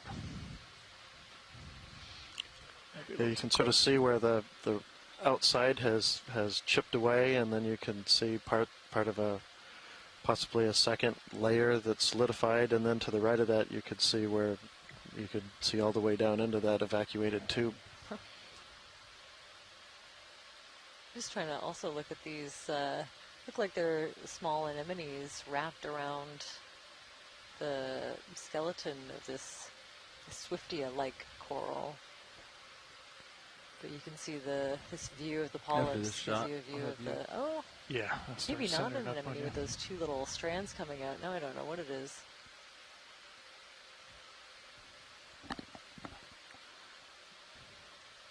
But yeah, the kind of orangey colored tentacles coming out from the main body of the polyp. It's a little bit more pinkish maybe.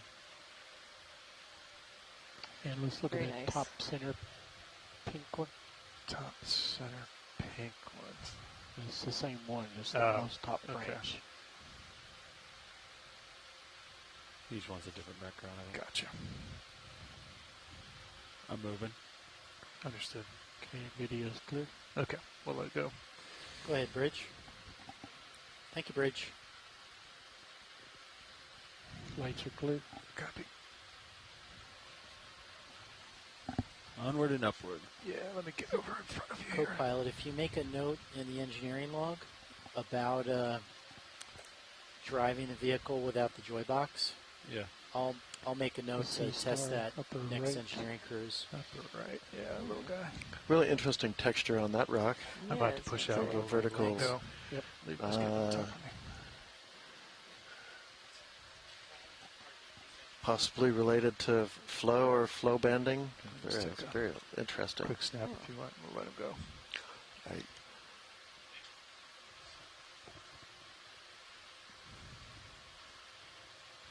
Is that just a forward one, or is the other arm tucked down there somewhere? Or actually, you know what those remind me of are columns. Columnar cooling. Oh. That's exactly what that is. Up we go. Kind of looks like a wave of lava frozen in Right, time. but you rarely see them in such a small form. They're usually much larger just take a features. quick snap on it. In my experience, anyway. I don't know if Jamie wants any more.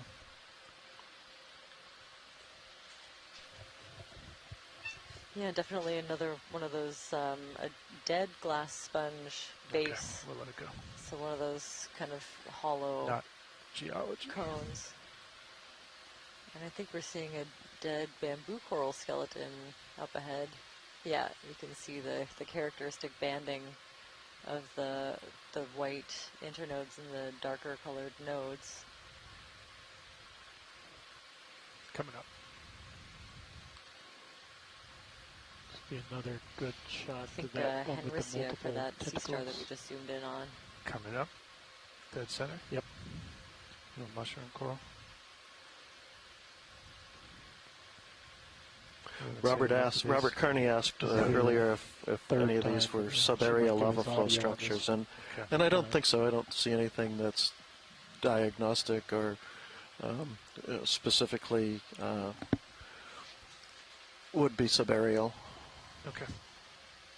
Winch depth is 1,111 meters. Oh yeah, on this mushroom coral close-up, you can definitely see the smaller polyps in between. And I think I see maybe two different size classes. The smaller I think one I've to stopped the left here, is Chris. kind of pinched at the So bottom. Take the time that you need. And then these mid-sized ones, or they could just be somewhat retracted. Hold there. Perfect. A little hard to say, but we can take a good close look with this zoom. Just bring the lights up. Yeah, 20, I think 30%. it looks like there are 20%. maybe three Bump it different up size another 20. classes of these little polyps. 40%. It's a little up above me. Oh yeah, just saw just a little bit of a change.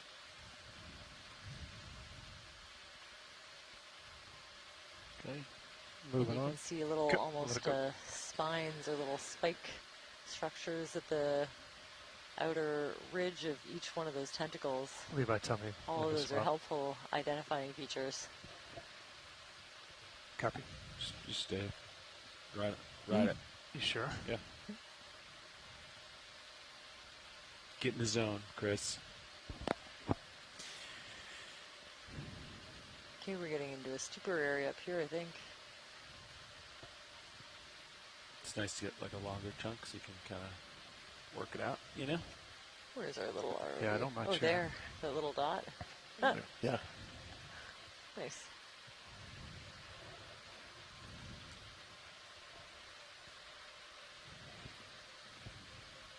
So we have heteropolypus for that last coral we just What do you zoomed see, in on. Levi? The mushroom coral, Anything up there? heteropolypus. Very cool. Worth looking at. Off to the left. There's some white guys up here. Copy. And then there's like 3 of them. Upper left.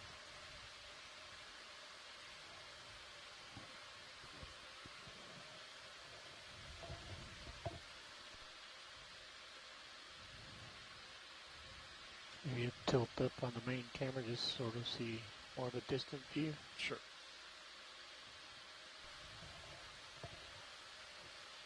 I think we have a big sponge coming in here.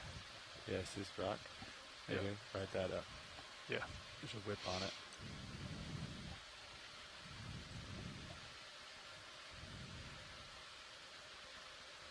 Yeah, pretty much everywhere we see these dead sponge bases, we see more stuff growing on them. And more often than not, it's another kind of sponge. It's another nice take a quick rosellid one roll. boot sponge. Tilt down. Yep.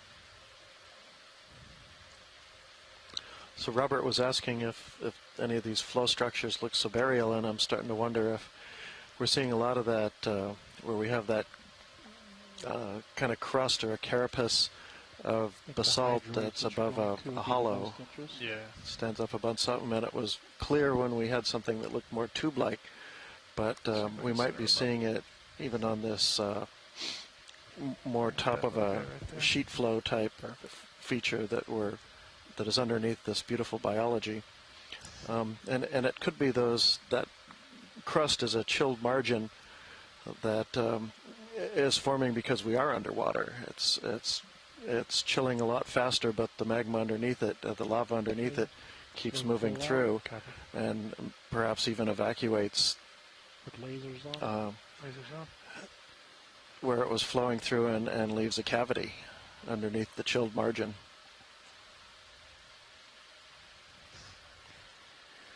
All right, we'll let it go. Full wide. Copy.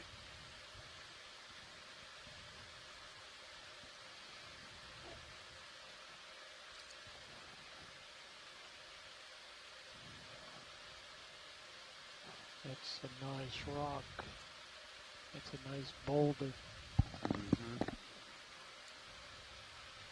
Is that one of my bioluminescent targets? That is a big, funny looking, almost looks like a face. Ooh, I can see it. Now I can't unsee it. A smiling face, yeah. We're definitely behind. And it might be a lava tube. Oh. I was going to come right over. Might be kind of a bigger one.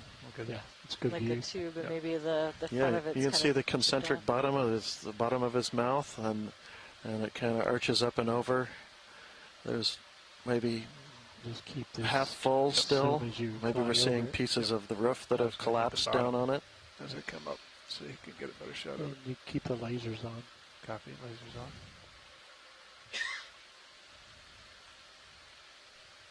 so interesting seeing all these 1, 2, You've seen that 3, fish as 4, well. 5. You know, like Yeah. maybe approaching 10 of these empty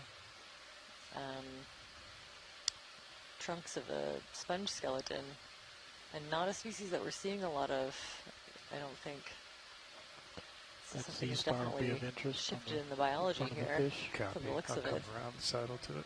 You know, some kind of a subtle environmental change over time, whether it's a little bit of a different current or a different oxygen or temperature that's shifted it from being a place where that original sponge was able to make a go of it, but now each of those pretty much is being colonized by a number of other organisms.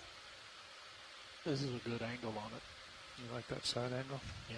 Okay, let me come back a little bit.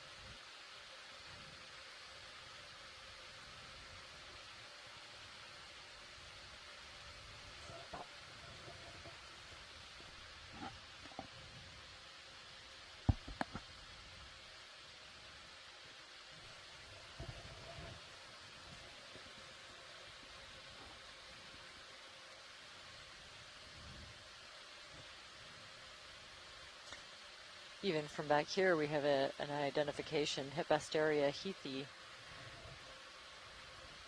which is a species we've seen a couple times throughout the dives on this expedition.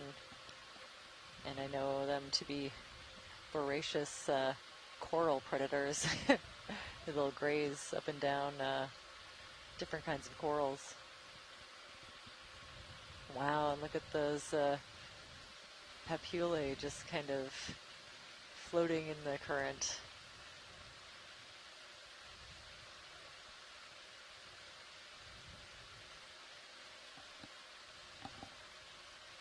Wow. And the texture, all these, spikes in the dermal layer. Full screen. Copy. Ooh, on closer inspection, maybe Hippasteria californica. It's great, and lots more of those little grayish brittle stars. And lasers. Lasers on.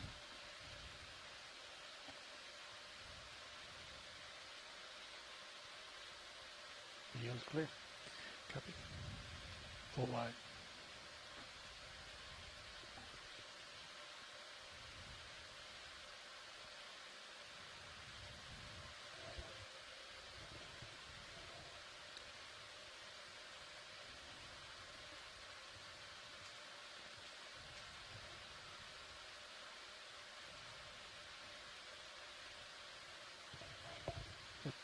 You want 10 more meters? Yeah, please. Thank you. 290. Bridge, Nav. Another whip. Like to request a ship move. Range 10 meters. Bearing 290 degrees. Speed 0.2 knots. Starting to see a lot more whips. This looks like another like tongue-like flow feature. Good copy, Bridge. Extending down the hill. Oh, those are really neat. Okay, so more tether pretty soon. Yep. I'm just going to saddle over to the right here. Okay.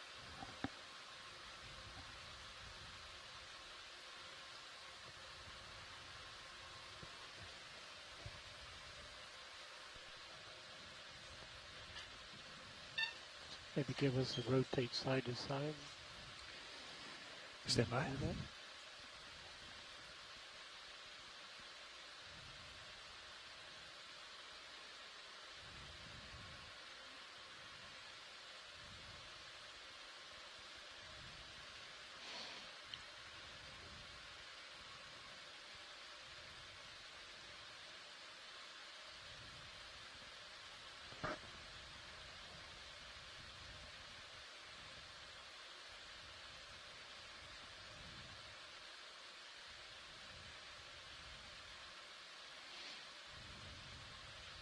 Well, nicely exposed basalts and various maybe pillow lavas exposed down in that lower right portion, or perhaps just kind of more bouldery erosion of the flows. Further off the wall like this for a little bit. Have we seen this guy before? Coming in the center? I think that is a mushroom. Tether's getting tight. Copy. Just take a That snap move's on it. almost complete. Okay. Go ahead, Roll. Do we want to put another in right away? Since we're pretty far out? I think it'll This is a good image. still specimen for moving. imaging. So, oh wait a minute. Okay. You want tight on this roll? This is a little bit of a different looking mushroom coral. Yeah. Am I right? Yeah. Go ahead, Bridge. It could be, Thank you, Bridge. let's take a look. I think similar to the one that we saw, but we're getting a really good angle here of the stem of the mushroom. So actually the transition between the stem and the cap is another Nice shot, Chris. diagnostic area. So this is really helpful, but I'm seeing those maybe 3 different size fractions of polyps. Lots of associated fauna, lots of these. Yeah, what are those little white guys? I think I'm seeing some that look more like isopods to me. Isopod. Yeah, Oh, good. He's here to pipe in. Cute little ice pods.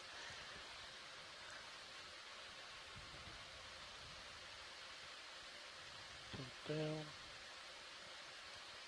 I can remember those a lot easier. Of course, they're related to, if you call them pill bugs or... Okay. Roly-polies. Roly-polies, Yeah. yes. Yeah, those are, I believe they're in the same group, so those are crustaceans. Interesting. Yeah. Okay. Video's clear. Okay. Don't know if you want to get closer for the still camera, but I think Nate's right on it. Looks like it's centered up. I don't know if the light's real great, but just smaller yeah. as lens. We'll let him go. Come back to center road, Levi. Okay. Another pink whip. Yep. With a branching point. You want that? I don't know what we've seen with that, but sure. So I think, yeah, the same. So the previous observation was a pseudo-anthomastus. So I think getting a little bit better at spotting those, you know, kind of a really distinct shape, almost more of like a flattened top, several different polyp sizes, and a really distinct stalk, pseudo-anthomastus.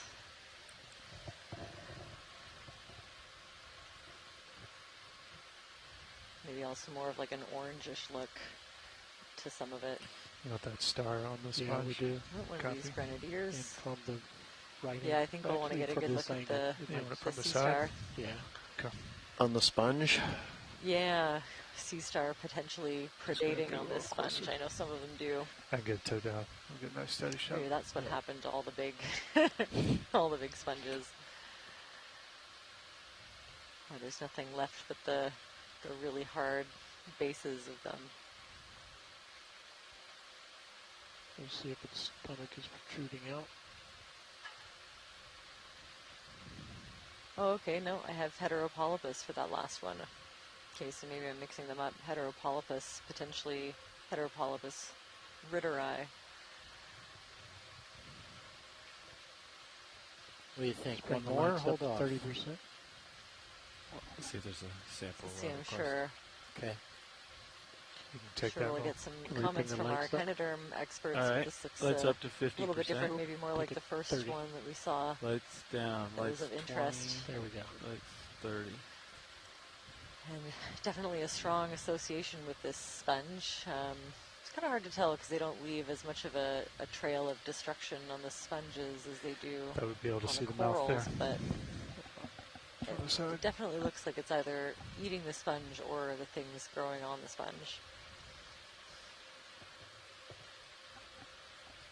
Henricea also feeds on sponges. Interesting.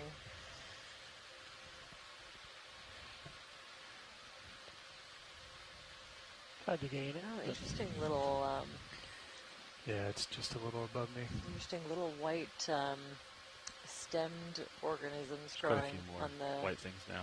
Yeah. outside of this boot sponge, a rosellid sponge. Nate, I'll pan down if you want to take a still centered.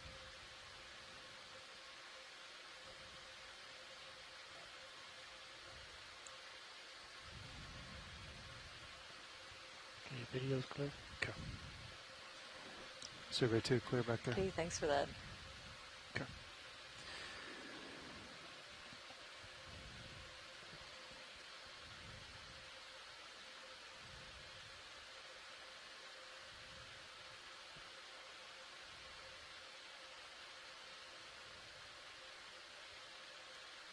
Oh, yeah, a lot more of these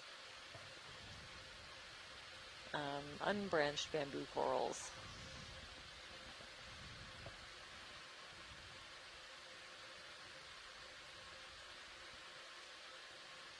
Much harder for me to assign them to a genus Lasers on. now that we're not going off of branching they were patterns. on. So, again, that's all I'll say. Just turn them off. You want to bring them back on? Yep.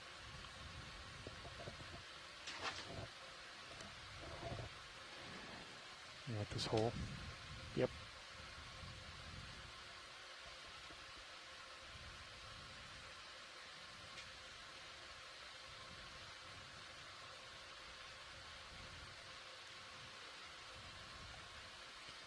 I don't think we'll be able to get inside of it.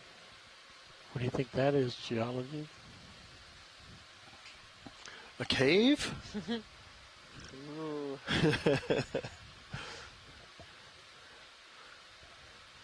Yeah, a little fracture.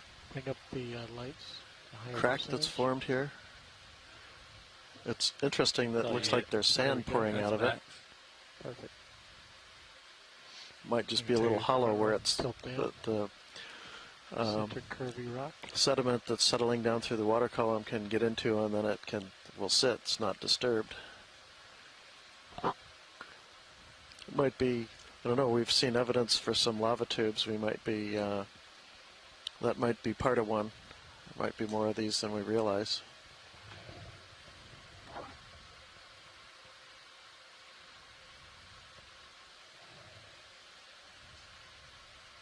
Clear. Okay.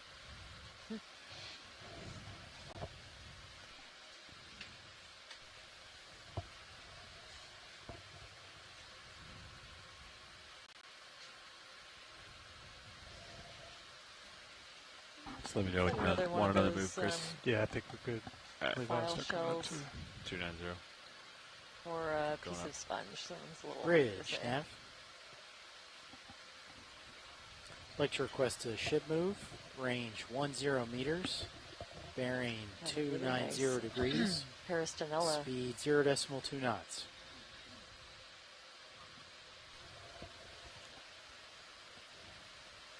Yeah, another one of those kind of Good copy, branching Rich. or Back off on bushier this a little corals. bit. Sort of show this little knob.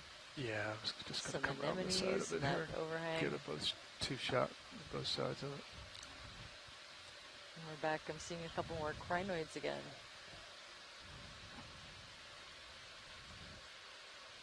And some very small baby mushroom corals. Those little pinkish red dots. Those might be little pillows that have penetrated through this, what looks like again, another flow that has a chilled margin with a void underneath it.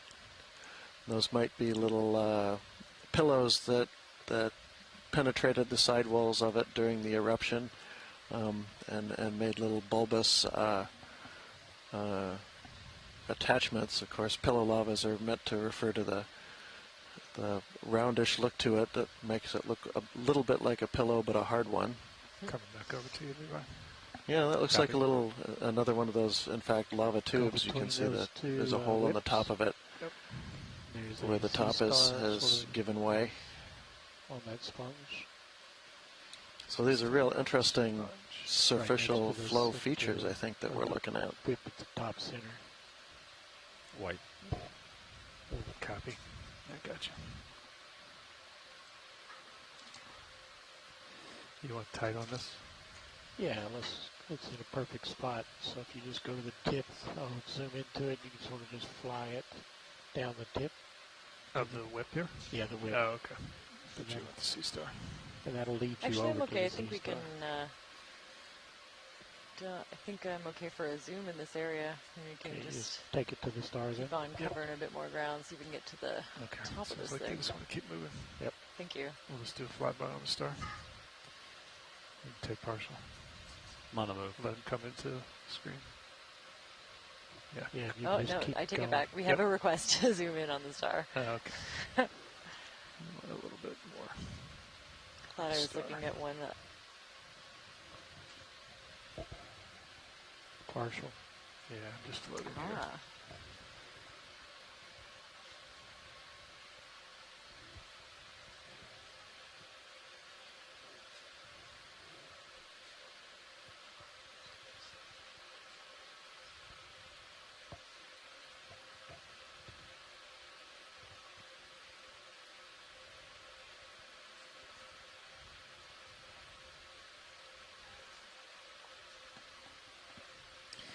All right.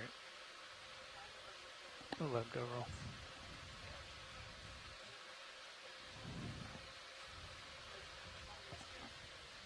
Oh, I love that. A couple of very cool requests in that email.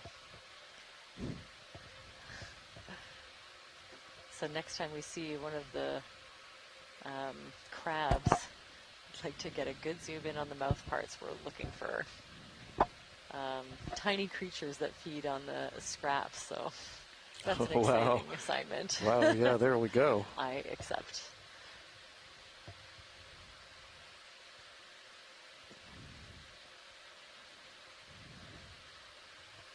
Okay. At the base of this whip coral. So that might be one of these species that's of these corals that's branched a little bit. Go ahead, Bridge. Oh. Video thinks there may have been a Thank you, Bridge. request for this sea star earlier. Does that ring a bell for you guys? Not for this species, I don't believe. Okay. Yeah, thanks though. I'll just let it go then. Yeah.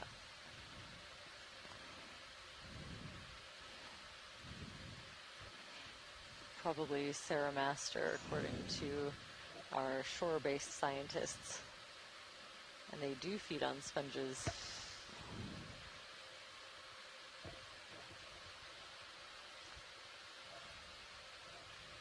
Very square block left center stream.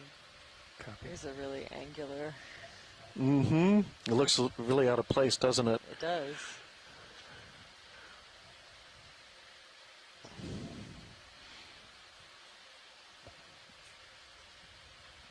Definitely got lots of those layers, like some of the rocks you collected earlier.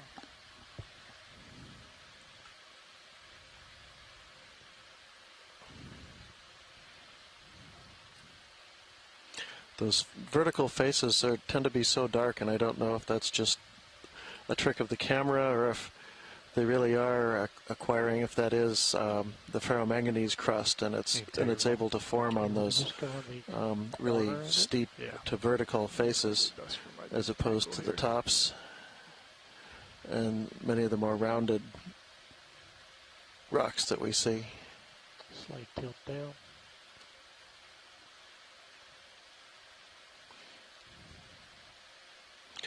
They're in any case not very thick crust that we see anywhere here at all. It might be at most a few millimeters, but most of what you're looking at there is basalt with a thin rind of ferromanganese crust. Let it go. Full line. Copy. And a couple of encrusting sponges getting in the way. Yeah, more. Slowing down manganese crust formation, no doubt. Not as much as those brittle Bridge, stars the other day. Yesterday. I'd like to Wow, request hard a to ship believe. move. Range 10 meters. Bearing 290 degrees. Speed 0.2 knots.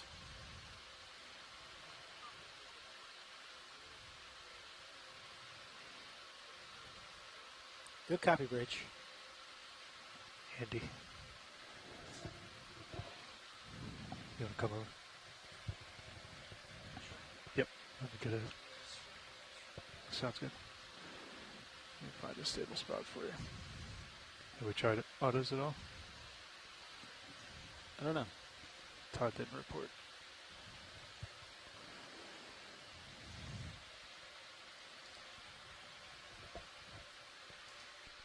Let me give it a second and see how that works. It seems to be holding pretty well.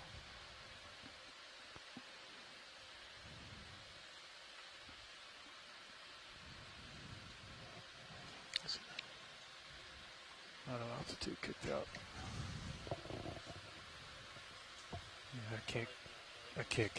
Yeah, I can't keep auto altitude. Let me just get back off of here.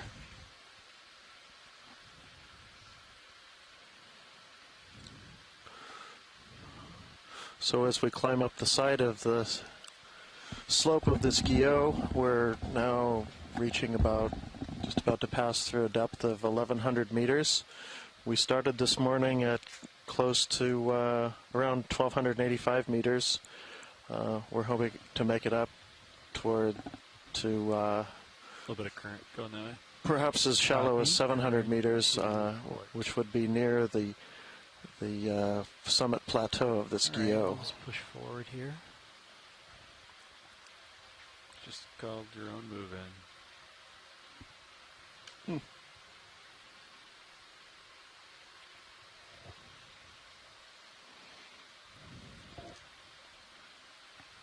Probably get a move in. I think that was still going. Right? Yeah, I think that one you called in is still running. Probably get another even.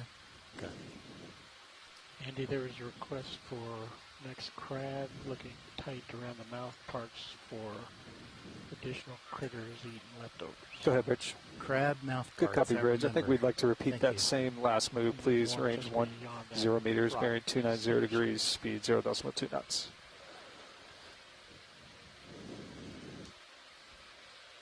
Good copy. Thank you, Bridge.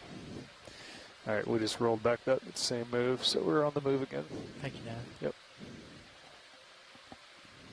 Mr. O'Brien has the con. Sure do. It's our off bottom time. Next shift comes off, right? Yeah, stand by. I don't think it's us. It's like 2.5 hours from now, maybe 15 minutes ago.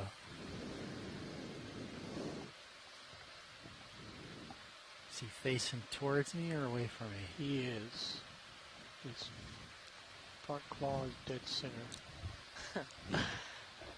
I love this assignment. Yes, let's see. 2 hours, 12 the minutes. next crab mouth we find. Roger. So what we're looking for are called cycleophorans. And yeah, they're tiny creatures that feed on whatever scraps the crab produces. Not yet Okay, reported go in from the video. North Pacific, so. Ooh, this one's Oh, he's spiky. faster than normal. a very different spiky appearance to him. Yeah. So what we were looking for is this as close a zoom as we can get to the mouth parts. This one looks a little bit more like the picture I have of Paralithoides. We'll have More to right? Yeah, see if I'm my working science towards chat can it. confirm. I don't want to slip off.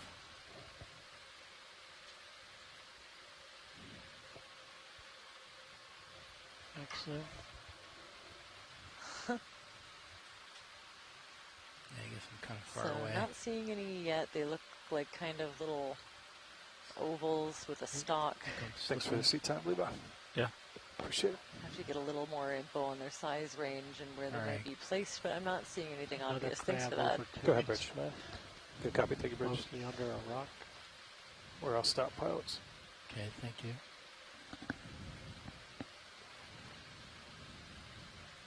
Copy. All stop.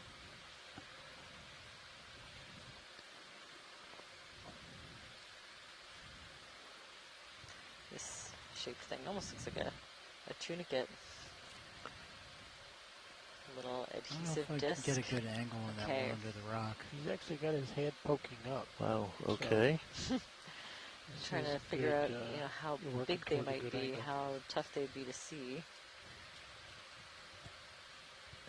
And it looks like they're, very, very small. Symbiotic. Of course, when they get a little activity, if this fiber gets closer to him.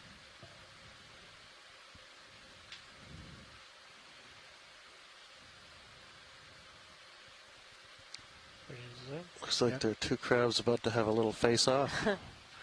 Yeah, one is much bigger than the other, I'm Yeah, pretty sure. the other one's giving ground for sure. Yeah. Going to the small one. Pretty Okay. sure if that one was smart, they'd move it along. Gonna try and pan left, center him up. Wow. How interesting is he with a little bit of a spiky, fuzzy look going? Yeah. Bring the lights up a definitely. little bit. All right. There you go. A little more. I'm not seeing any of these That's good. little Roger. globs that I was imagining, but maybe someone with a more trained eye can review this imagery, see if you can find a cycleophora. Do you have auto iris? I do have it. I'm not using it. Okay. Does it work good or not? Well, it seems like he might have those parasites. Yeah, I'm not seeing anything like it. Thanks for looking. This That's is a fun all one. All right, you can go full wide video. Okay, pull it out.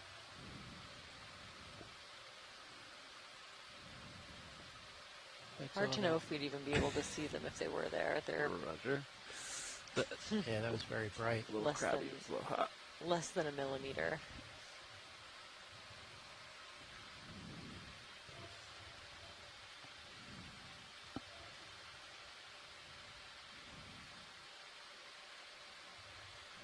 Hey, look, a potentially swimming granary.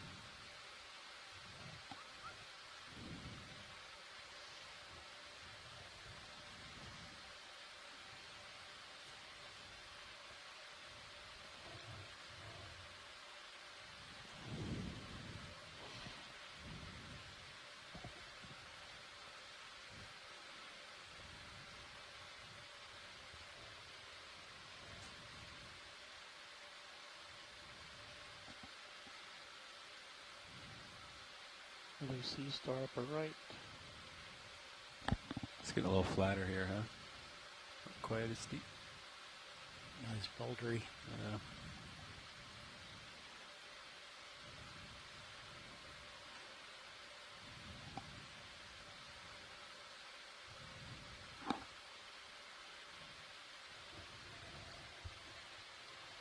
You know, 10 meters?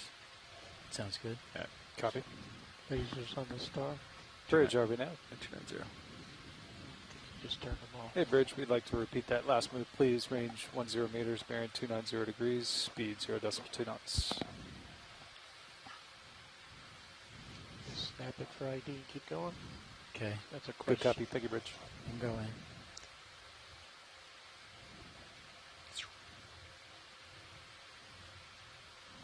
So bright. There. Okay, another zoom on a different spiky sea star. A lot of these spiky ones have ended up being Okay. a best area. We'll see if we can get a confirmation from our science chat. Not sure where And to then go, down to wide the or left, another tight. little spherotylus What do you want, Pilot? Dema I'd say sponge. go wide. Thank you. Yeah, that's a broad guess at the genus, but something spherotylus-like. Definitely a Dema sponge. A couple of maybe that is actually a dead skeleton of a Another coral and star not a up and left. spoonworm. Oh, no kidding. Okay. Proboscis. Oh, okay. Yeah, Yeah. that's kind of what I was imagining when I first saw them. So they're like a little similar. Is that move underway still? Yeah, we just put in another one. Okay. Another crab 30 seconds ago. bottom. Facing the wrong way.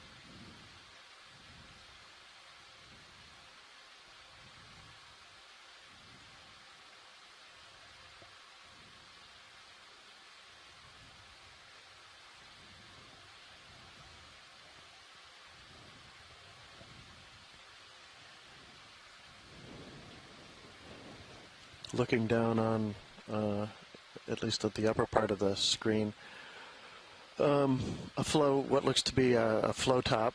These must have been fairly fluid lavas. I guess I gotta wait a little bit. Everybody that's been to Hawaii knows the difference a between crab? the pohoihoi, the ropey lavas, Not seeing it. and the a'a lavas, which are sticky and Okay, clump up tight. and wind up making get a very little sharp closer outcrops. But these ones look like they're flowing pretty good down the hill. They're making broad, smooth-looking outcrops Good copy. that Thank you, are, Rich. Okay, in a lot of something places, another- developing Thank you. a cooling crust on the outside, allowing the Bridge, still over now. molten lava underneath them to keep flowing on down Hey, the Bridge, slope. can we repeat that same move, please? Okay, you can go in partial. Good copy. Thank you, Bridge. I'm kind of moving around too much. Some of those very small Keep it for a little juvenile bit. mushroom corals. This is great because we actually had a request for another zoom of these. Okay, you can go in tighter. Oh, yeah. So you see they start out as just a single polyp.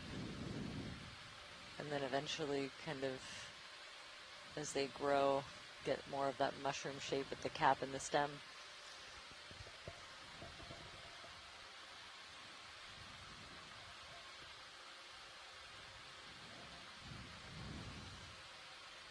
So if the other one was heteropolypus with all those different sizes of polyps. This one, I'm not seeing those, so maybe this is the pseudoanthomastus.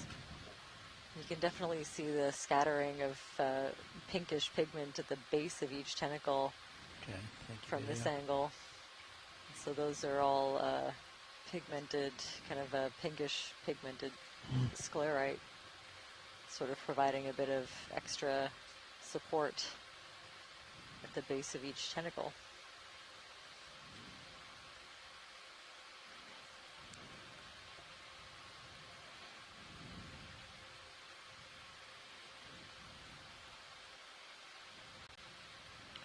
Another one of those and the mushroom lone corals that you were unbranched just bamboo describing. coral. Just fired lasers. A little bit of damage at the bottom. I'm going to go ahead the and blame white that sea stop. star we saw earlier.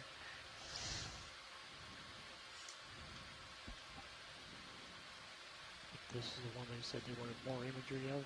Interesting, we haven't seen very many of the Isidella tentaculum corals that we've been seeing on quite a few of our dives so far. Okay, I was thinking it's kind of Definitely leveling a out a little different, bit, that we can make some tracks too if we wanted Different species complex.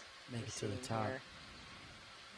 And these, let's see Yeah, Bridge. if I get this right. If we're Good copy. seeing Thank you, Bridge. those, All right, that move kind is of complete. mid-sized and smaller polyps, then we might be You wanna looking give it a at second? heteropolypus here. Good.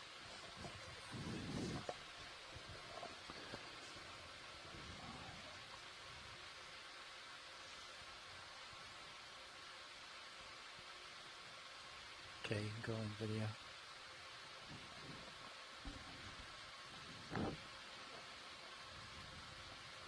All right, okay. I'm starting to get a feel for it.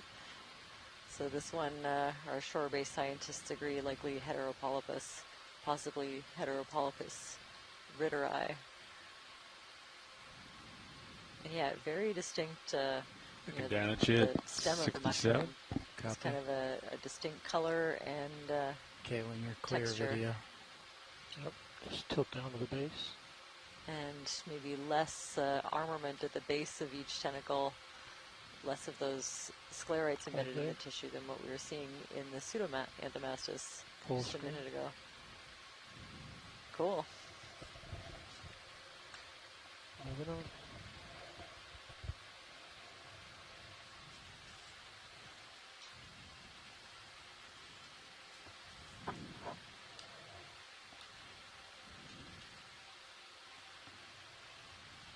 It's a little flatter up here.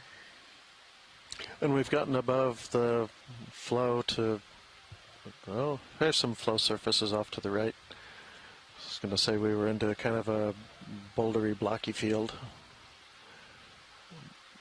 But then I see those flatter outcrops that strike me as flow top.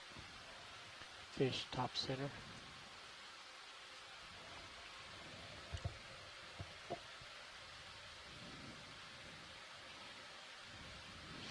You can envision these as just hot mats of lava, a big tongue of them extending down the side of the volcano. Okay, I think we can get another one now. Copy. You good with that, Levi? Yeah. Okay. Bridge, are we now? Hey, Bridge, I'd like to repeat that last move, please. Range 10 meters, bearing 290 degrees, speed 0.2 knots.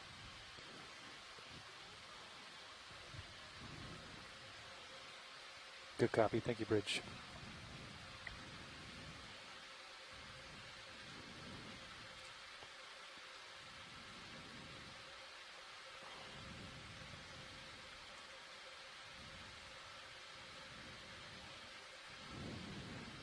Okay, someone spelled this out for me. Coryphenoides is possibly the genus of this little grenadier that we're seeing. Yeah, just give me one moment. Always appreciate. Okay, you can go in. Always appreciate that.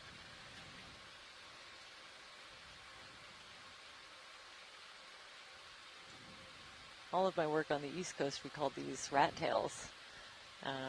But here on the Pacific, it seems to go mostly by grenadier.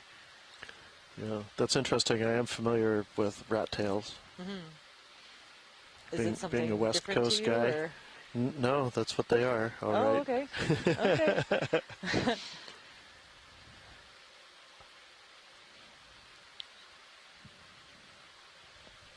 Very smooth follow. Thank you. You can almost imagine these flows to the left and right coming down a slope that's previously littered with these boulders like we see in between. Right here that are the remains of former flows.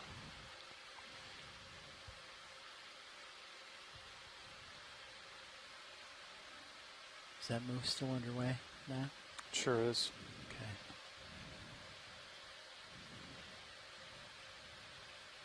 Andy is on the move. Making tracks. No joke. Way faster than you, Chris. 100% faster. It's less steep here. Yeah, it's pretty flat. I mean, there's only things every so often if we... Good, Bridge. Good copy, Bridge. We'd like to roll that same move back, C-star please. right of Range lasers. 10 meters, bearing 290.2 knots. Say again, video? Another C-star right of lasers. Good copy. Thank you, Bridge. Oh, in the distance a little bit. Yep, a little further out. Actually, there's another one from that one also further to the right. Also. Or is that a crab? It just moved quick.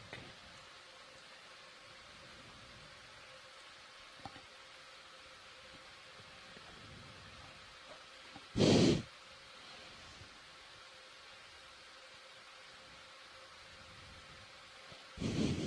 little funnel right here. It'll wash out.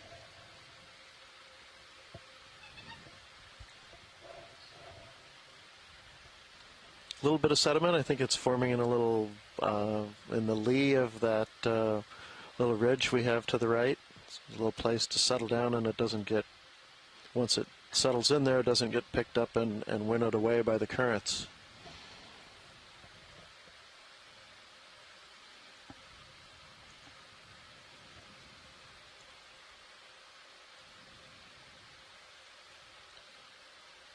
There's another crab. Squat lobster Oh, is that what it is? in the center. Oh, I'm talking about what's on lasers, or near lasers. Yeah, squat I lobster. think another squat lobster. Maybe a couple of different species in here.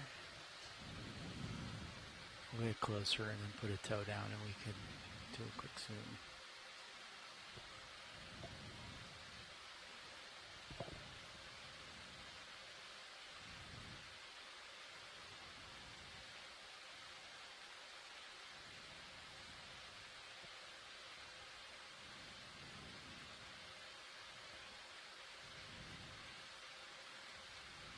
Okay. Good, Bridge. Thank you, Bridge. Move is complete, pilots. Copy. Max zoom. All right, whenever you're clear, video. Clear.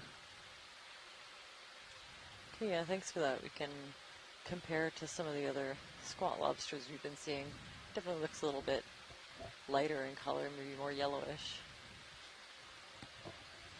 You want to label some more contours now? Negative. Looks like I didn't label enough of them. You want to take high back?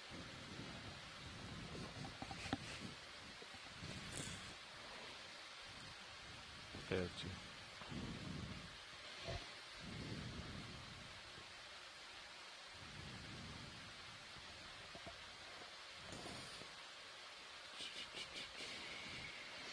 It's kind of a boulder field here we're looking at that's more or less devoid of any So many squat lobsters. any large size anchored organisms. The squat lobsters seem happy with it. Mm-hmm.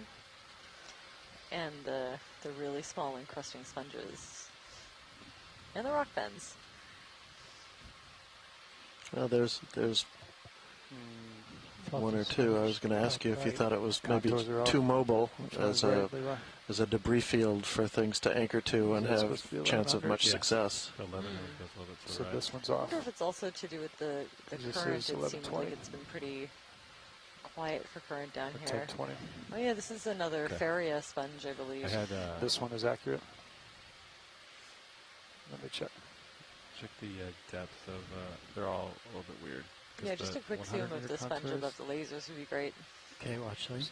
50, I'm going to get a little bit 50, closer 40, first. 30, Sure, 20, thanks. 10, 0, 80, Just 60, a quick snap 40, zoom. I'm 20. pretty sure I know what it is. This one. Okay. All right. Snap then video. Yeah, there you go. Yeah, so the kind of thin, That's all I'm doing. folded network. Looks like it's I had there's it- some the 100 meter contours. some dead the 10 parts meter at the contours bottom, weren't done parts that you from can the same, see right through the skeleton. That really surface. thin. Does I that think make it's sense? just one spicule layer thick. Like if you drop the one, yeah, gotcha, I see. Ferrioid See that? skeleton. And then So how- in yeah. Don't in matchy the matchy. family Faraday. Clear. Okay. For wide So I video. hid the 100s just to like, you know. Interesting. Thanks. Yeah. I think that's what happens when you do them from a different surface. It's not great. It's not terrible. Not great. So he's at 1080. So that's pretty close. It's basically at the 1080 contour, right? It's pretty close. We definitely got a much better view of the geology today. It's 10 meters off. Yeah, boy, that's for sure. But yeah, it's certainly Yeah. a lot easier to make out. change to all make out these. some of the finer To features of actual these rocks event? when they're not Whatever you want. covered with things. Well, I don't know. It doesn't match. But here we are. We're a couple hours into this dive, and you haven't picked up a single sample yet. I know. Does it continue to climb after this? It's much more of Yeah, a you still geology got dive another today. It's 100, feast or 200 famine, I meters or guess. so. I guess so, Okay. yeah. The bio boxes were definitely full yesterday. We're definitely still interested in 320 if, meters folks from have waypoint 3. requests. Okay. That's all upslope. You know, I don't. You I want think another we've got 10? a fair, Yes, at please. least You want to the make ones it that I've 15? seen a fair number of samples of the Copy. unbranched bamboo. Bridge, corals. Arvinas. This last one. Hey, should be Bridge, we're going to something mix it up a little different. bit. We're going to do a range of 1.5 meters, bearing I 290 know we were degrees, hoping for speed that, 0.2 knots. that cool brittle star earlier. I was hoping to lump it in with another collection and just Good copy, all. Thank you, didn't Bridge. see one. That's okay. We can make a little more headway if I keep it conservative. Can cover a little more ground. Levi, are you still happy with that heading? 290? Yeah, I think it's good. That's local high. Okay, you can go in video. It was the one I was referring to was upper left, more of a stick type. Upper left right now. Off screen. Oh, wow. Okay. It's got a big scale worm and a big All right, we can just take a quick look at brittle this. star on top. Probably Pseudoanthomastus. And the juvenile See one the beside branching it. one there, upper left corner. Okay, yeah.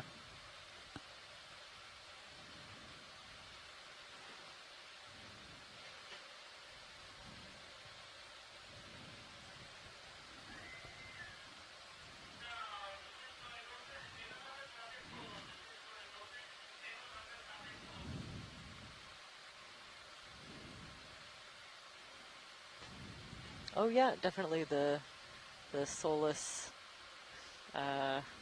sessile sea cucumber with the little white, feeding appendages sticking out.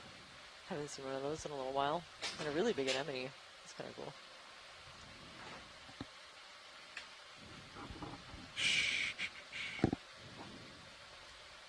And yeah, another one of these like perfectly still. So you can see the current is fairly calm here. Perfectly still. Unbranched bamboo coral, a really long one.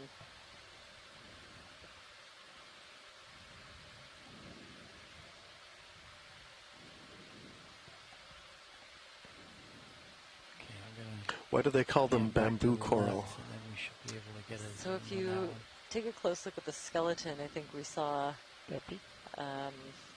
you know, especially if there's no tissue on it, but you can see these kind of alternating bands. There's a smaller, thick, darker colored band in between these longer white internodes, and it kind of gives the coral skeleton the appearance of bamboo.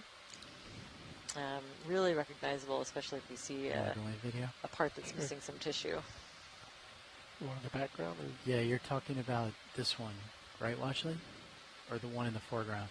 Oh, I was talking about the one in the foreground, but this is kind of, yeah, it's a cool encrusting anemone that's set up shop right on top of this Swiftia coral. Oh, that's amazing. Wow. Yeah, a really big one. How did he get up there? I don't know.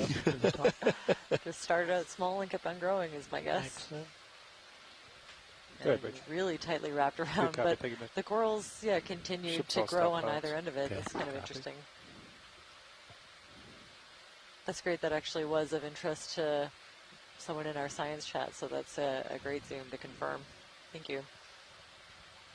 Okay, after this, we'll look at the other one in the foreground. I don't think I need a close up. We've had a couple of really nice looks at those. Video's clear.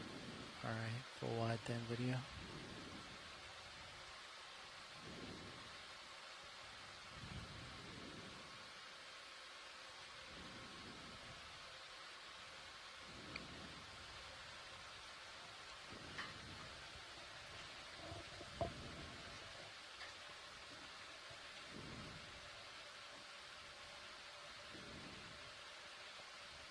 A lot of rocks. That U-shaped parchment worm tube.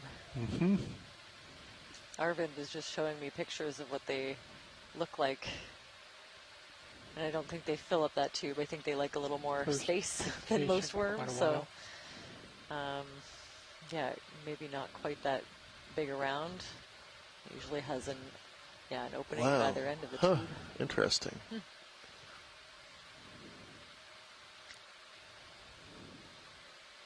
Yeah, every now and then we see quite a few. And another little thorny head rockfish up ahead. Again, just one kind of all by itself. You keep going.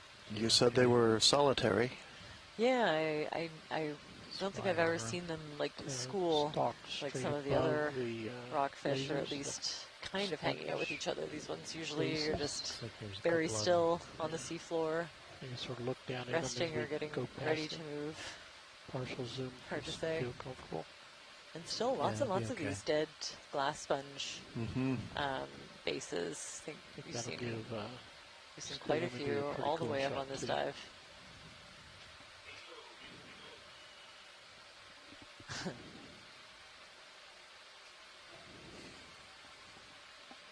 Just keep going.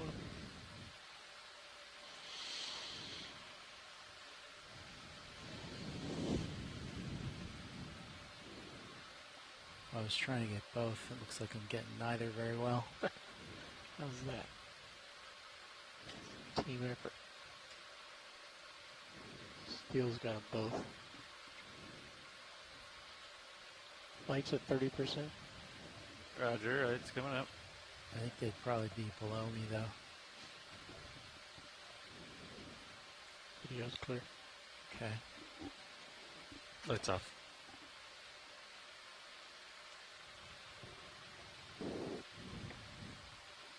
Yeah, there's a really big We want to look sponge straight down on that one as well.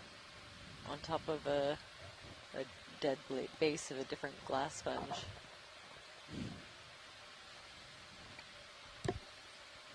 These are all in the family Rosselidae, so we call them Rosselid sponges. A couple of different species. This could be, my guess would be Starocalyptus. Is there any particular aspect you want to look at this? No, just a quick zoom to confirm would be great. It's definitely the biggest one we've seen. Okay, I'm going to set a toe down real quick. We got a little while till the ship catches up. Sure. Maybe a scan around. Go in video. Okay, yeah, we'll do a pirouette and we can fly over top of it too. Ooh, a pirouette. I like that. Two different kind of shrimp and seeing kind of like tufts of spicules, maybe from a different kind of sponge. And then that interlocking network of glass spicules, you can see it's just covered in little tiny brittle stars and all sorts of other animals. That bigger shrimp in the middle seems to really like it. And yeah, these almost kind of have like a fiberglass insulation sort of feel to them. Full water.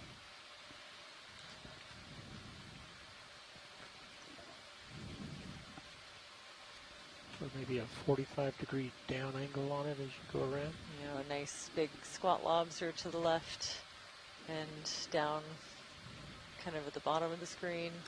Lots of those long tubes. I couldn't tell if they were worm tubes or casts from a bigger animal, but I haven't seen a bigger animal that I imagine leaves these, here. so that leads me to think that there are maybe more tubes that a really long tube that a worm of some kind might live in.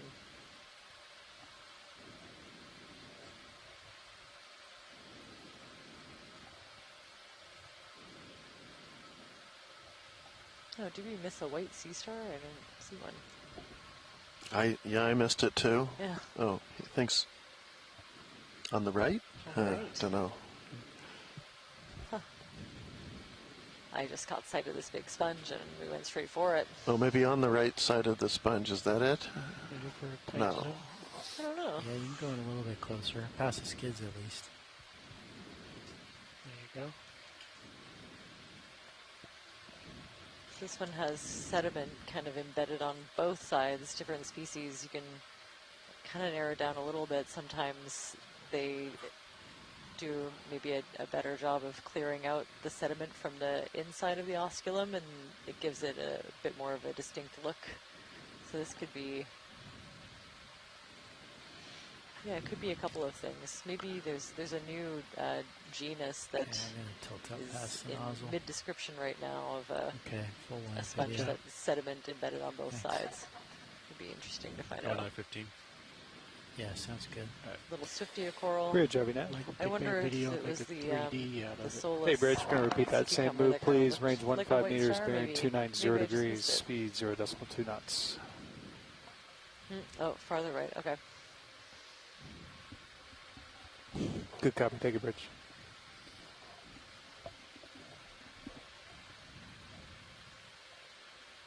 A lot more what I think are sponge,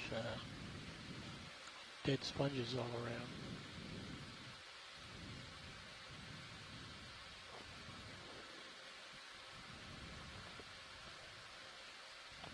Bright white, top right.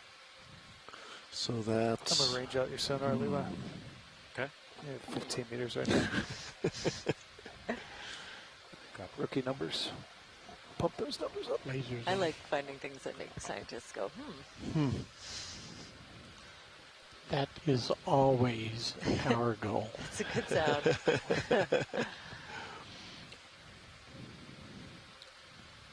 Can the multi little output a point cloud? resistant something or other? Maybe modern? You can get like an array of values. Crab left went off screen. Okay. Coming up with you. There's another big stick of cotton candy ahead. 3D that Yeah, I think a actually different image kind whole of volume rosellid at the same sponge. time. Maybe something more like the Experimenting with that with some of Acanthascus my drone footage. genus. You can see this one, yeah, prioritizes keeping the sediment clear of the tissue, so where the other one was really embedded. This Might be passing right over another piece of granite right now, another exotic clast. Do you want to take a look? No, that's okay. He's exotic. Oh, yeah.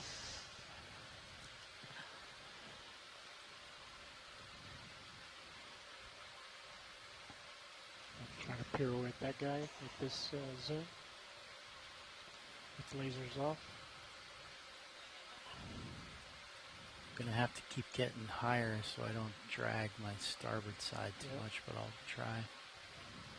Yeah, just a snap zoom of this one would be nice. I think we have seen examples of it on, Alright, on different dives. It's the first time I've seen it on this one, I think. Got a nice little boulder just up above you, Andy, with some biology on it.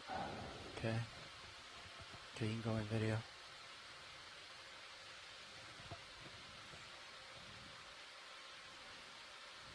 Ooh, that's great. So yeah, definitely a different pattern to the network of spicules that we're seeing. I think maybe more of those little isopods attached. Full.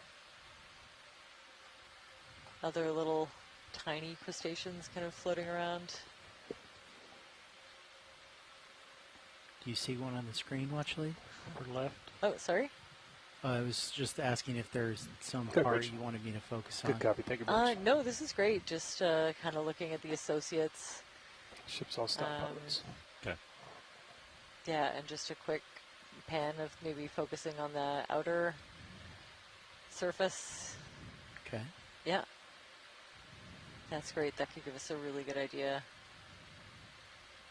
Lights at 30%. of what this sponge is. How about there you go. Too far away. Yeah, just crawling with tiny little yeah, crustaceans of some kind. I'm wondering what that little blob is. It was all sorts. Some kind of darker orange. I don't know if it's embedded in the tissue. Oh! Oh, this is cool. There's a stalk. I think. Is that attached to this sponge? Because that makes it something different. Okay. Try those lights up again. Okay. That's good. Holding that. Wow. Okay, if that's attached to that stalk, that's very cool. That is attached to that stalk. You know, the stalked glass sponge is actually kind of unique. I wouldn't mind a sample of this one, actually. Could we set up for one? Sure. I don't think it. I would think it's too large to take the Oh, complete yeah. specimen. For sure. I think we'd just be looking at kind of a snip You wanna bring me maybe back from the down outer there? lip. Chris? Say it again. Do you think that's Yeah. Yep. Yeah, possible? we can do that. Okay. Oh, we're all stopped. You still moving? Yeah, I think so. Okay. I'll bring it back to 10. Just 5 is good, I think. 5? Yeah. Bridge over now. Hey, Bridge, we'd like to put a move in, please. It's going to be a 5-meter move, range 110 degrees, speed 0.2 knots. So I thought I had a pretty Or, good excuse idea me, of what period this 110 degrees. sponge was, and then we panned down and saw a stalk at the end, so now I'm really curious. It could be a stalked sponge that I've I think that's been too keeping far an away. eye that's out correct. for Thanks, quite Bridge. some time. No, So that's it'd be fine. really nice to Grab that. to Hydraulics get are a up, piece Andy. to compare. Okay. Portman nip is out there. We probably can't draw in this position. We'll get you right monitor HD2 going.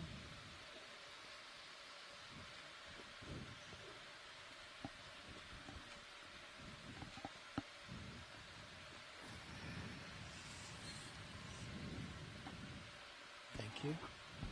Chris will keep an eye on our sonars. Yep. You got any bio box you want available. You're going to go for it. This will be the first biology collection on this dive. First dedicated biology. Well, yes. Couple of associates, that's for sure. Group 4-6 is too much.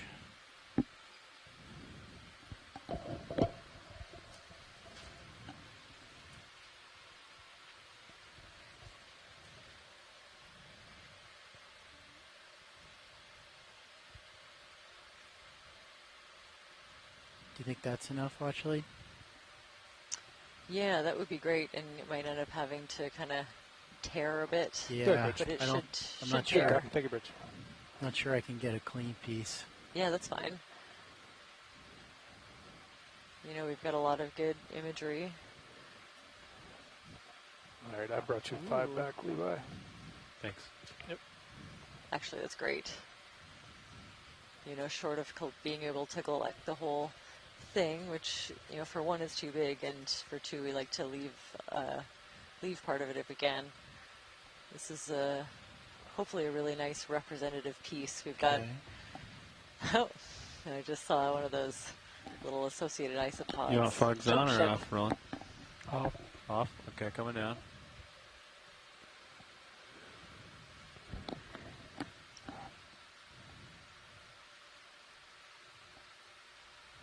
So we'll just get a quick view of each side.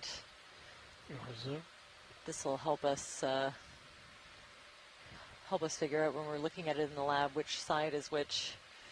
Sorry, I'm not used to zooming on. The patterns and the stipules look really different, but if you have the disassociated piece and no other information, it can be hard to tell. Whew, that was close. All right. So. Any bio box, I believe. Okay, so we'll. You guys are going to have to come off. Yeah. Draw out. The lower right section is starting to swing loose. Okay, video. I have both boxes ready to go out. I'm ready to bring the drawer out on your mark. Okay. Yeah, let's try it. Unless you're sure it's gonna hit. I'm pretty sure it's gonna hit, but we can try. There it goes. Yeah, Okay. we'll have to come off. I've got the entry ready to go.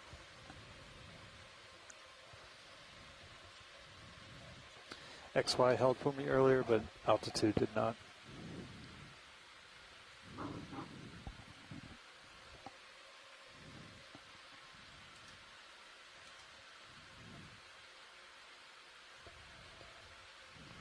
Yeah, this will seem like it works. All right, truck coming out. Any box. Choose your box.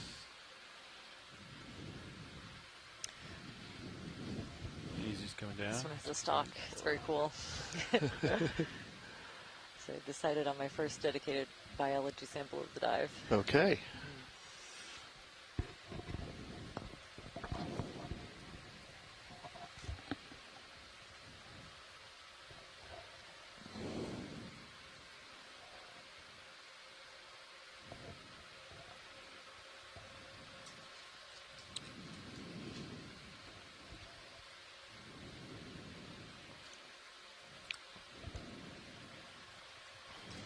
Clear.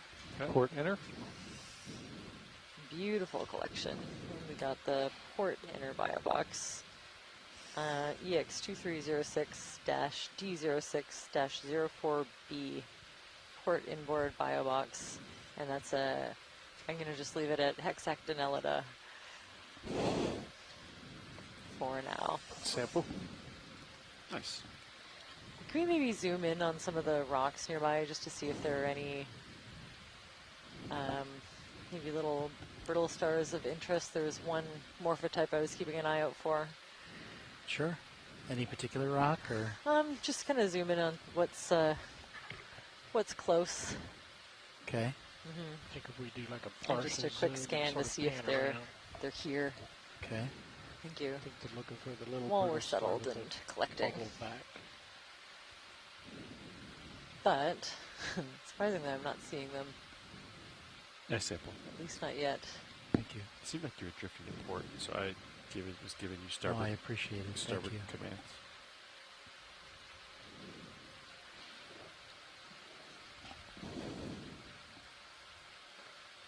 You want to go tighter in on any particular rock or? Yeah, maybe. Exactly. That's great. I see one. Yeah, but it's not the one. Unless there's a couple more over here to the right. Maybe zoom in on those little ones on the kind of brownish rock. How do I describe this rock? I'm learning, but on the fly. So I'm looking. Is that a rock? Oh no, right. It looks like a piece of a dead sponge. Those might be them. I wonder if Chris Ma is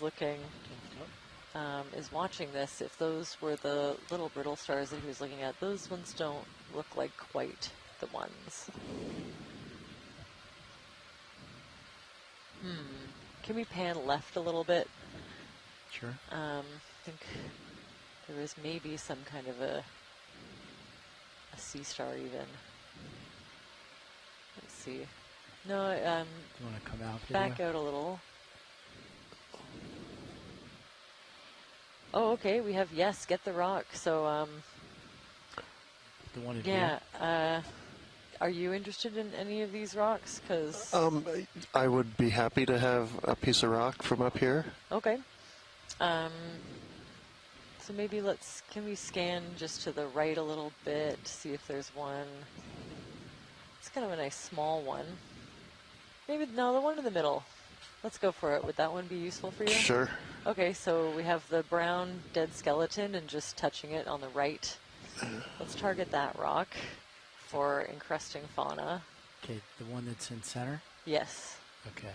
Yeah. I mean, if we could get the lasers on it for just a quick in situ measurement. Okay, would you come out video? If they're looking for encrusting, that would mean they want it in the bio. There are the lasers, yeah. Too big? It's a little over 10 centimeters. Not bad. I'd also be happy with a suction sample. Could try that. No. I don't... Oh, like suction up the little brittle piece stars? off the rock? What I'm interested in are little brittle stars on the rock. Wonder if a suction would be better, or just pick up. They looked very small. Pretty small? Okay, let's go for the rock then. I think that's probably safer, as long as it ends up in the bio box. Yeah, I think it's small enough to fit in the bio box and be safe in there.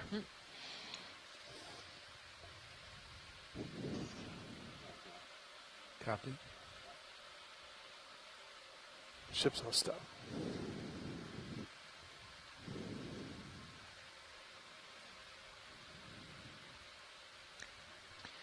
Collected some big rocks today, right? Left big rock with the weird circle has a small star-shaped thing. Where is Offset, this? put it in port.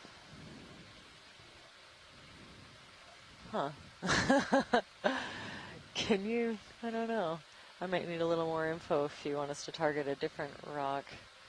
Please let us know. We're going to go for that one in the middle. Big left rock with the weird circle. Bouncing around a little bit. Is that maybe the dead sponge?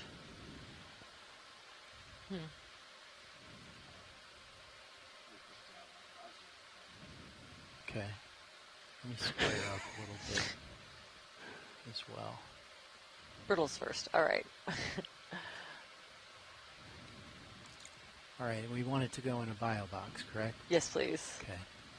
Looks like we have everything but the port inboard available. Yeah. Well. Yeah, I think the biology is the target. So yes, let's go with that. Are you okay calling this one biology? Yeah. With an associated geology sample.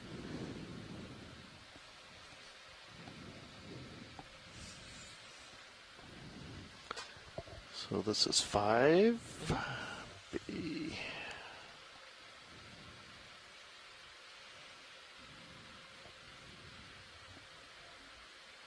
maybe up it.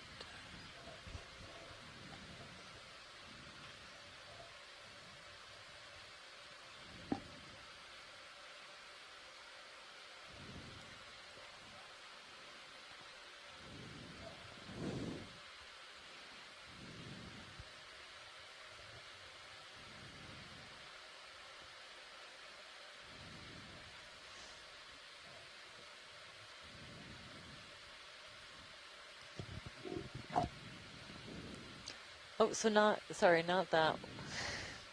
That's the sponge, I think. Yeah. We're looking for the rock just to the right of it. Just Sorry. to the right. Okay. That was unclear. Next one over.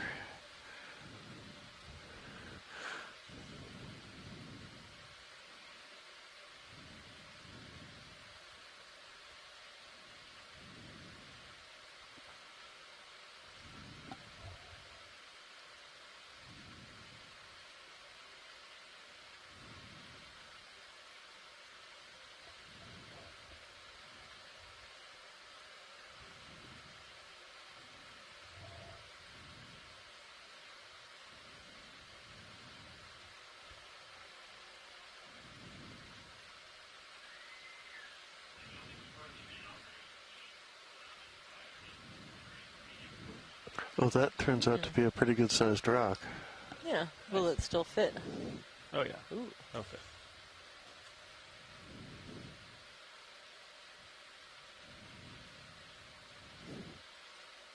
You can go in video. Ooh, it's a little crumbly, maybe. Yeah. Ooh, we might be losing some of those associated critters. Yeah, I'm not seeing her. Oh, there. Oh, okay. I take it back. They're stuck on there. As long as they stay along for the ride to the bio box. Okay, let's go. Video for wide.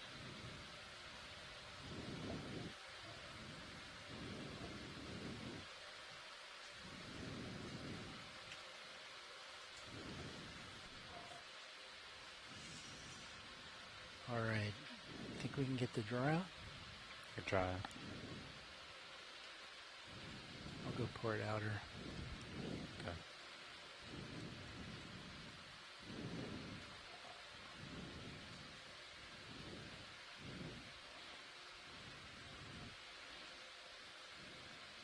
Am I hidden? I'm starting to hit. You could probably sneak it in, right? I think so. Is that a big enough window for you? I just started to hit. I don't want to push you off.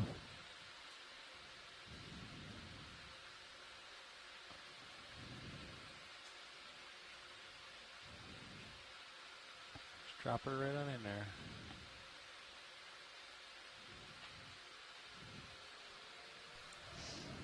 Nice.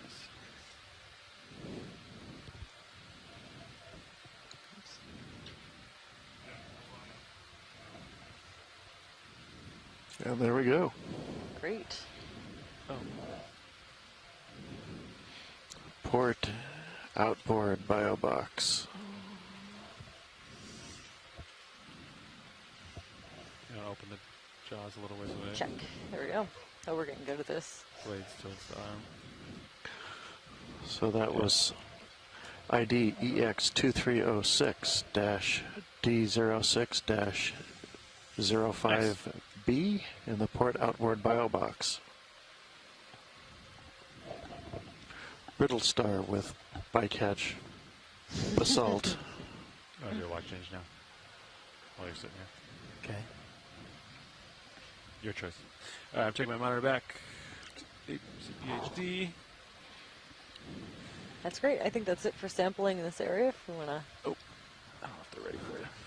So Chris says On the ascent. Laban-Spuren trail on it. Hello. Okay, I'll take off then. I'm not On a seeing that. large rock. No, I also didn't see it. I've definitely seen lots of trails or maybe casts from something.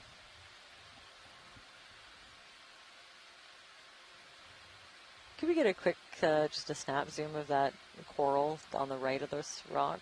The branchy one? Yeah. Okay. Pinkish. Go in video.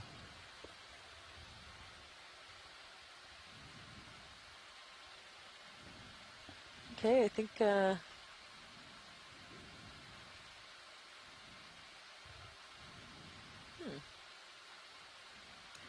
does remind me of the paragorgid that we collected earlier. It's even got the same associated anemone, I think.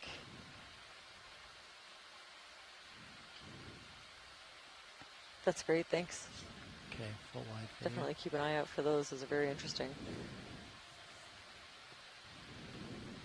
Big crab on top of the rock.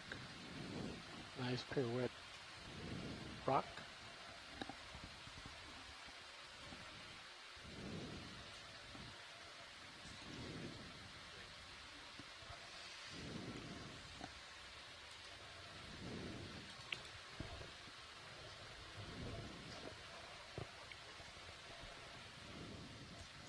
This boulder looks pretty cool. It is a big, beautiful boulder. It's almost a little mushroomy itself. Uh-huh. See the smooth stalk. And an interesting little... Big to sample.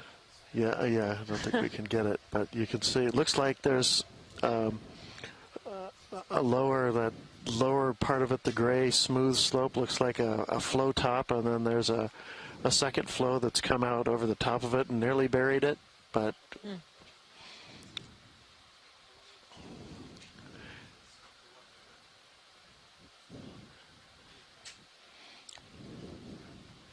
I think you can see that smooth part is just a thin veneer of a chilled margin. And then you can see underneath it, the still molten lava that moved underneath it for some time before it eventually chilled and came to a stop.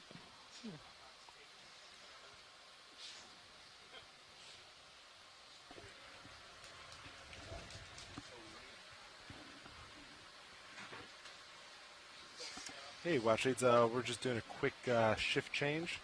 Sure. Is there anything in view you want views on before we keep moving? Well, since we're here, that coral right in the middle looks kind of a little bit different. I wouldn't mind a quick zoom on that. Yeah, copy that. Thank you. Biddy, you want to just come in center? Take a peek right here. Oh, another one of these coral skeletons parasitized by anemones. Zoanthid or parazoanthid anemones. Just, I don't know whether they are the reason that this coral skeleton no longer has coral on it, or if they kind of opportunistically came there afterwards and colonized the skeleton. But yeah, you can see these are all colonial anemones. So from far away, it kind of looks like a regular coral, but once you get used to looking at coral polyps, they're very different. I was going to say, to the untrained geologist's eye, they could pass for a coral polyp. Yeah, but definitely not an octocoral, with the 8 tentacles. They have way more. They just kind of look like a shrunken, version of a regular anemone. All right, we'll keep moving then. Sure, it sounds good. For there? Yeah, thank you. Let's do it.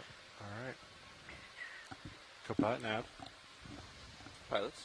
I think a heteropolypus mushroom coral, if I had to guess, and I'm getting pretty good at it, I think. I don't think we've done any intros today. If we want to do some intros. Sure. Science, would you like to do some intros? I don't think we did that today. Yeah, I think you may be control right. room camera up. Maybe not on camera or live. Yeah. So I'm Jamie Conrad. I am the geology lead on this expedition. I'm with the U.S. Geological Survey at their Pacific Coastal and Marine Science Center in Santa Cruz, California. There I mostly work on marine geohazard issues, things like offshore active faults and submarine landslides. Possible sea star. And tsunami hazards. You keep going with intros. Hey, and I'm Merlin Best. I'm a biologist with the Fisheries and Oceans Canada. I work with the Integrated Conservation and Monitoring Program out of the Institute of Ocean Sciences in Sydney, BC on Vancouver Island. And with my program, I study mostly coral and sponge distribution and a little bit of taxonomy when I can fit it in. Mostly focused on our offshore marine protected areas. Ooh, can I interrupt these intros for a second to look at that file shell, the bivalve, just lower left of the center? Yeah, copy that. And actually maybe set up for a sample. I did have a request for this. And for this bivalve? Yes, please. Understood. It's pretty delicate, so whether it's a suction or a very light, I don't know if the grab could do it. That's up to you. Copy that. We'll take a look and think about it. Sorry to interrupt our intros.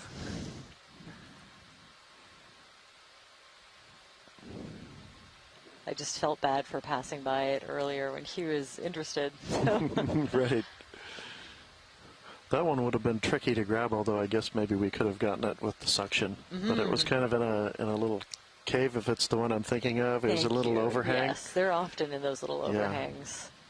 And I was waiting for one that was better placed. There you for go. sure. And this one I think is going to be a little bit better. You end up grabbing the rockets attached. If it could fit in the suction tube, that might be the way to go. The shells are very thin. Unless it's attached to a rock we can grab.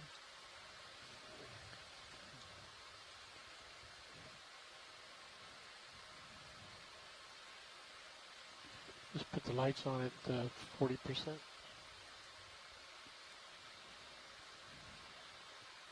believe all your jars are up in pilot.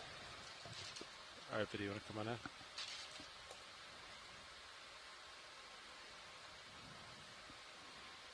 in? Yeah, definitely similar to the ones that we've seen. Say again, video. A little more tilt down. He's got kind of a veil-like look to. Yeah, way more so than any of the other ones. Yeah. I think it's also maybe the most like widely opened shell that we've seen. Is that cast out to catch things on it?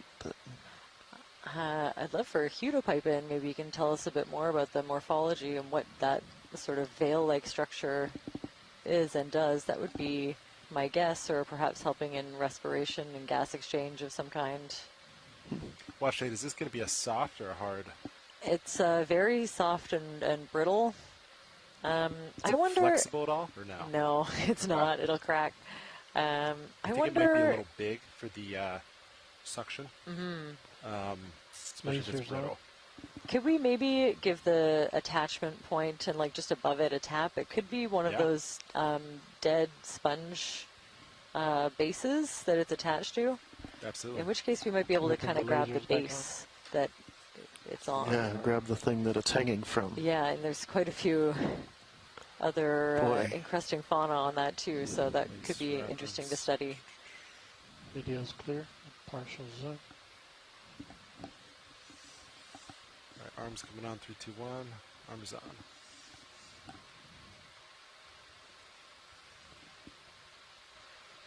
Tilting up.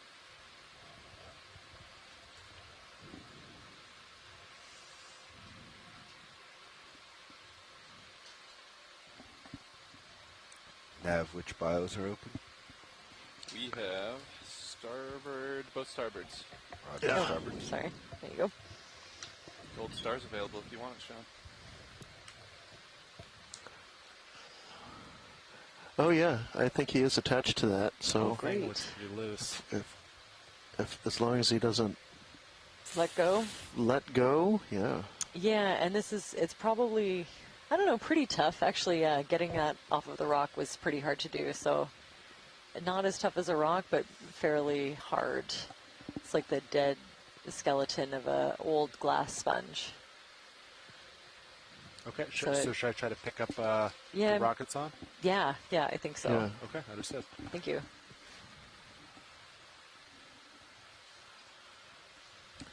So I might not be able to get your box fully open. Yeah, copy that. Be advised. If you can't, I'll just kind of get it close over top, and then we can. Yep. Just giving you a heads up. Starboard is ready. Standing by for drawer. Understood. Can I get a partial on Mini Zeus, please? Coming down, centering. Yeah, that's good. I was kind of hoping I could convince Hugh to call in and tell us a bit about this file clam. I don't know if he's listening, but this is definitely a group that he's interested in.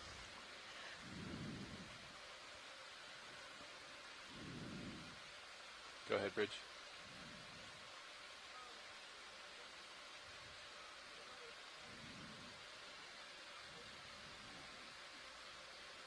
Whew. Copy that. Thanks for the advisement. Appreciate it.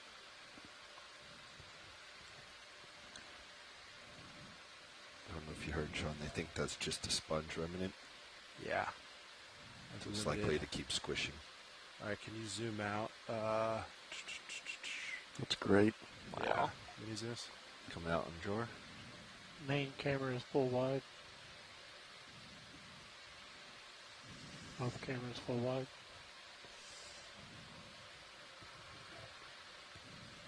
Should be extending slow. There we Yeah, go. go for drawer if you can. Sorry. It's a little more on the thumb wheel than I expected.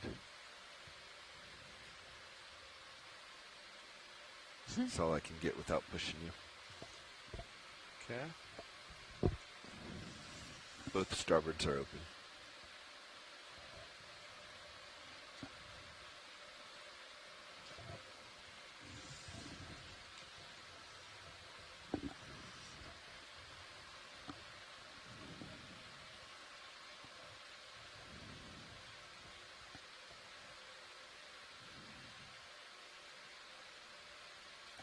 Going out.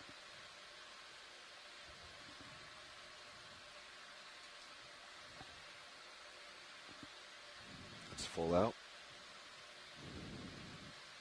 Copy.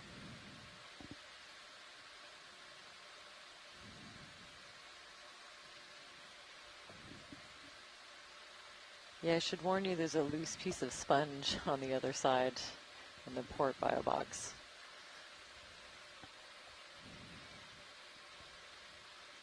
Port bio box? Yeah, just to let you know, there's something in there that could potentially float out. Okay, our port box is covered still. It's good. closed. Oh, sweet. Oh, okay. As you can see in the camera here. DBL did not like that. All right.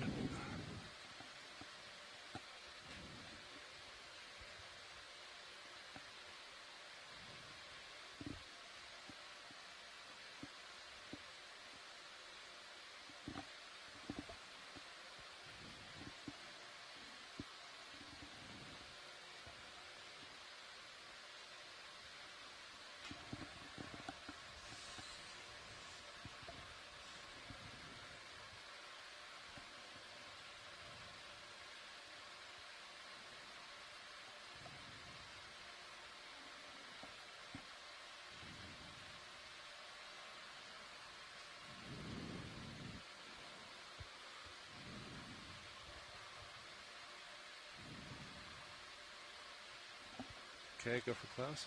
Closing. Very nice. ID Nice.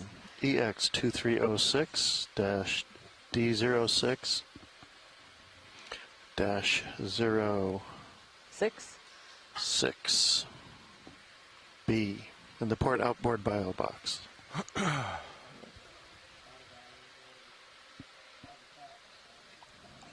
Oh, Yeah, great. very nice. ROV watch lead. Yes, watch lead. I was wondering if you could get a zoom on that crinoid just to the right of the lasers now. We've had a request from the science chat. Top of the big rock Yeah, center. copy that. Go in.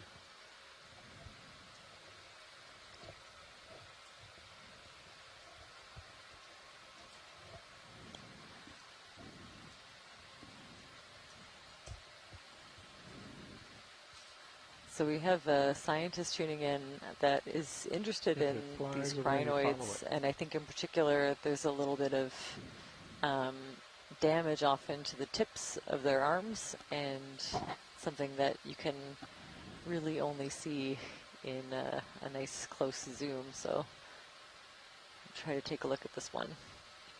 Start at the center. It is a and then we'll feature go we to that noticed on other seamounts as bottom well. diagonal right. Yeah, Short. copy that. Lasers clear. Lasers off. Give me one more second. All right, video, come on in.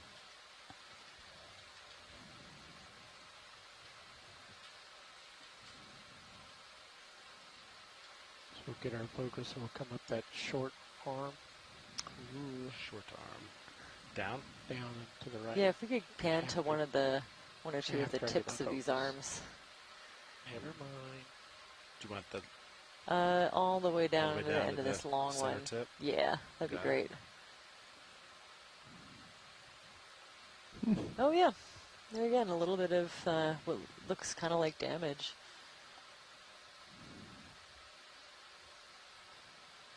You know, little kind of zones that are lacking that dermal layer, and a bigger zone at the end there. Very interesting. I think that's great. Thanks. Copy that. All right, video. What else do you want from this? Full screen. Full screen. You got it. Nav. What's our direction of motion? Pretty much just west. Last move was 1-1. It says 110. That's ship move. That doesn't look right. I think it was 290 is what they meant to write. Video's clear. 290. HiPAC looks like they backtracked at 110 Okay. for 10 meters. Got it. Yeah, 290 was the direction of relative movement towards waypoint 3. But the strike I'm Lights are seeing here clear. is more like 325. 325? 325, yeah, but I think they were probably going towards local maximum slope. Yep. Well, I think we can get 20 at 290 again. Good copy. 290. Good with that, pilot? Or 15. Let's do 15. Since it's pretty steep for 15. this whole time. Roger that. And work. Your camera's down HD2. I'll put it back Bridge up. RV now. Extra lights are clear. Yes, we'd like to request a ship move, please. Range 15 meters, bearing 290 at decimal 2 knots.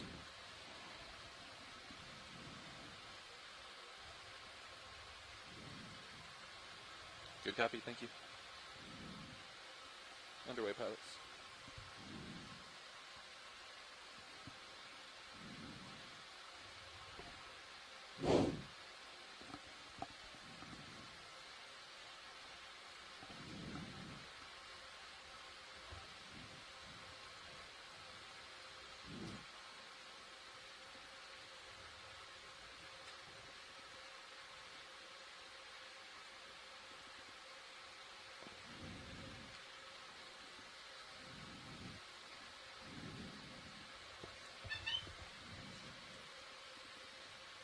Copy that. We've seen a lot.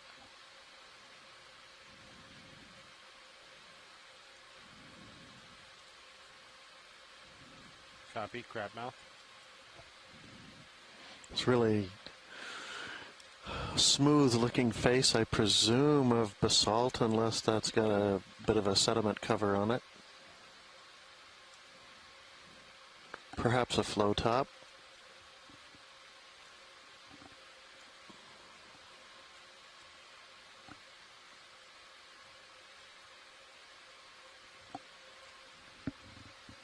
Just be advised, pilots, distance to target, or waypoint number 3 is about 420 meters, so highly unlikely we'll be able to make it that far with the time we have left, but we'll What do the average best we speed can. would we need to get there? We have about, I think, a little over an hour left of bottom time, too, so...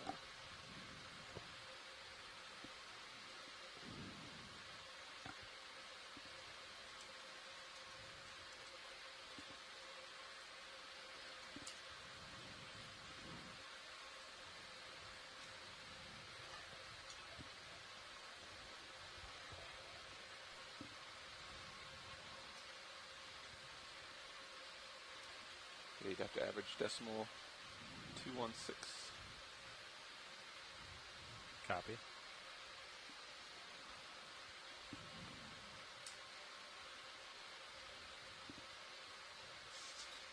Well, we'll keep moving.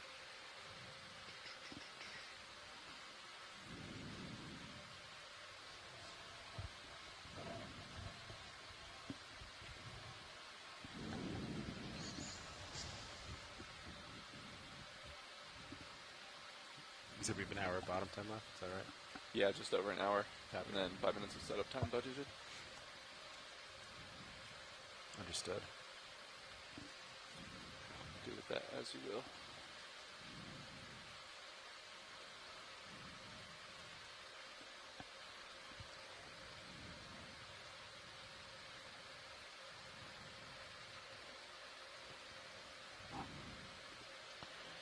If you have the time, the branching point to that stalk up there, I don't think we've seen that guy before today. Give it a pass.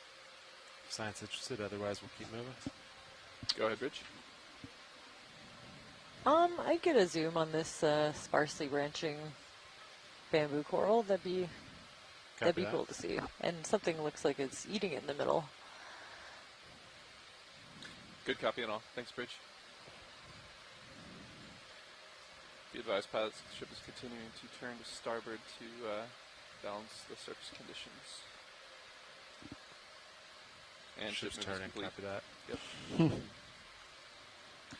I think when that move's done, let's do another 15 to 20. Roger that. Agreed. All right, video, you want to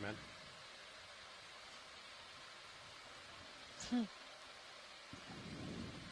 Zooms on. Bridge RV now. Interesting, yeah. I'm not sure that Yes, we'd like to put anemone another is the ship move culprit whenever or you're just done with a your heading change. Can you advise opportunist. when you're done? Thank you. It does look like the tissue has grown over. It's still, you can still barely see that darker band of material underneath of it. So it's interesting. That's what gives the bamboo coral its name? It is. Okay. It is, yes. Did you ever see anything like that in the fossil record, or I don't know? No, I'm not. Just crinoids. Yeah. Well, I've seen crinoids. I've seen lots of different corals, mostly scleractinian are the most common ones in the rocks I used to work in. Okay. Is that all you want for this one? Paleozoic yeah, rocks. I think that's great. Copy that. Yeah, thank you. Of the western United States. A few other types whose names aren't coming to me, but we see a lot of the cup corals, archaeocyathids, and the sort of semi-related but different rugose. I guess archaeocyathids are not corals. They are a different feature. They're a different critter. Okay. That would make sense, though, that like the stony corals, the scleractinians, would be the ones that would show up the most. Nice The really pivotal hard, giant boulder. I don't know, really like visible skeleton. You can imagine that being preserved really well versus something soft and squishy. Right. In places we would, I can think of, we would come across masses of the spicules that were recognizable as being spicules, but not the put together critter. Yeah, I have also seen a fossil sponge, which is very, I actually have one in my office that I kind of inherited. It's about that big, less than maybe 2 inches.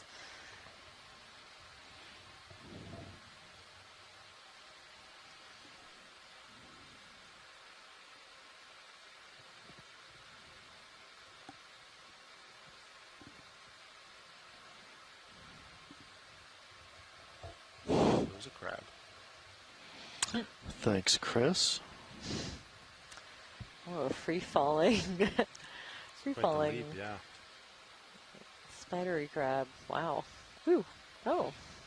Did a really good job. Oh, can we get a zoom on this coral? Sure.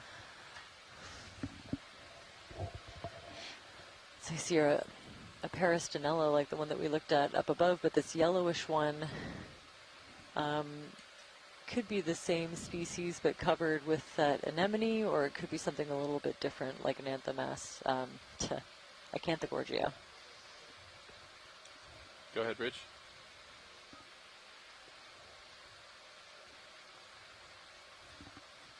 Lasers on. Copy that. Lasers Stand by. off. All right, video, you want to come on out? Pilot's still ready for a move.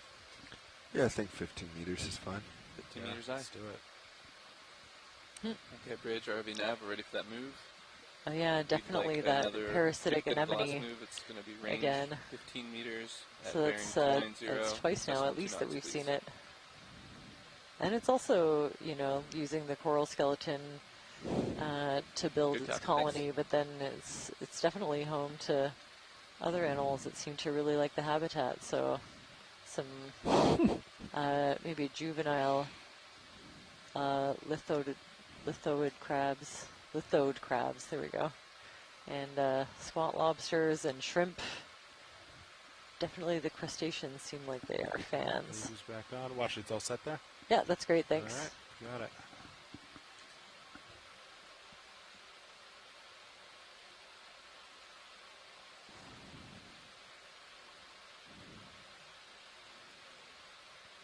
We see a nice... Oh, I saw that. Sorry. Nice ferromanganese coating on that vertical face, again, as usual. We're getting it just in a place where we're not getting much sediment, and you can see there isn't much sediment on this other face that's a little more horizontal, but still probably enough to inhibit the deposition of the ferromanganese crust.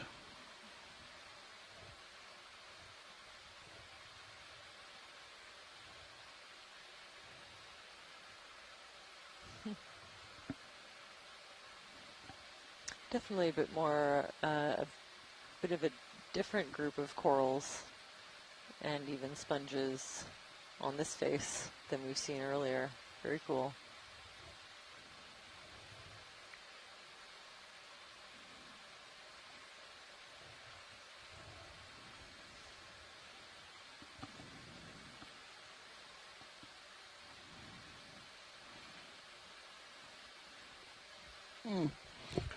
It's interesting the fractures that have formed on this big boulder that we're looking at. That's maybe 2 or 3 times the size of D2, as you can see from the view from Sirius.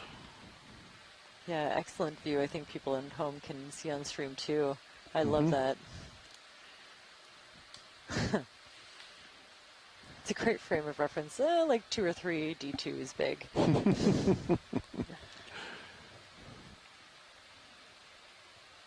So what did we decide the size of D2? A minivan? Did we go with a minibus, I think. A minibus, okay. Yeah.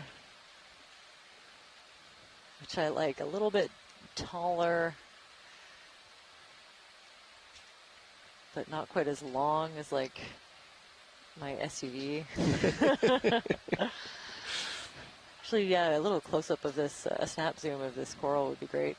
That I think it's the one that we sampled earlier on in this survey. Yeah, copy that. Thank you. Did you want to snap real quick? Yeah, that's great. I'm pretty confident in that. Copy that. Thanks. Yeah, it's got the strong preference for polyps to be on one side of that fan versus the other. The branching pattern is similar to other ones that we've seen. So this is that unknown paragorgid. Well, I guess it's a corallid now, but probably in the genus Paragorgia. That you see in your port rail cam there. Oh, look at that. Archaeocyathids were large reef-building sponges. Very cool. Oh. I guess reef-forming sponges were only known from the fossil record up until the ones off of BC, and parts of the northwestern U.S. were discovered, the sponge reefs that we have. Oh my. But before, like, I can't remember around when, but like not that long ago that they were only known from the fossil record until we found them right here. Well, not here.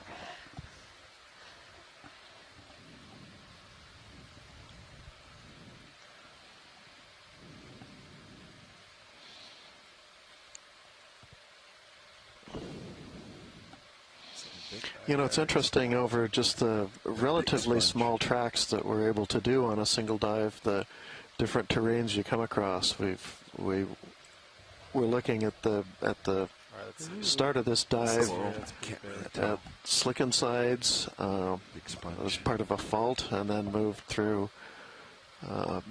some different, more massive rocks, and then got into some flows where the flow features and the tops of the flows were pretty apparent. There were boulder fields, and now we're in this field of kind of huge boulders, a fairly massive rock Yeah, wow. that tends to break up in pretty large I was trying to hide it until I didn't have boulders a couple meters across. You can reach it. Yeah. I can come back down and give it to you. Yeah, sorry, I thought that sponge was going to get away from us. I really wanted to take a look. Is that previous shipment complete? Roger that. Would we be able to put another one in? We will do a repeat of the last. Range 15 meters, bearing 290 at decimal 2. That is absolutely a great... Ooh, okay, this is another sponge I'm pretty familiar with from farther south in the offshore region of British Columbia on some of our seamounts. I believe it's a glass sponge. If we kind of came around to the side, we could probably see a trumpet-shaped base, and it folds out into these, big very good vase shapes. Very good. Pretty sure this is a Kodiak-Bowie, and there's a different species known from Alaskan seamounts, so or maybe not. It could be Kodiak-Bowie aurea. I'll have to double check, but fairly certain of that genus. We see quite a few of these, and it's huge. Did we have the lasers on it? Beware, I'll put them back on there. Like, how big is that? Those are 10 centimeters apart, so, a meter wide. I'm losing count. Can take a look at this afterwards to get a more precise measurement, but this one is giant. Thanks for that.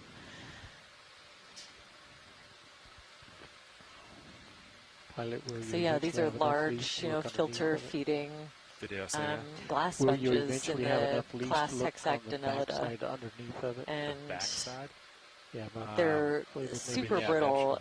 We've taken samples of similar sponges, and they're very thin, and you'd think they might be a little bit spongy, but they will crack like a shell. The goal is to get to the top, though, so I don't know how much time we want to spend on this. Wow. It's beautiful. Yeah. Yeah, and I think, if you zoom in on the texture at some point, but you can also see from back here, there's lots of other animals crawling around. I don't want to spin anymore just in case I... Using this surface as habitat. Sure, go for it. Do you want center? Or just start anywhere. Got it. Work your way up to it. Great. Wow, so lots of different kinds of debris, and then very small crustaceans of some sort kind of moving around on the surface. Go ahead and work your way up to center. Yep. And there's very little tissue on these sponges. The glass sponges will often, the bulk of it is made out of this silica or glass-based skeleton. Yeah, these little shrimp are certainly happy living in this little cavern that it's provided. And yeah, you can see the pattern. Yeah, boulder. If I remember from the last time I looked at a sample of one of these, those holes go directly all the way through sort of multi-layered framework. All of these glass elements have fused together to make this really intricate frame. And each of those will have a 6-rayed geometry. If you feel like Googling it, you can see all the different shapes and morphologies that the sponge spicules come in, but they're often based on a 6-rayed morphology, which is why they're called hexagonellids. So you're zoomed all the way out? Correct. Full wide. Copy that.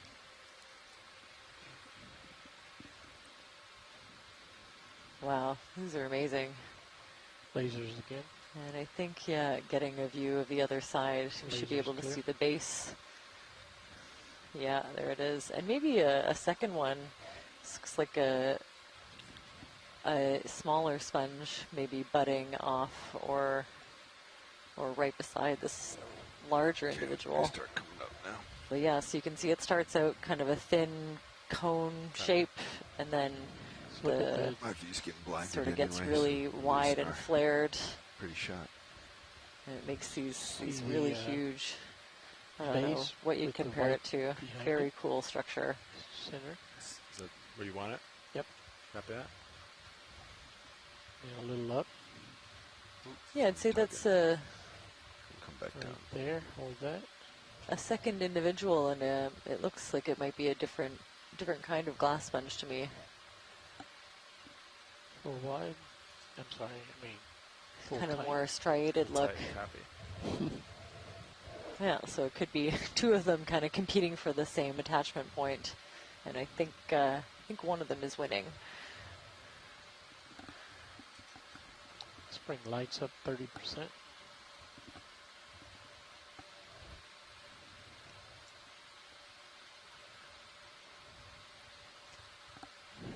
Beautiful. So yeah, these are fairly delicate. And can we keep going around a little bit more? Another 10 yeah, almost degrees? like a hard shell. So they're like stiff, but they can crack really easily. Should get moving. And one So more we've time got some with really lasers. excellent imagery. I'd love to check my references and see. Lasers there. I know there was at least one more species in the process of being described.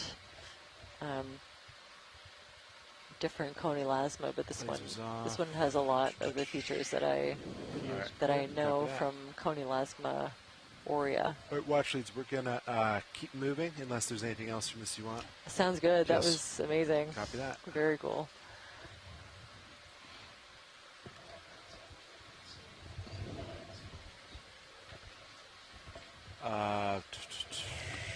Yeah, as I back out.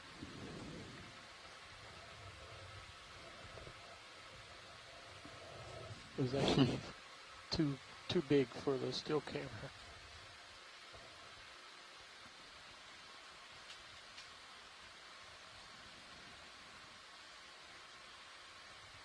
How's that, Nate?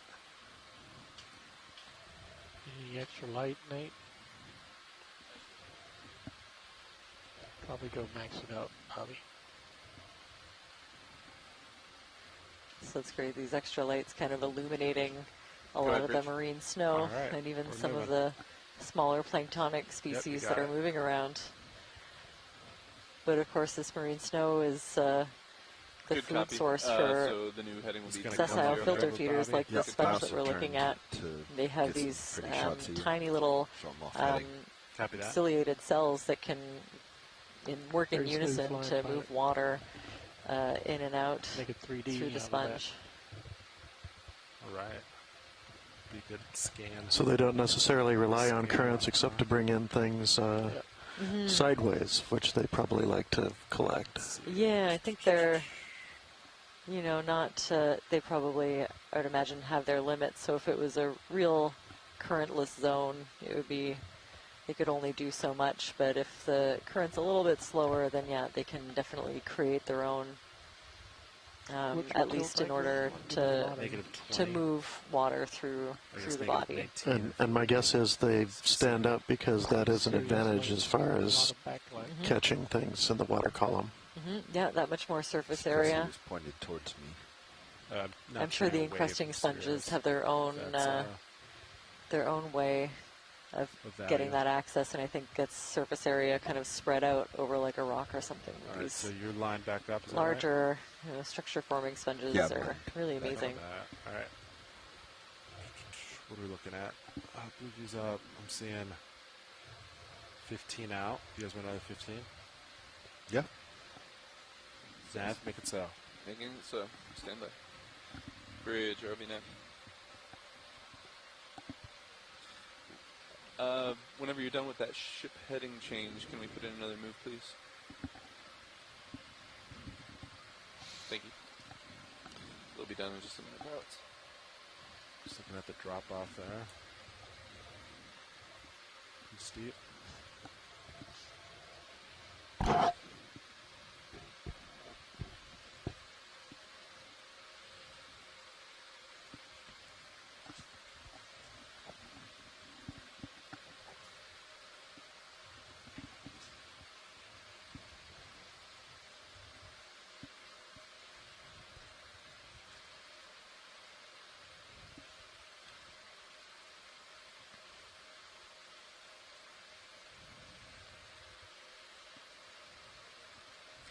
Go ahead, Bridge. Roger that. Ready for a ship move? Same as the last. Range 15 meters, bearing 290 degrees at decimal 2 knots.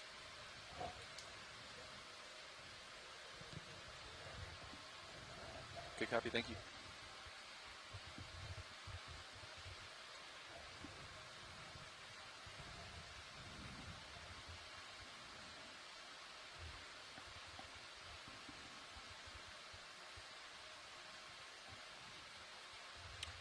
Do we want to rotate maybe for next move?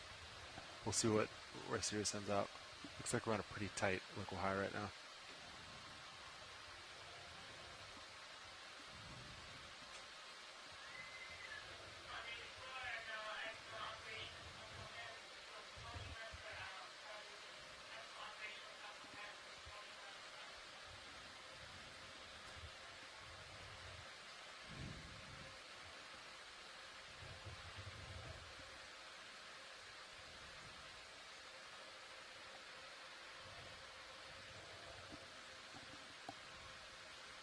How does depth match high pack nav? It's not exact. It's off by 5 or 10 meters per the contours. Yeah. It's pretty good for a terrain like this. Yeah, definitely. Run like a... Yeah. Right now you're almost nose on the 1040 meter contour, so by about 5 to 7 meters. Copy that. But as you described, very challenging terrain. You bring the lasers back on. Yes. Lasers are on. See them? So you do see them? Yes. Copy.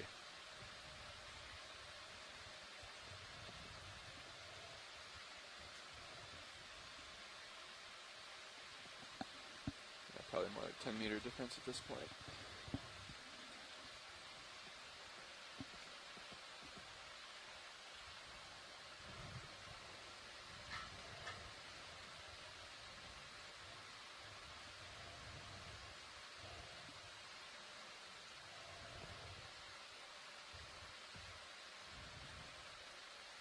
Do you want to put blue view out to like 100 real quick? Curious how far out that goes out. You got that? On it.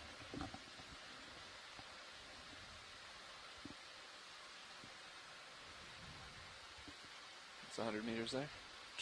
So we're still pretty far, yeah. Okay, cool. Coming back in. You look at it like 30 meters out? Yeah, I thought that was pretty good. Roger that. So, yeah. So start to catch up.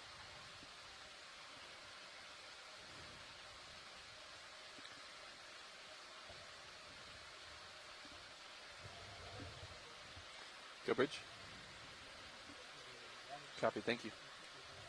I think let's add another Oh, that's 15. a great idea. Yeah. Roger Keep that. it moving. Sound good, pilot? Yeah. And work. ROV watch lead.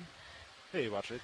Bridge ROV now. At your convenience, could we fire a water sample, please? Yes, we'd like another Got it. move, duplicate of the last. Co-pilot, Range activate. 15 meters, bearing 290 at decimal 2 knots.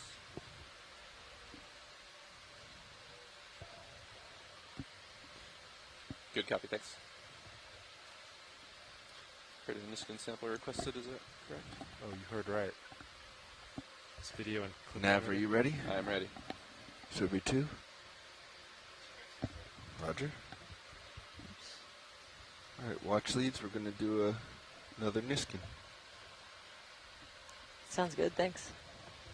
So we are resetting. And 3, 2, 1. Good. Good Niskin.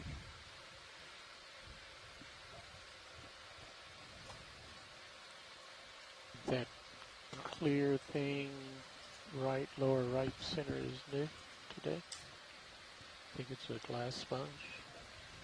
Right there. Yep. Gonna snap it real quick. Pass over it. Holothurian.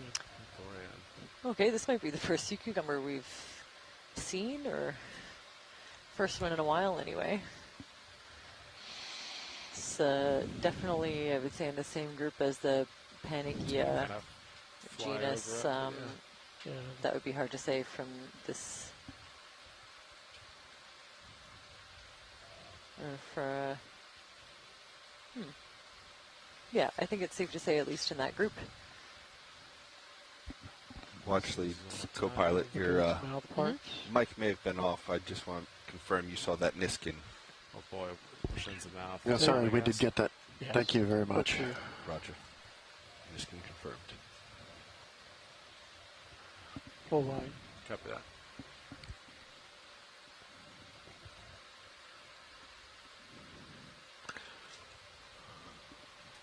Okay, another vote for Panikia genus for that sea cucumber. I think more of these heteropolypus mushroom corals. Looks like every one of these coral skeletons is colonized by that parasitic zoanthid. And maybe part of a dead bamboo coral skeleton up at the top. You can really see the banding. That's where the bamboo coral gets its name. Watch lead's co-pilot. Watch lead, go ahead. Yeah, question on these parasitic creatures that we're seeing, why are they taking to the coral as opposed to anything else?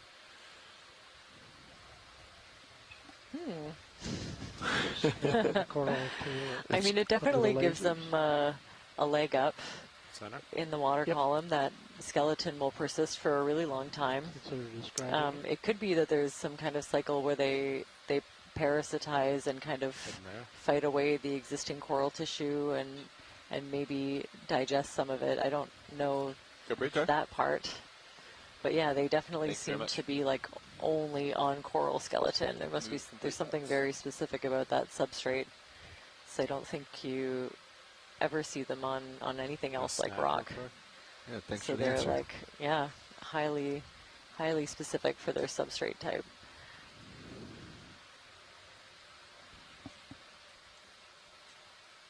Okay. All right, come on. Keep moving.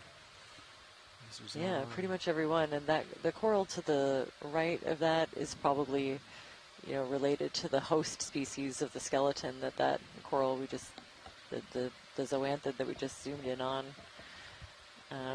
probably on a peristanella skeleton, judging by the branching pattern. And yeah, up here, a completely dead bamboo coral skeleton that's just covered with hydroids and a couple other things. You can see the darker banding in between the white internodes. Gray rock. Yep. Right above the Excellent rock. Gray without the Oh, coating. I think I see a jelly up ahead. Nope, don't see it.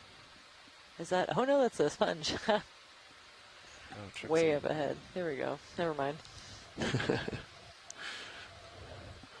So we're getting kind of above what this looks like. That looked like maybe a tongue of a flow that extended down the slope. We saw a lot of features related to the flow and flow tops, but we're now getting into a little bit of a depression down behind it. Not sure what this is. Zagging, but direction still looks good, I guess.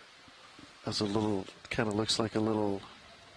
I see more of that. I don't think we have to get tight on flow across this little depression, and I wonder if this might have been a little part that collapsed or perhaps blew out. Kind of perhaps a steam explosion. Something has kind of eliminated most of that massive rock that made up the flow.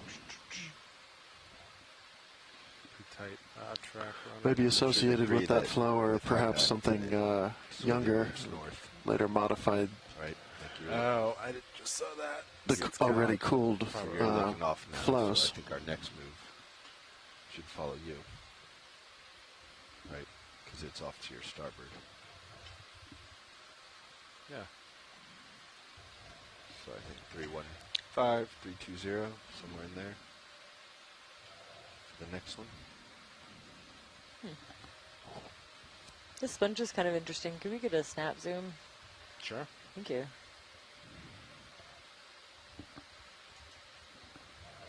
Yeah, I can't quite place it. It looks like a thicker plate-like sponge, not quite Video, you want to come on out? the same dimensions as the coney lasma that we were looking at earlier.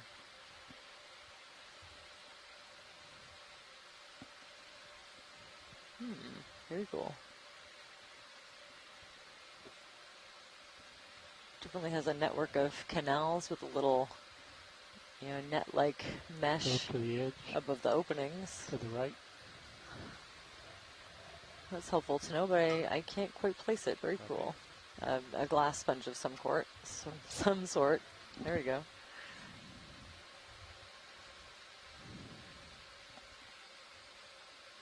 Little crustaceans and hydroids associated with these longer spicules sticking out. Okay, video's clear.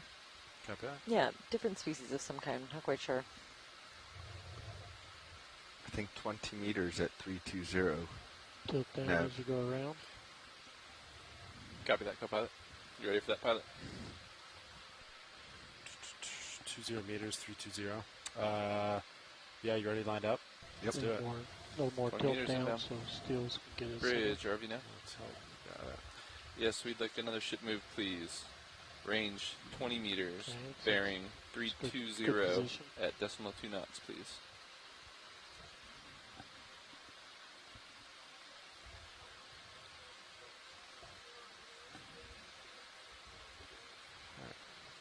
Affirmative, bridge. Thank you.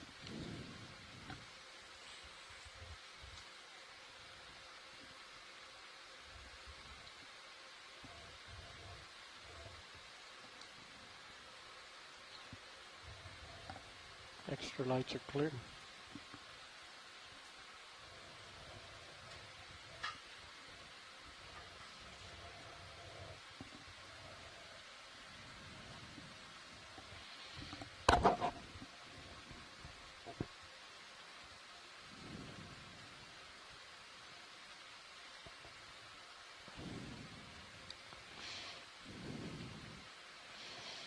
It's hard to say if these flows that we've been following up this ridge they seem to be kind of concentrated to the ridge and are we don't see them off to the left or the right as we head on up.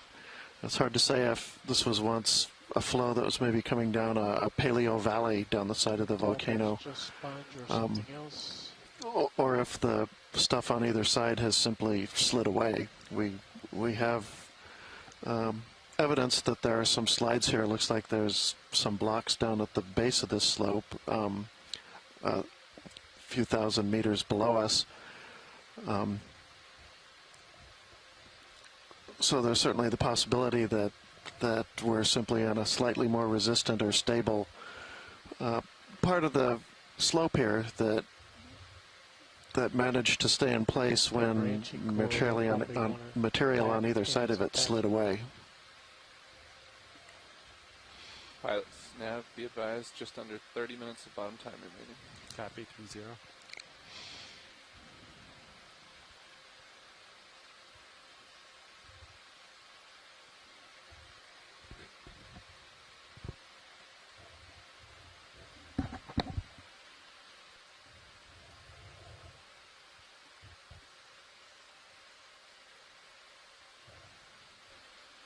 Co-pilot, I just noticed the blue light to your craft is on, but hydraulics are down.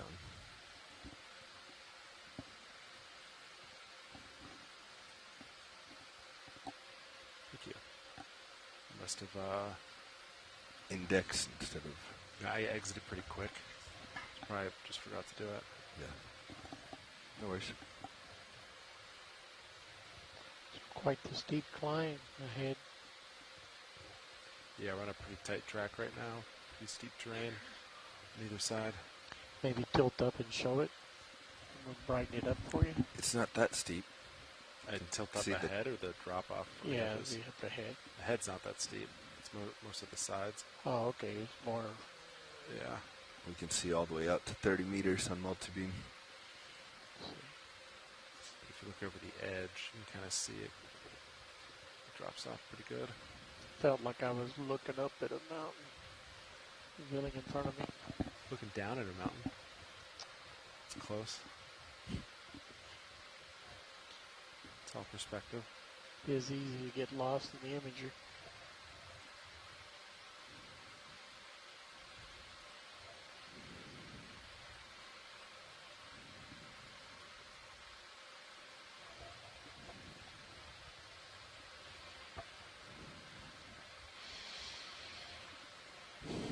Looks like big fractures up here on what I take to be the top of a basalt flow.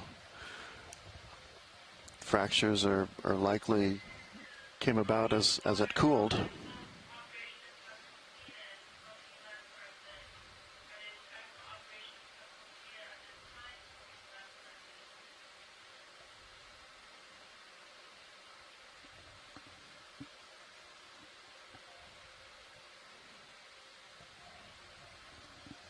Ship stopping. Yeah, it looks like the ship move just is bleeding now. Feel it. Would you guys like to tack on another one? I say yeah. What do you think of it? I'm comfortable. This all looks pretty flat up ahead. Floating fish upper left. 20 meters?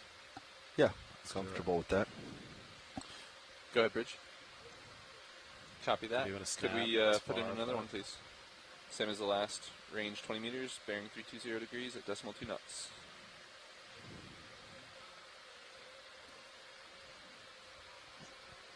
You got it. Thank you. We might have to adjust heading on the next one. nav. Roger that. Do you want me to belay the current one, or are we okay? No, I think we'll be okay for 20 meters, but... Roger. Aim a little more to starboard on the next one. Yeah. Looks like it's trending that So we're way. starting to see more of those sedentary sea cucumbers, the ones that kind of stay more or less fixed into one location, kind of a yellowish base, and then white feeding appendages sticking out into the water column. And lots of rock bends here. There's like 5 of them in this one field of view. Very cool. Oh, and the thin red coral that we're seeing off to the right, I believe, are Swiftias, like the Swiftia simplex.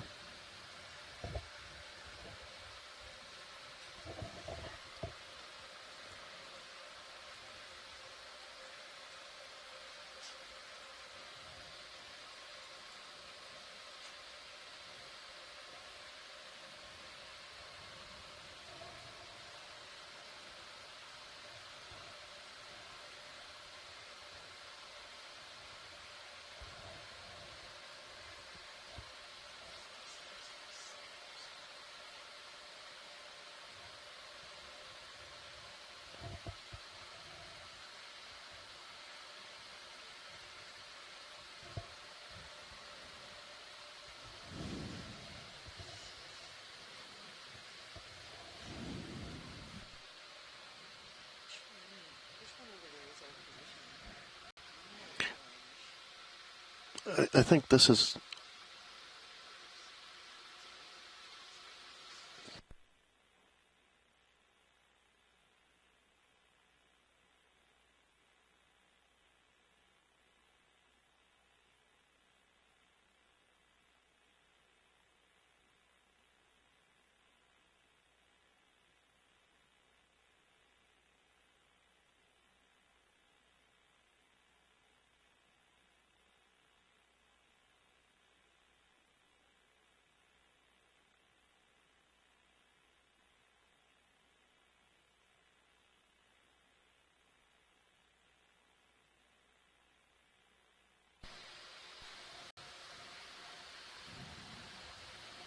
Does that look right? I think so.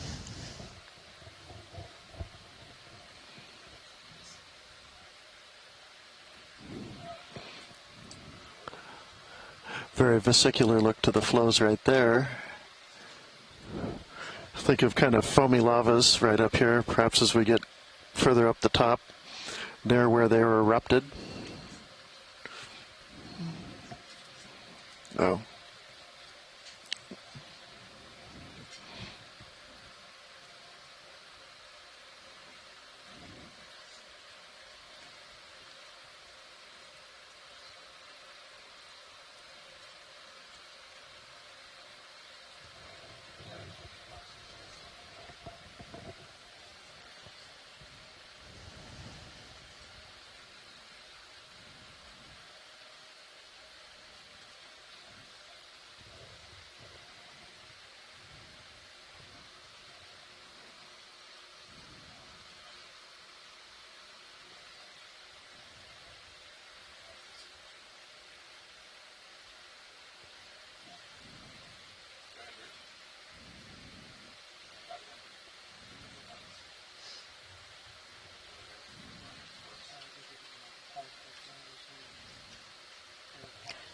Sure, actually, we do have some interest in those little stick ones, so this is great.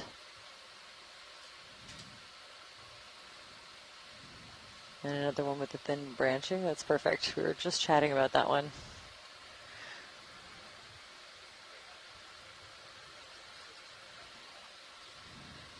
And yeah, throughout the whole dive, these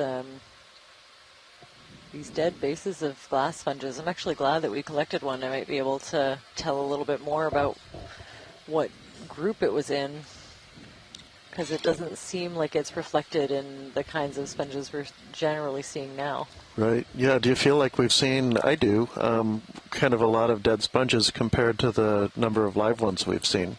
Yeah, if each of those was the base of a something like a pinulasma or one of the sponges that I know to have those like really tough bases, then yeah, we've been seeing probably way less. And you can imagine those all being quite big if they had a base that was that big around. So, yeah, it'd be a cool study to go and maybe get a general estimate of how many of those dead bases there are. You know, what their composition might have been, maybe a guess, or narrow it down a little bit taxonomically, and then compare it to what's here now. It looks like there was a pretty big shift. Because they do get really dense. We have a couple of dive sites in our new offshore marine protected area that have like a little, I think they called it Spongetopia, like a little metropolis full of really dense aggregations of those pinulasmas. So they can get really they can grow in like pretty high abundance in places. Oh, there's a Brisingid. Yeah, I would love a quick zoom on this one if you're available. It looks like one of the arms has seen a little bit of action, starting to slowly regrow. And he's growing right in the middle of what really has a morphology that you might attribute to a lava tube.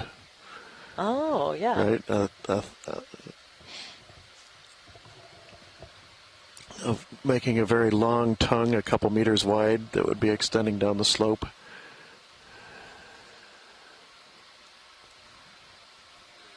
Wow. So, yeah, these related to sea stars and the sea lilies or feather stars. Kind of the same general morphology, but these ones generally seem to like to stay more or less in one place, kind of like the crinoids. Or if they move very slowly, but I think they spread their arms out into the water column to kind of filter feed, grab onto things often that are, suspended in the water.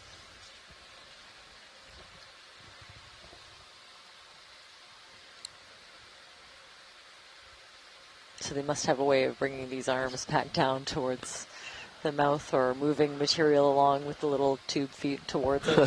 Okay.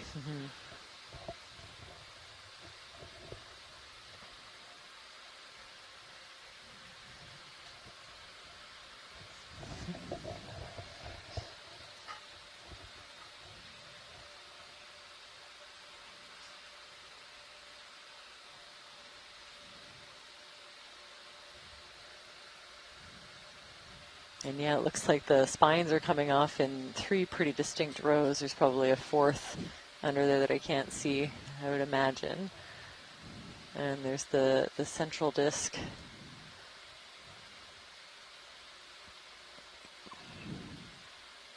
Very cool. So there's I think a few different genera, and I wouldn't be brave enough to guess. Oh, hello. Chris, hello there. Hello. I can hardly pass up an opportunity to brag about my favorite animal.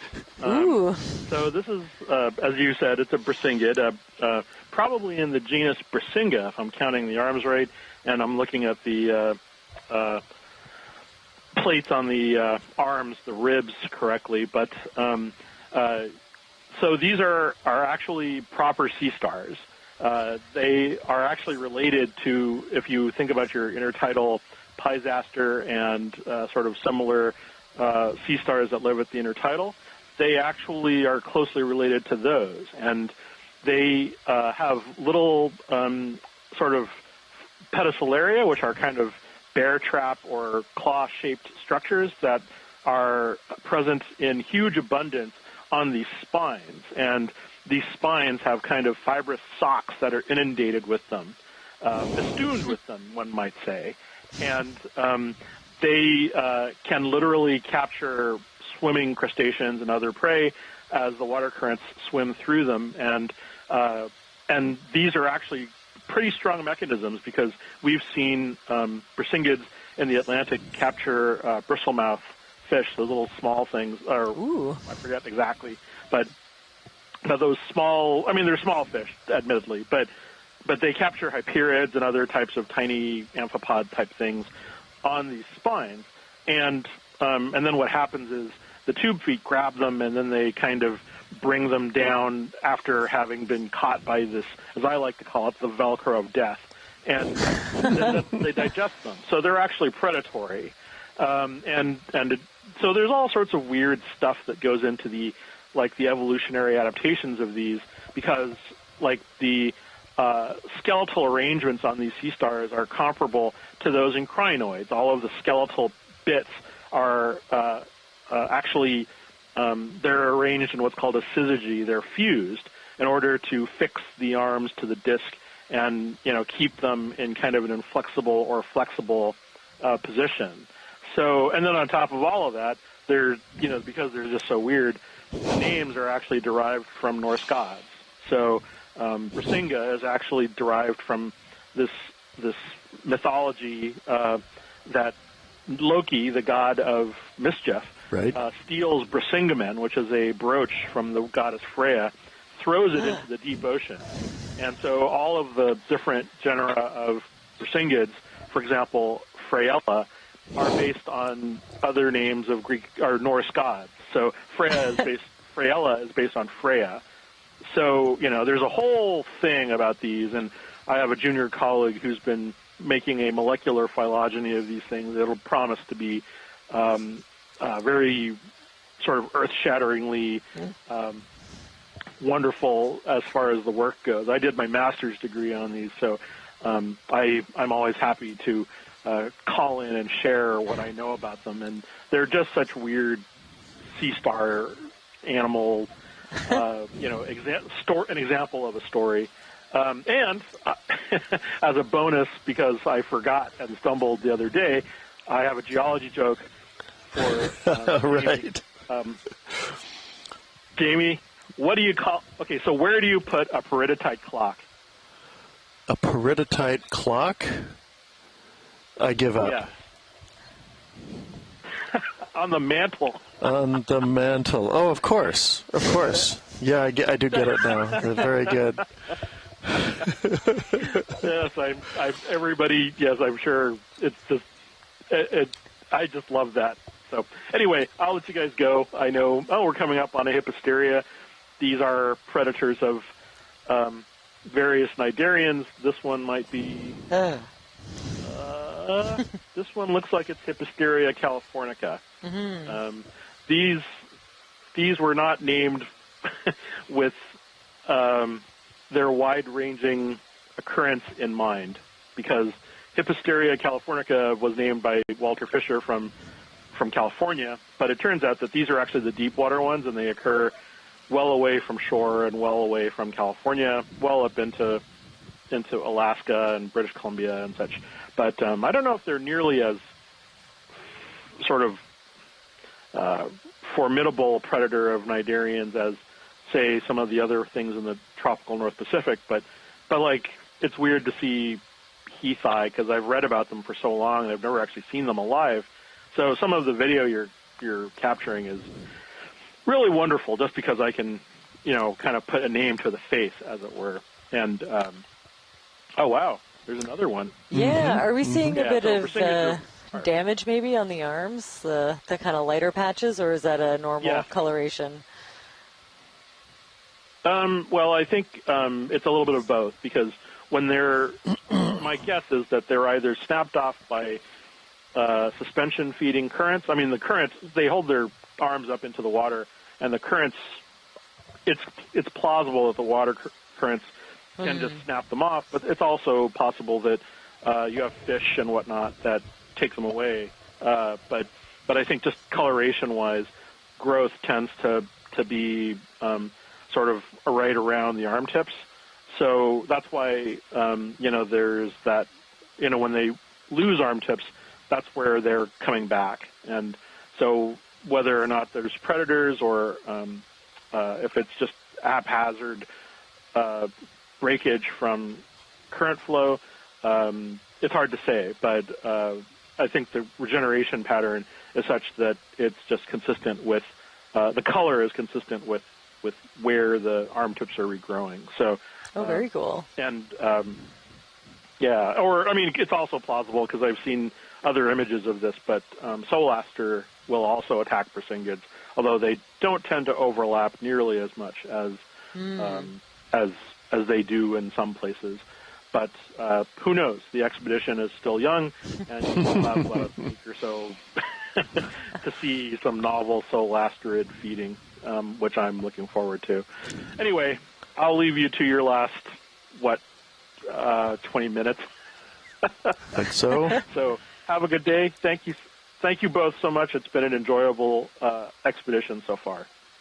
Great. Thanks so much for tuning in. We always appreciate your perspective, your expertise, and observations. You're always the first one to catch a sea star in the video. Well, I will certainly appreciate all of the brittle stars that I will get to identify. We have figure been out when, painstakingly separating them out from sediment and rock samples just for you, so I'm glad they're going to a good home.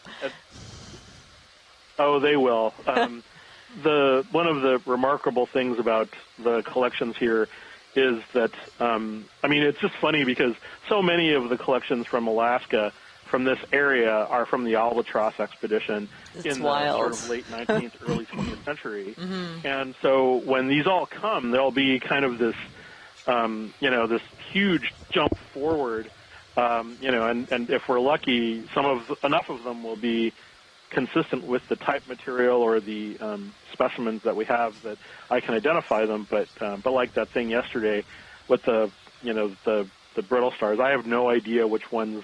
I think they're Ophiacanthids. They're probably Ophiac. The old typological definition of Ophiacantha is consistent with what I saw, but those definitions have changed with modern phylogenetic work and such. So as one of my colleagues has told me recently. So we'll see which one it is. But if it's a new...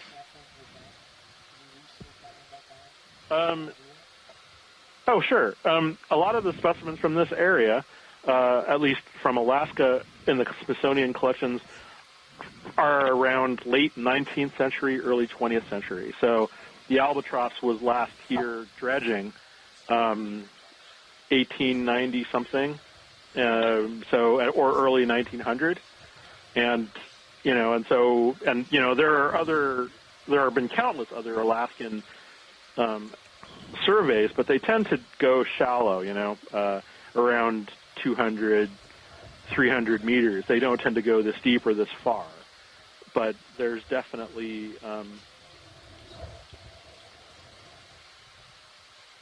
I'd say so. There are new records. Even all of these Ceramaster that we've been seeing today, they fall within the depth range of the species as a whole, but they're relatively modest range extensions for what's known from the Aleutians. So, and even though there are Persingids, for example, known from the Aleutians, the last couple of expeditions have shown... Excuse me, Chris, can we get a zoom on that really shiny black rock to the right there?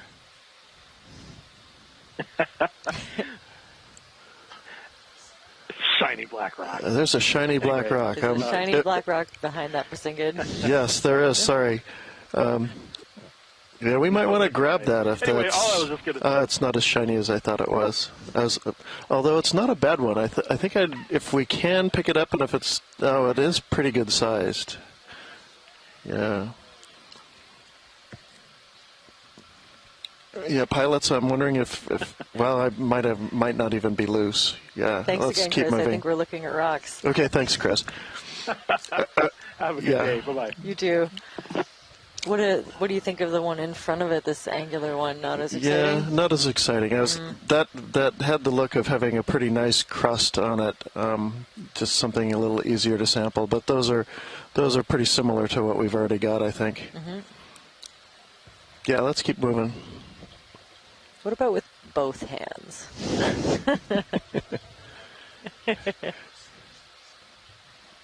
Can you hold it on the ascent? It's okay.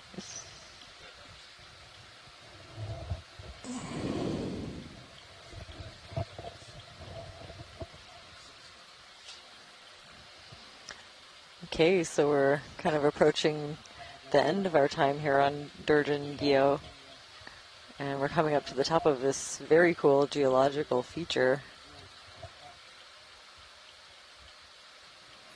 ROV watch lead. Can we get a zoom on any of these little red sticks as we see them? There's a request for a zoom on the little red, maybe thinly branching corals to the left. I think so, yeah. Over to the left. Oh, sorry, to the left of this one. Yeah, that's a rock pen. There. That one that's coming up. Keep going. That one right there. There's one right there. Yeah. Yeah, that one.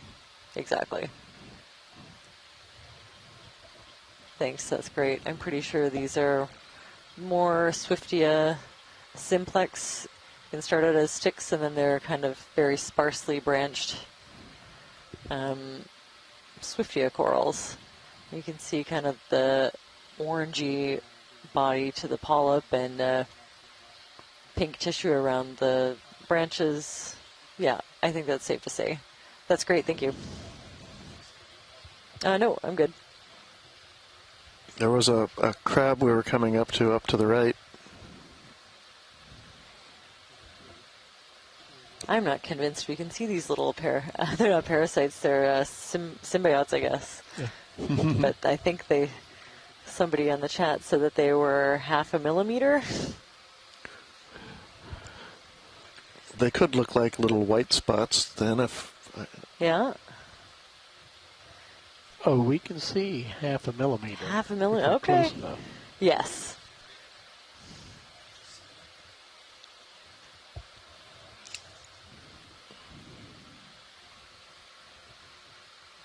Looks like another tanner crab, maybe.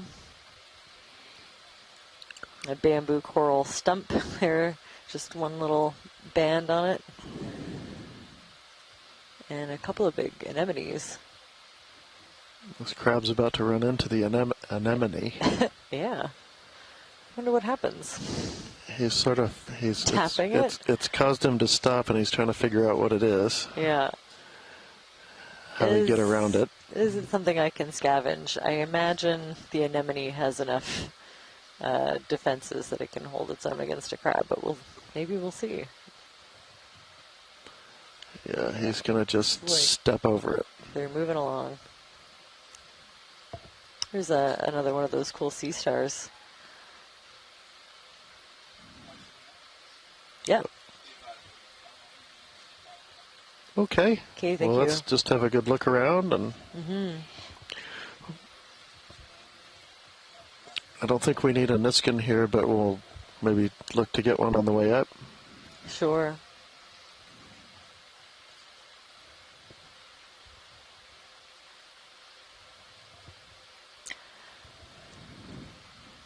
Well, definitely a pretty, I would say, consistent dive for biology. There's been kind of, a little bit of change, but on and off, very similar fauna. Definitely started with these squat lobsters, and looks like we're ending with them as well. Lots of good biological samples for further analysis. I learned that brisingids are a lot more sinister than they appear. And I think the highlight for me was that really giant Conilasma glass sponge. But it's nice, I always get a little reflective at the end of a dive. So Right. This is the first time, human eyes have visualized this part of the world, and probably the last time for a good long while, so always makes me a little bit in awe. Yeah, I think it's why we do this. Geology is a bit more dynamic. Oh, there's that. Look at that.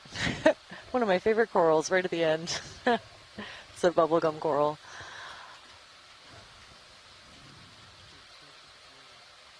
beautiful. This is the Paragorgia arborea. We've seen a few very sparsely on and off on this survey so far, but I think this is the first one for this dive, so can confirm that it's known from Durgin Geo, which is a cool, interesting data point to have. Where there's one, there's usually more. That's great. Thanks for that. That's beautiful. I appreciate it. Just covered with all kinds of different life. This one might be struggling a little bit in the angle that it's at. It looks like it's being colonized by some anemones and other growth forms, but very cool nonetheless. Love that we got to see that right in the last minute. Geology's been a bit more dynamic, though. It has been very interesting. It's kind of similar to yesterday in that we, for most part, we're following the same feature all the way up. It is probably because we're following up these ridges, and the ridges are here for a reason. And it's that there's a resistant rock that's holding it up. Yesterday it was a basalt dike, a vertical dike, that was cutting into some fracture, and today looked to be like a tongue of a basalt flow that was running down the slope.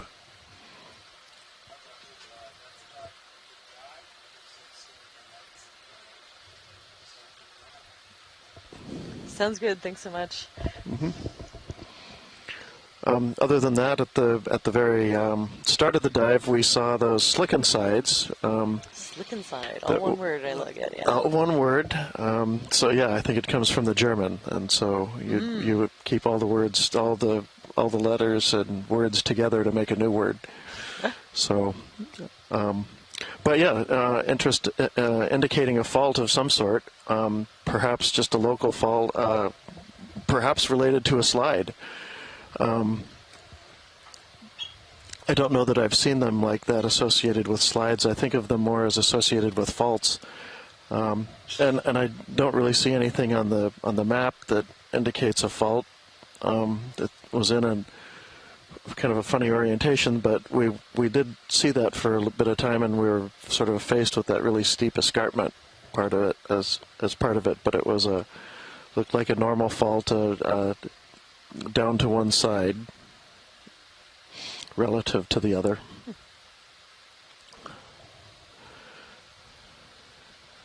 Well, yeah, we've collected a lot of phenomenal video and physical samples on this one, so I'd like to take this moment to thank the GFOE team, ROV and video crew, as well as NOAA Ocean Exploration that brought this dive together.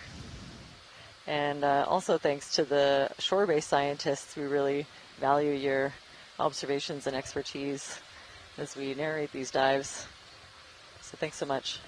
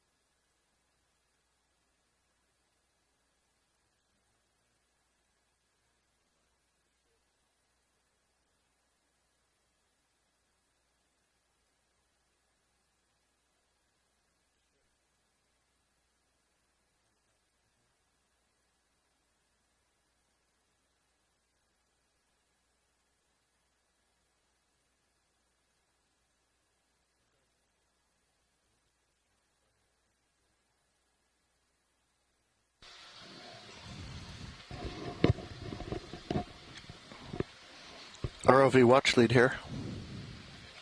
Yeah, we'd like to request a Niskin at 440 meters, 440.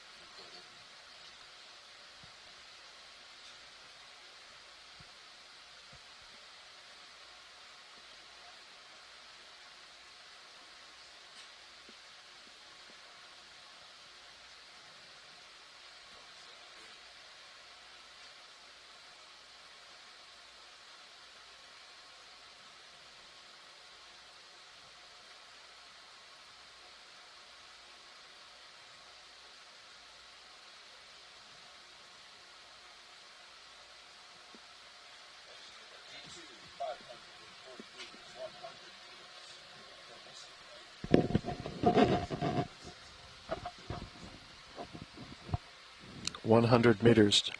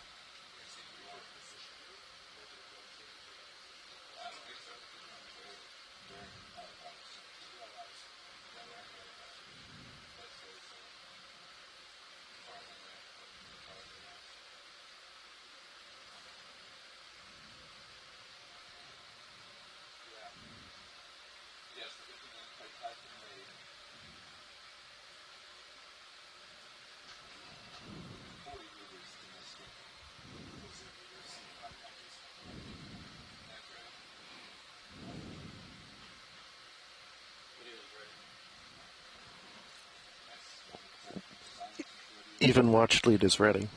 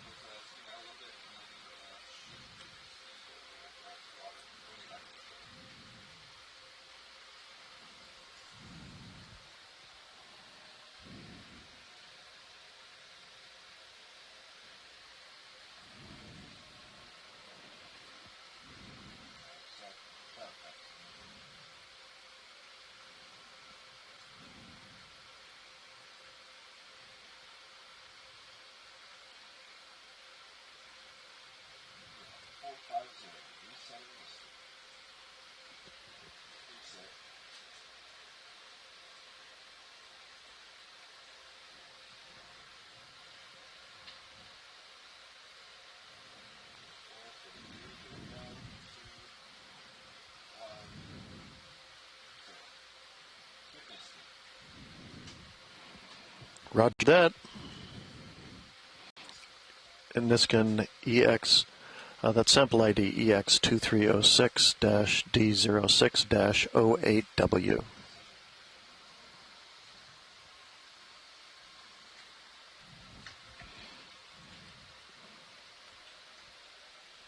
Okay, thanks everybody. Nice dive.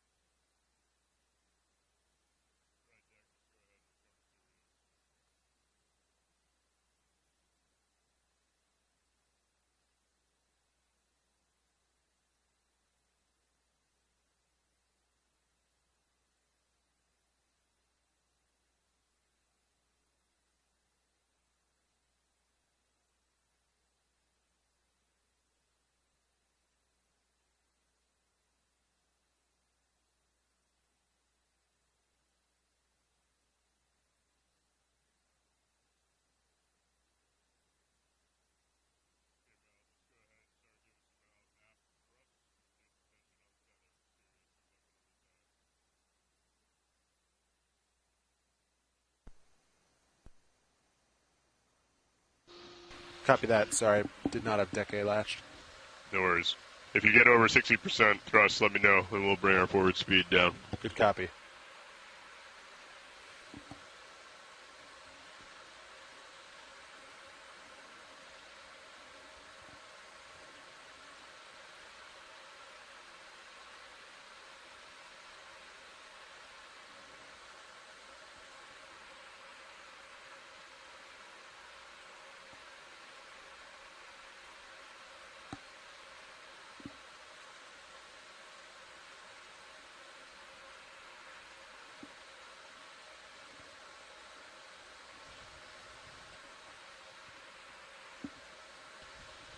Let's go ahead and increase that halfway a little bit, pilot.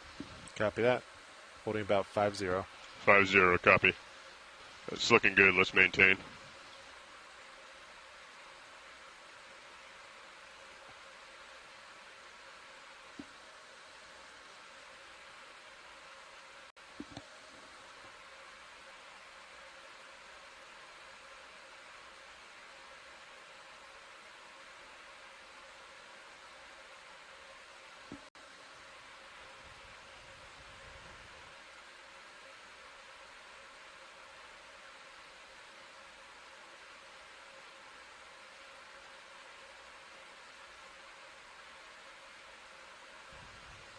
You can ease a little bit, pilot.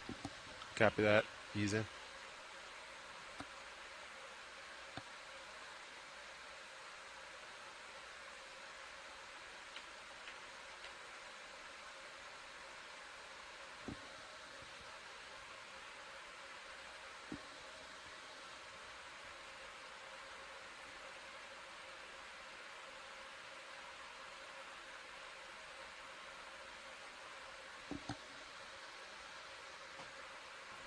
Right, pilot, let's increase slightly.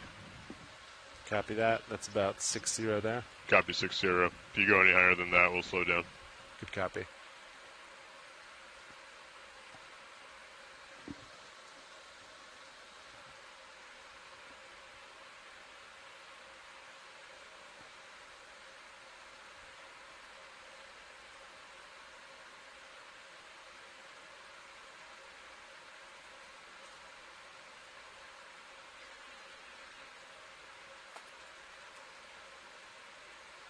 Pilot, can we have a little bump to surface, please? Yes, sir. Bump. Thank you.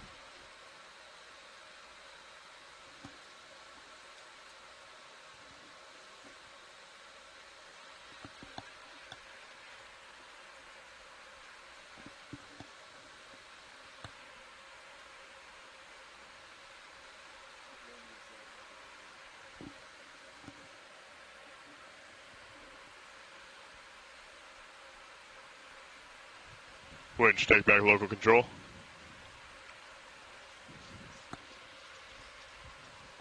Remote disabled. Deck A-frame.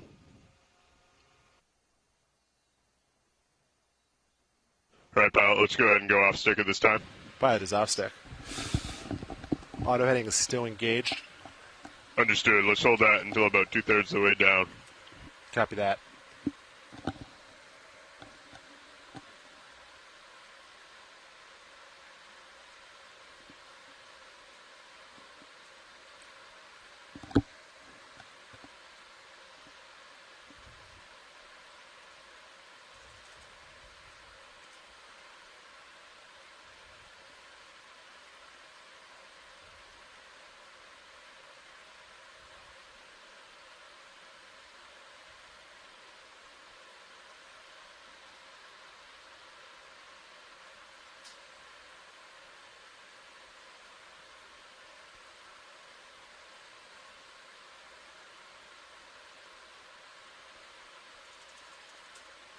Right, pilot, let's go ahead and disengage auto heading if you haven't already. Auto heading out.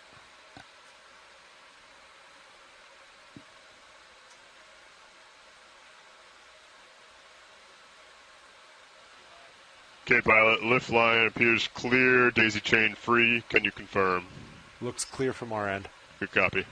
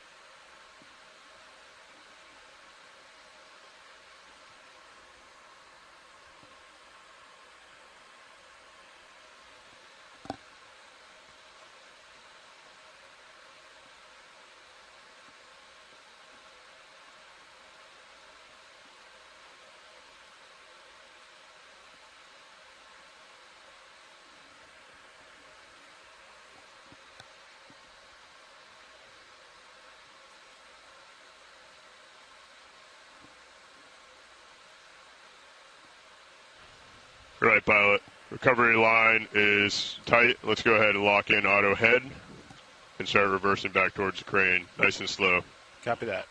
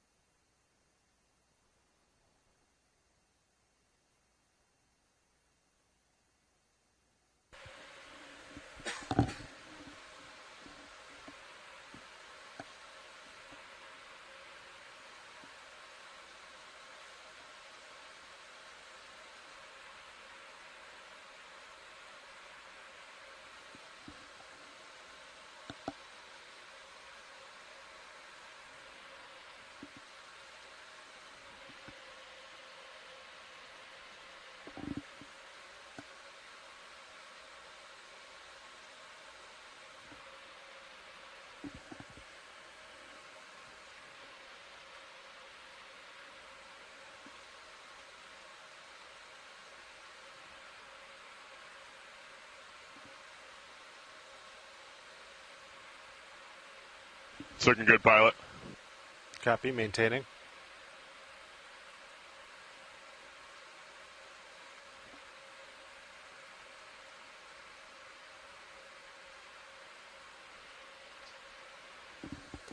Give a bump to surface. I have good views of the line. Looks Good tight. copy. It is tight, yep. Okay, stop there.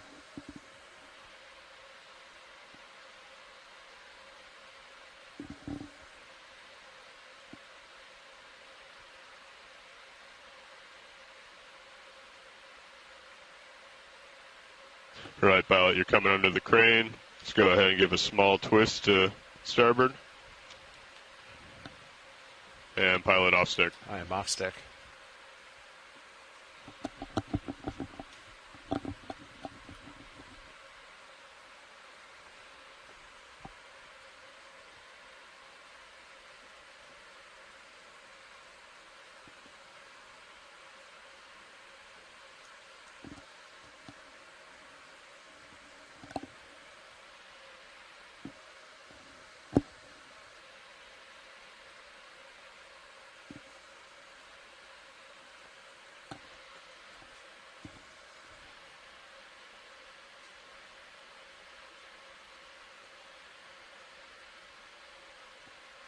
Pilot secure power.